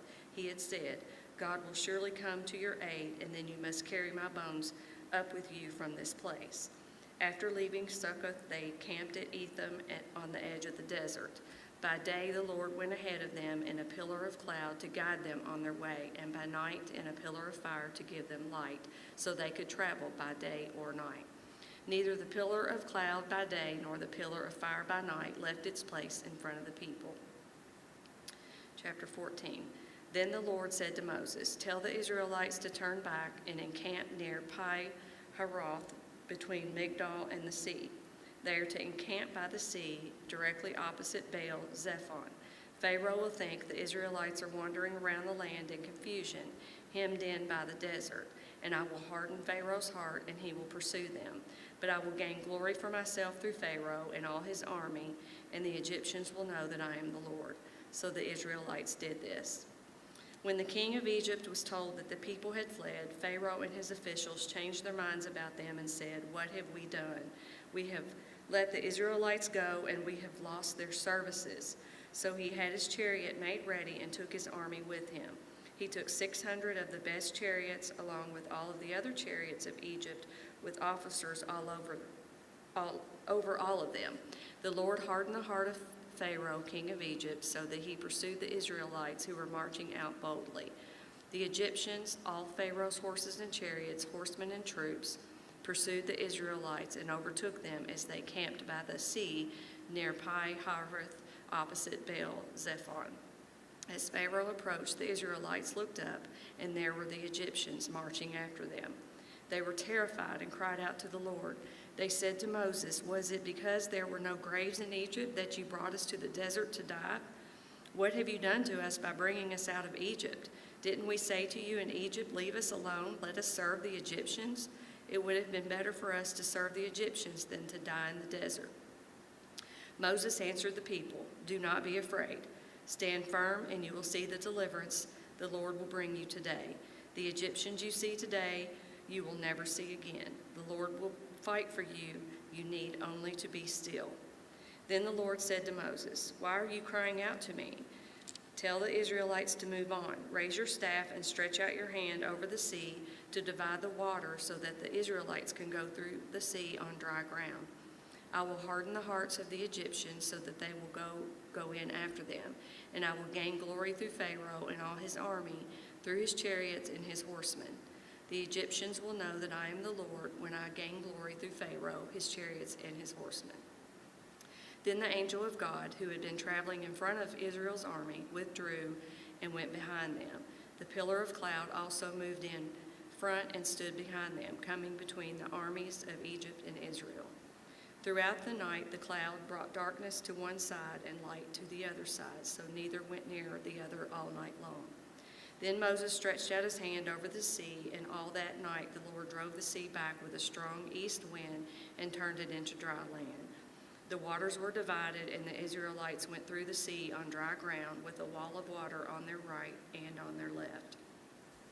The Egyptians pursued them, and all Pharaoh's horses and chariots and horsemen followed them into the sea. During the last watch of the night, the Lord looked down from the pillar of fire and cloud at the Egyptian army and threw it into confusion.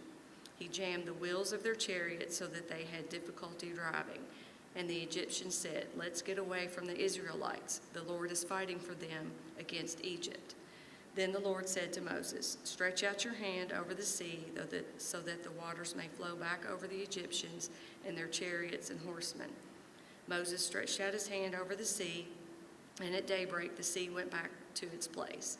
The Egyptians were fleeing toward it, and the Lord swept them into the sea. The water flowed back and covered the chariots and horsemen, the entire army of Pharaoh that had followed the Israelites into the sea. None of them survived. But the Israelites went through the sea on dry ground with a wall of water on their right and on their left. That day the Lord saved Israel from the hands of the Egyptians, and Israel saw the Egyptians lying dead on the shore. And when the Israelites saw the mighty hand of the Lord displayed against the Egyptians, the people feared the Lord and put their trust in him and in Moses, his servant. The Song of Moses and Miriam, chapter 15. Then Moses and the Israelites sang this song to the Lord. "I will sing to the Lord, for he is highly exalted.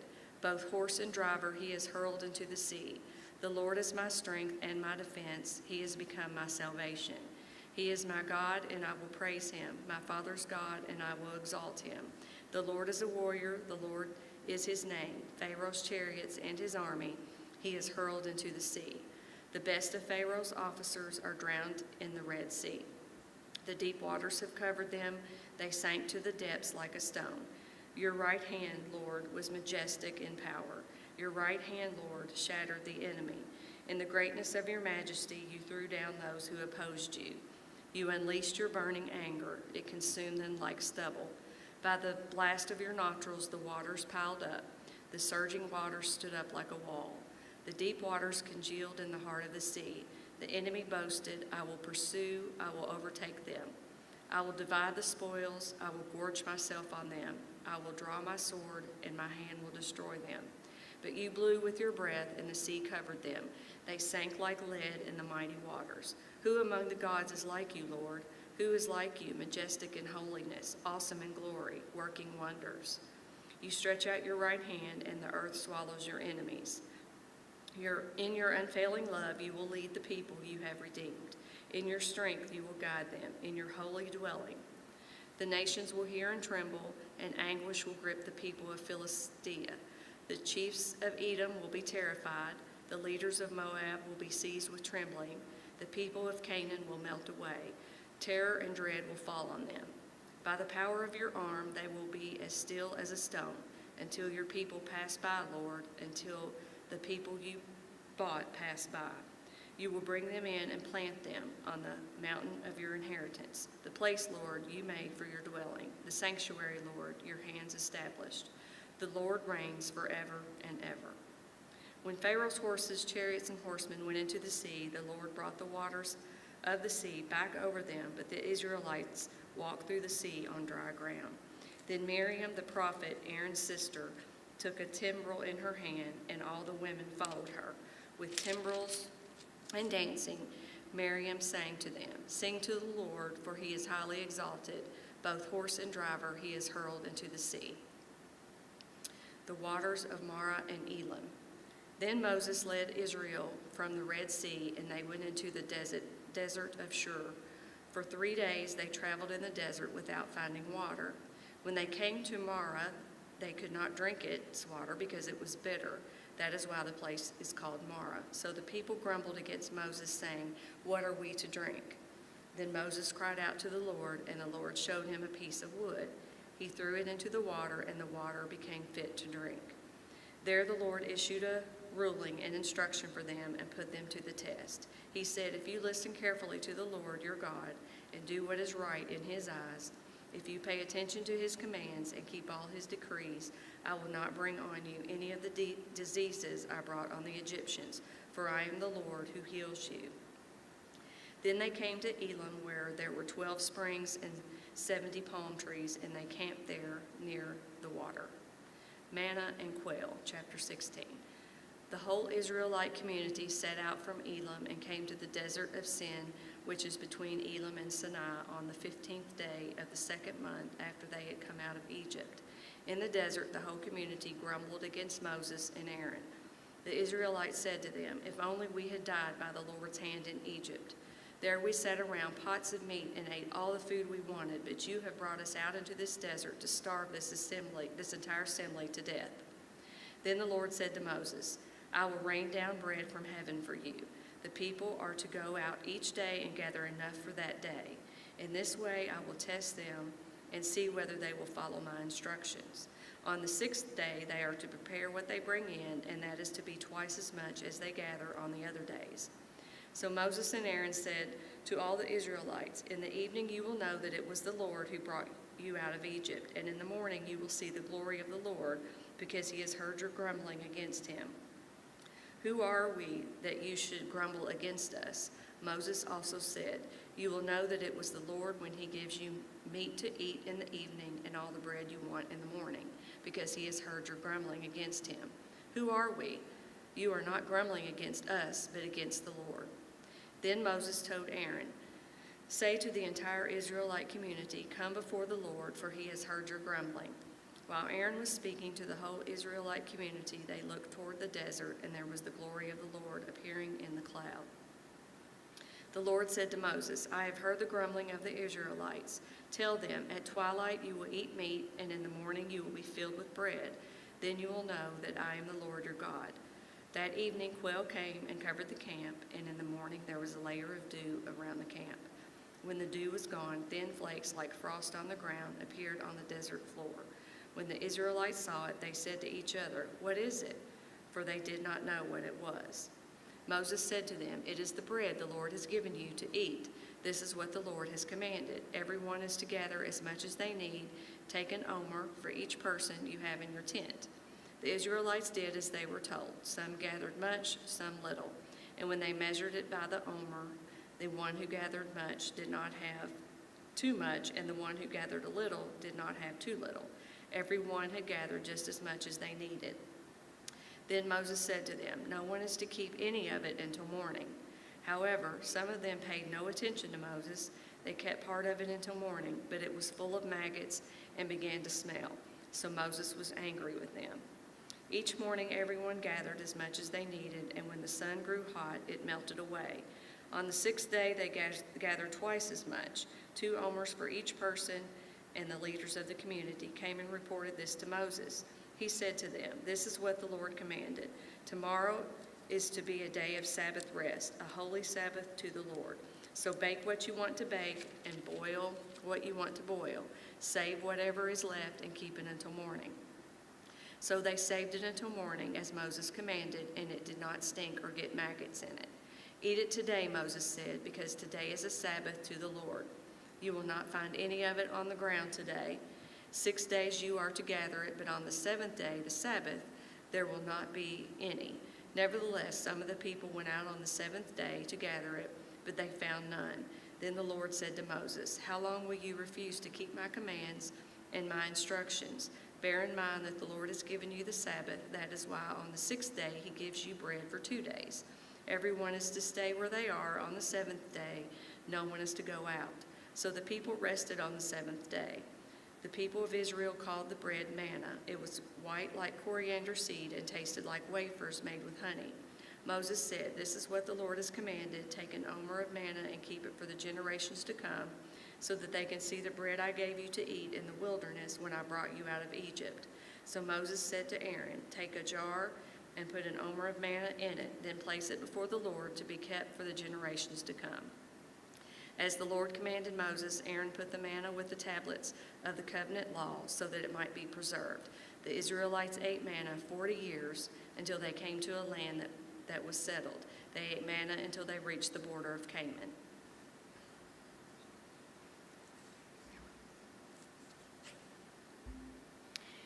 Chapter 17, Water from the Rock. The whole Israelite community set out from the desert of Sin, traveling from place to place as the Lord commanded. They camped at Rephidim, but there was no water for the people to drink. So they quarreled with Moses and said, "Give us water to drink." Moses replied, "Why do you quarrel with me? Why do you put the Lord to the test?" But the people were thirsty for water there, and they grumbled against Moses. They said, "Why did you bring us up out of Egypt to make us and our children and livestock die of thirst?" Then Moses cried out to the Lord, "What am I to do with these people? They are almost ready to stone me." The Lord answered Moses, "Get out in front of the people, take with you some of the elders of Israel, and take in your hand the staff with which you struck the Nile, and go. I will stand there before you by the rock at Horeb. Strike the rock, and water will come out of it for the people to drink." So Moses did this in the sight of the elders of Israel. And he called the place Massah and Meribah, because the Israelites quarreled and because they tested the Lord, saying, "Is the Lord among us or not?"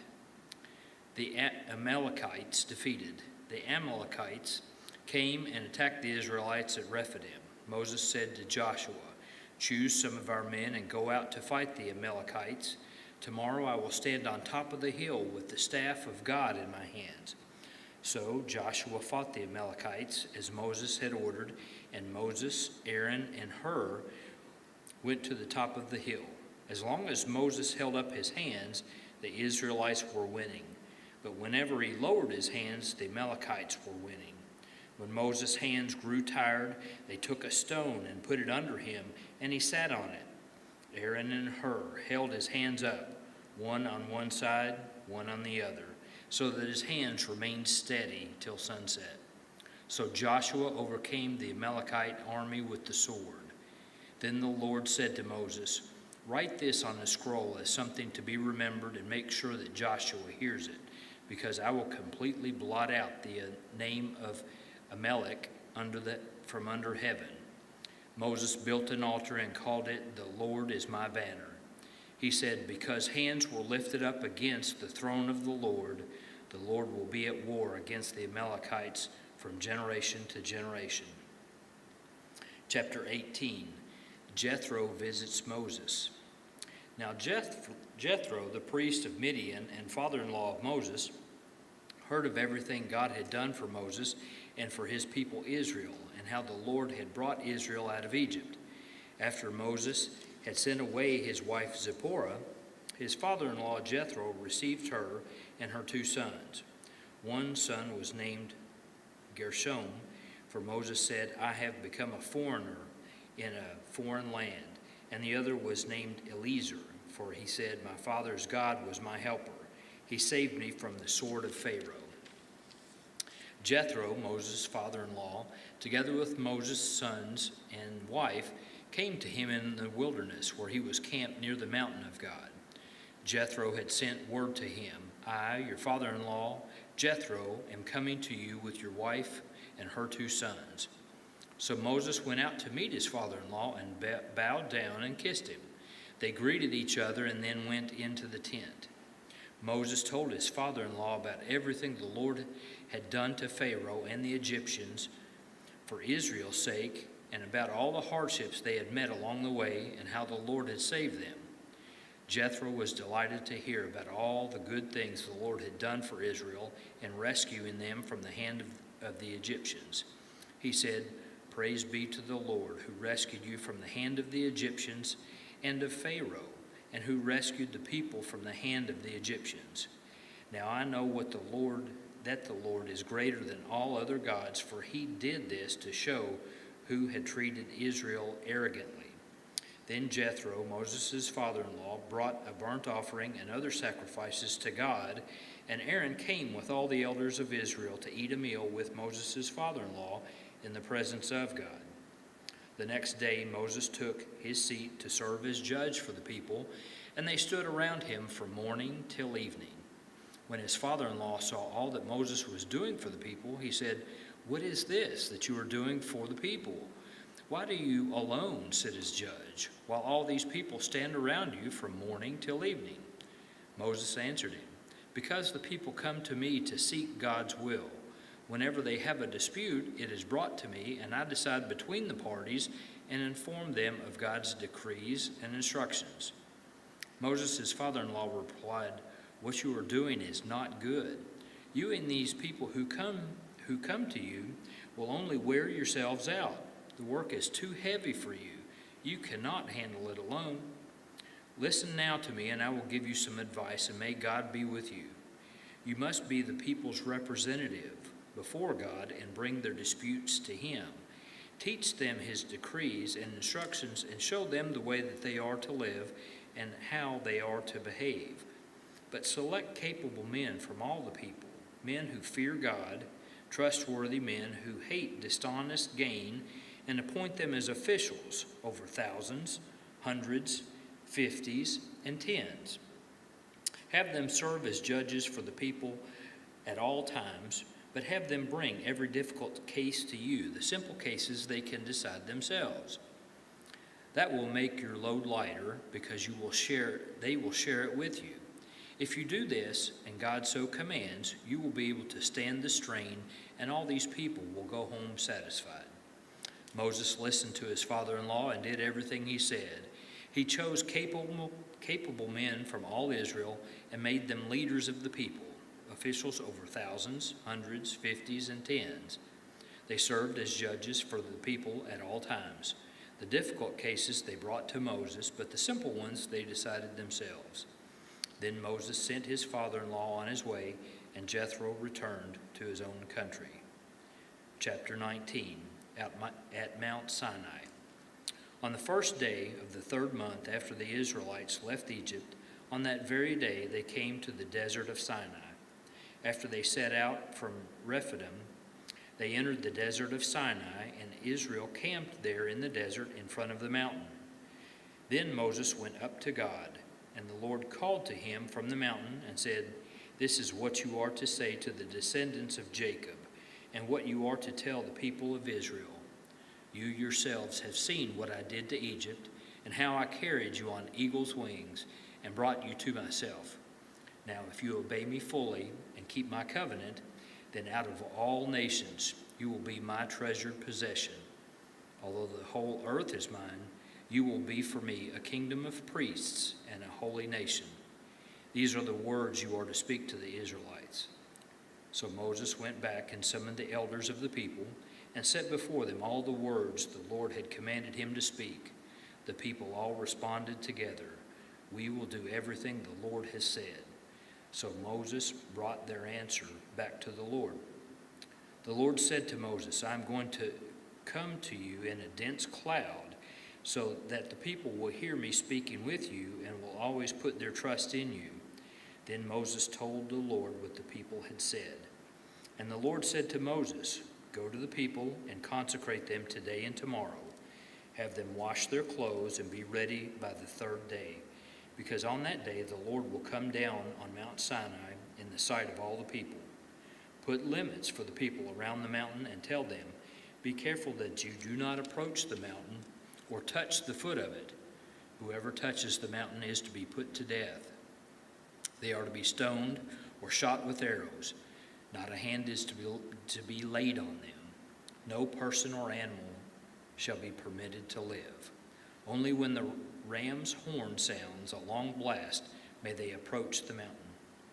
After Moses had gone down the mountain to the people, he consecrated them, and they washed their clothes. Then he said to the people, 'Prepare yourselves for the third day. Abstain from sexual relations.' On the morning of the third day there was thunder and lightning, with a thick cloud over the mountain and a very loud trumpet blast. Everyone in the camp trembled. Then Moses led the people out of the camp to meet with God, and they stood at the foot of the mountain. Mount Sinai was covered with smoke because the Lord descended on it in fire. The smoke billowed up from it like smoke from a furnace, and the whole mountain trembled violently. As the sound of the trumpet grew louder and louder, Moses spoke, and the voice of God answered him. The Lord descended to the top of Mount Sinai and called Moses to the top of the mountain. So Moses went up, and the Lord said to him, 'Go down and warn the people so that they do not force their way through to see the Lord, and many of them perish. Even the priests who approach the Lord must consecrate themselves, or the Lord will break out against them.' Moses said to the Lord, 'The people cannot come up Mount Sinai because you yourself warned us. Put limits around the mountain and set it apart as holy.' The Lord replied, 'Go down and bring Aaron up with you, but the priests and the people must not force their way through to come up to the Lord, or he will break out against them.' So Moses went down to the people and told them." Chapter 20, the 10 Commandments. And God spoke all these words, "I am the Lord your God, who brought you out of Egypt, out of the land of slavery. You shall have no other gods before me.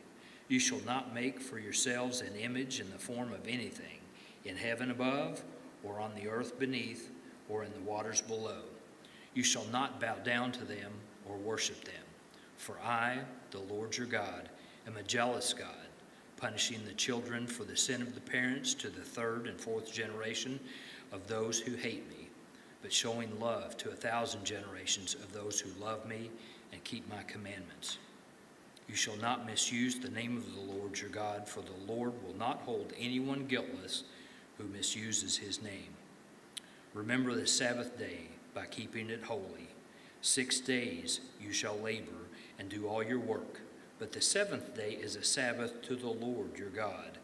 On it you shall not do any work, neither you nor your son or daughter, nor your male or female servant, nor your animals, nor any foreigner residing in your towns. For in 6 days the Lord made the heavens and the earth, the sea, and all that is in them. But he rested on the seventh day. Therefore the Lord blessed the Sabbath day and made it holy. Honor your father and your mother, so that you may live long in the land the Lord is giving to you. You shall not murder. You shall not commit adultery. You shall not steal. You shall not give false testimony against your neighbor. You shall not covet your neighbor's house.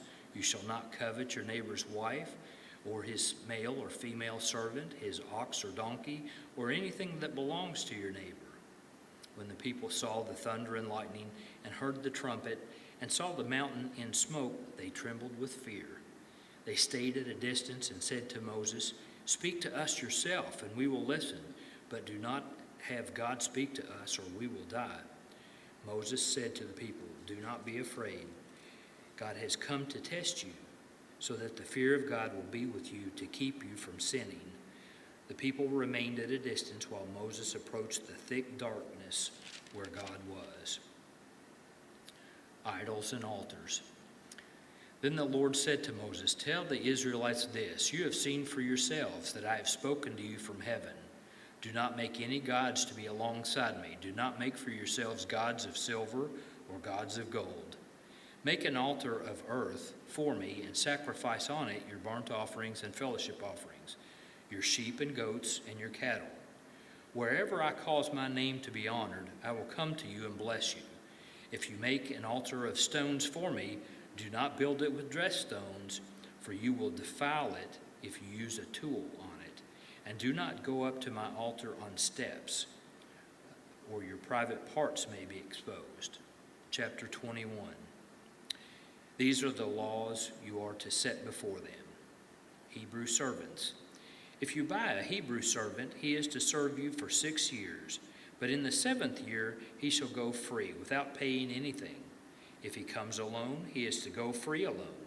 But if he has a wife when he comes, she is to go with him. If his master gives him a wife and she bears him sons or daughters, the woman and her children shall belong to her master, and only the man shall go free.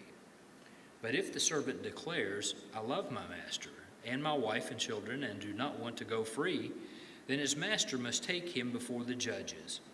He shall take him to the door or the doorpost and pierce his ear with an awl. Then he will be his servant for life. If a man sells his daughter as a servant, she is not to go free as male servants do. If she does not please the master who has selected her for himself, he must let her be redeemed. He has no right to sell her to foreigners because he has broken faith with her.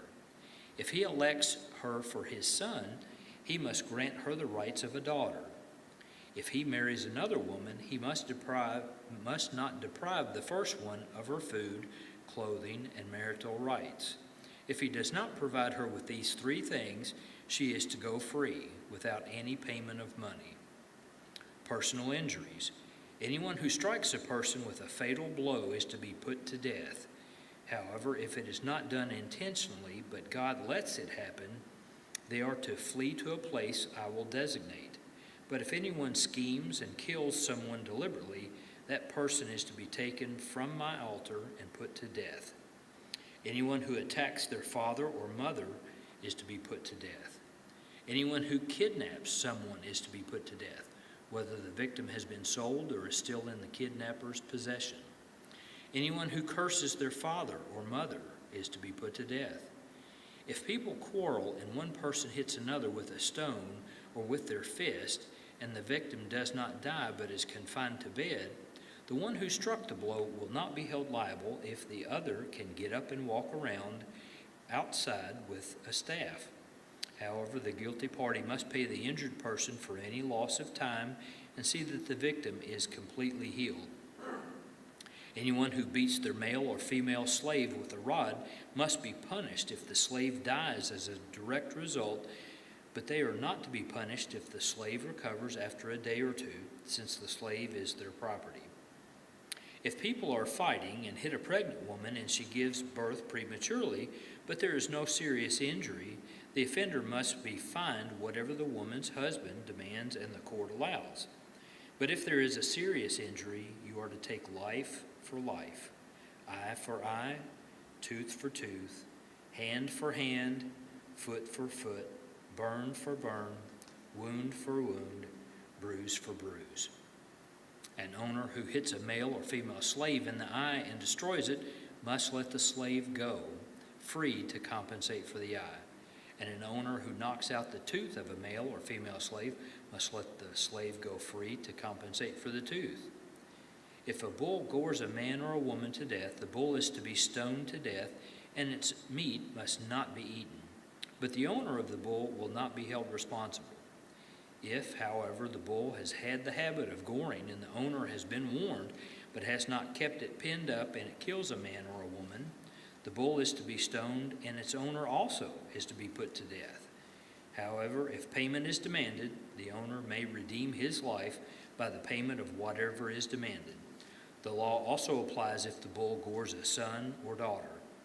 If the bull gores a male or female slave, the owner must pay 30 shekels of silver to the master of the slave, and the bull is to be stoned to death. If anyone uncovers a pit or digs one and fails to cover it, and an ox or a donkey falls into it, the one who opened the pit must pay the owner for the loss and take the dead animal in exchange. If anyone's bull injures someone else's bull and it dies, the two parties are to sell the live one and divide the money and the dead animal equally. However, if it was known that the bull had the habit of goring, yet the owner did not keep it pinned up, the owner must pay animal for animal and take the dead animal in exchange. Chapter 22, Protection of Property. Whoever steals an ox or a sheep and slaughters it or sells it must pay back 5 head of cattle for the ox and 4 sheep for the sheep. If a thief is caught breaking in at night and is struck a fatal blow, the defender is not guilty of bloodshed. But if it happens after sunrise, the defender is guilty of bloodshed. Anyone who steals must certainly make restitution, but if they have nothing, they must be sold to pay for their debt. If the stolen animal is found alive in their possession, whether ox or donkey or sheep, they must pay back double. If anyone grazes their livestock in a field or vineyard and lets them stray, and they graze in someone else's field, the offender must make restitution from the best of their own field or vineyard. If a fire breaks out and spreads into thorn bushes so that it burns shocks of grain or standing grain or the whole field, the one who started the fire must make restitution. If anyone gives a neighbor silver or goods for safekeeping, and they are stolen from the neighbor's house, the thief, if caught, must pay back double. But if the thief is not found, the owner of the house must appear before the judges, and they must determine whether the owner of the house has laid hands on the other person's property. In all cases of illegal possession of an ox, a donkey, a sheep, a garment, or any other lost property about which somebody says, "This is mine," both parties are to bring their cases before the judges. The one whom the judge declares guilty must pay back double to the other.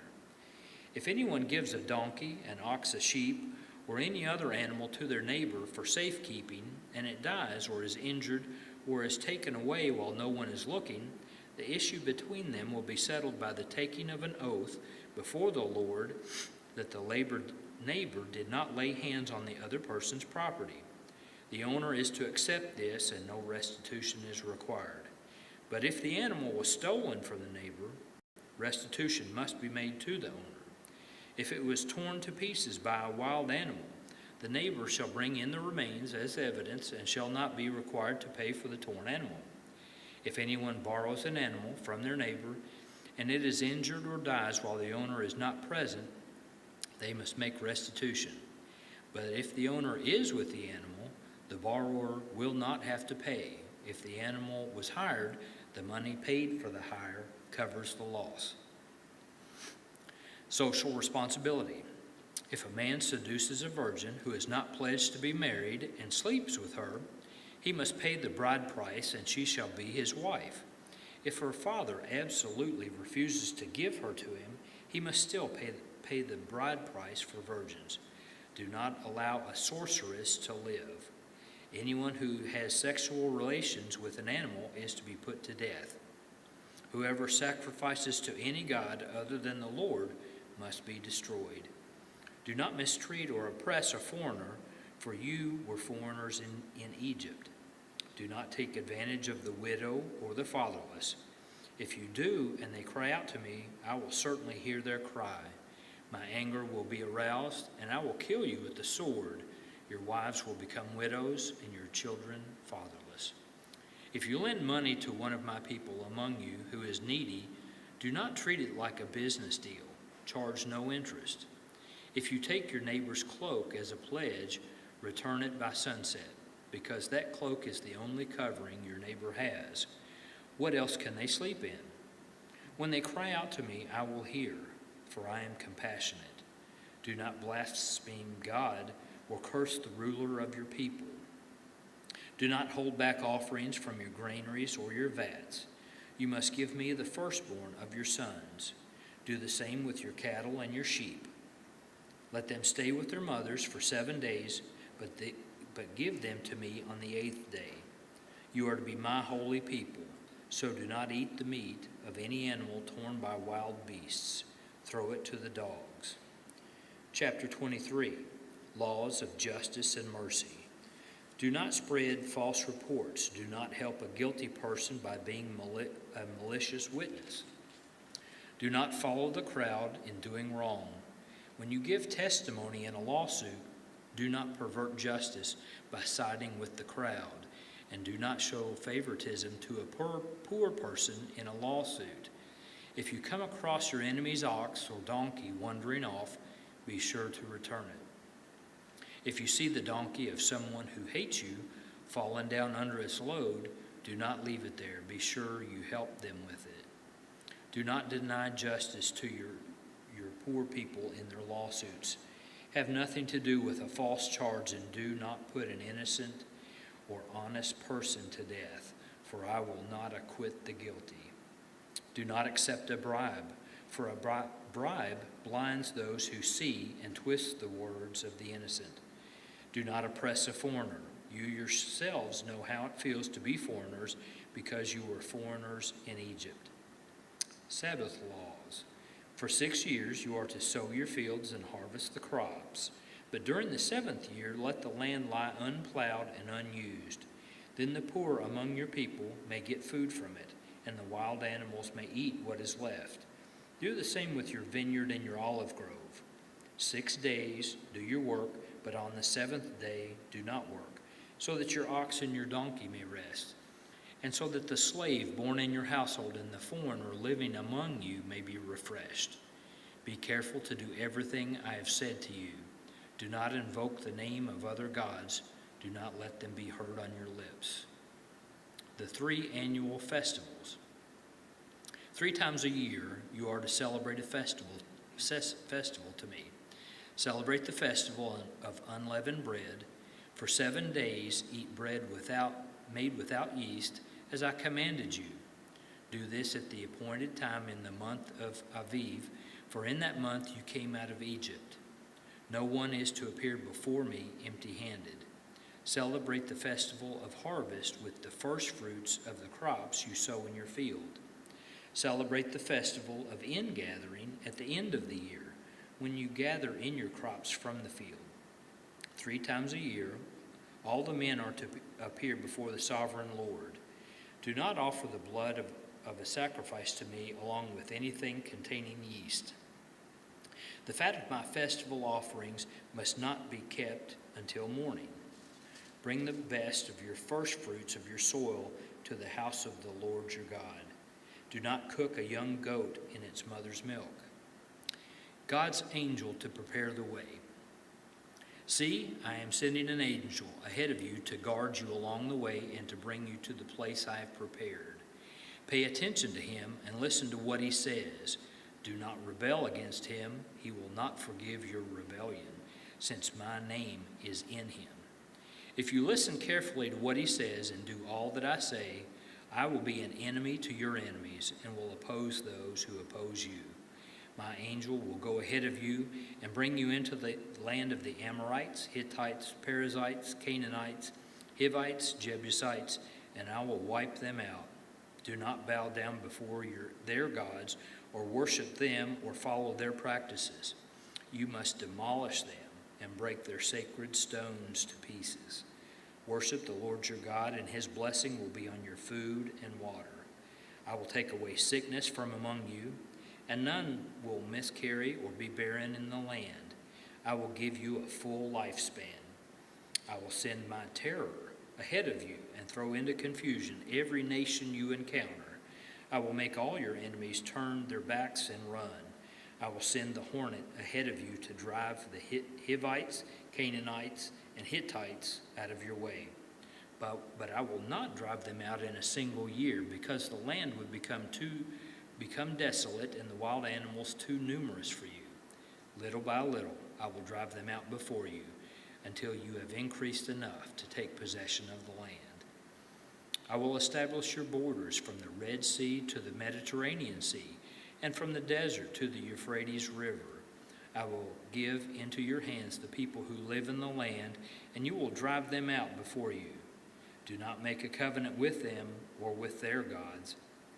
Do not let them live in your land, or they will cause you to sin against me, because the worship of their gods will certainly be a snare to you. Chapter 24, the covenant confirmed.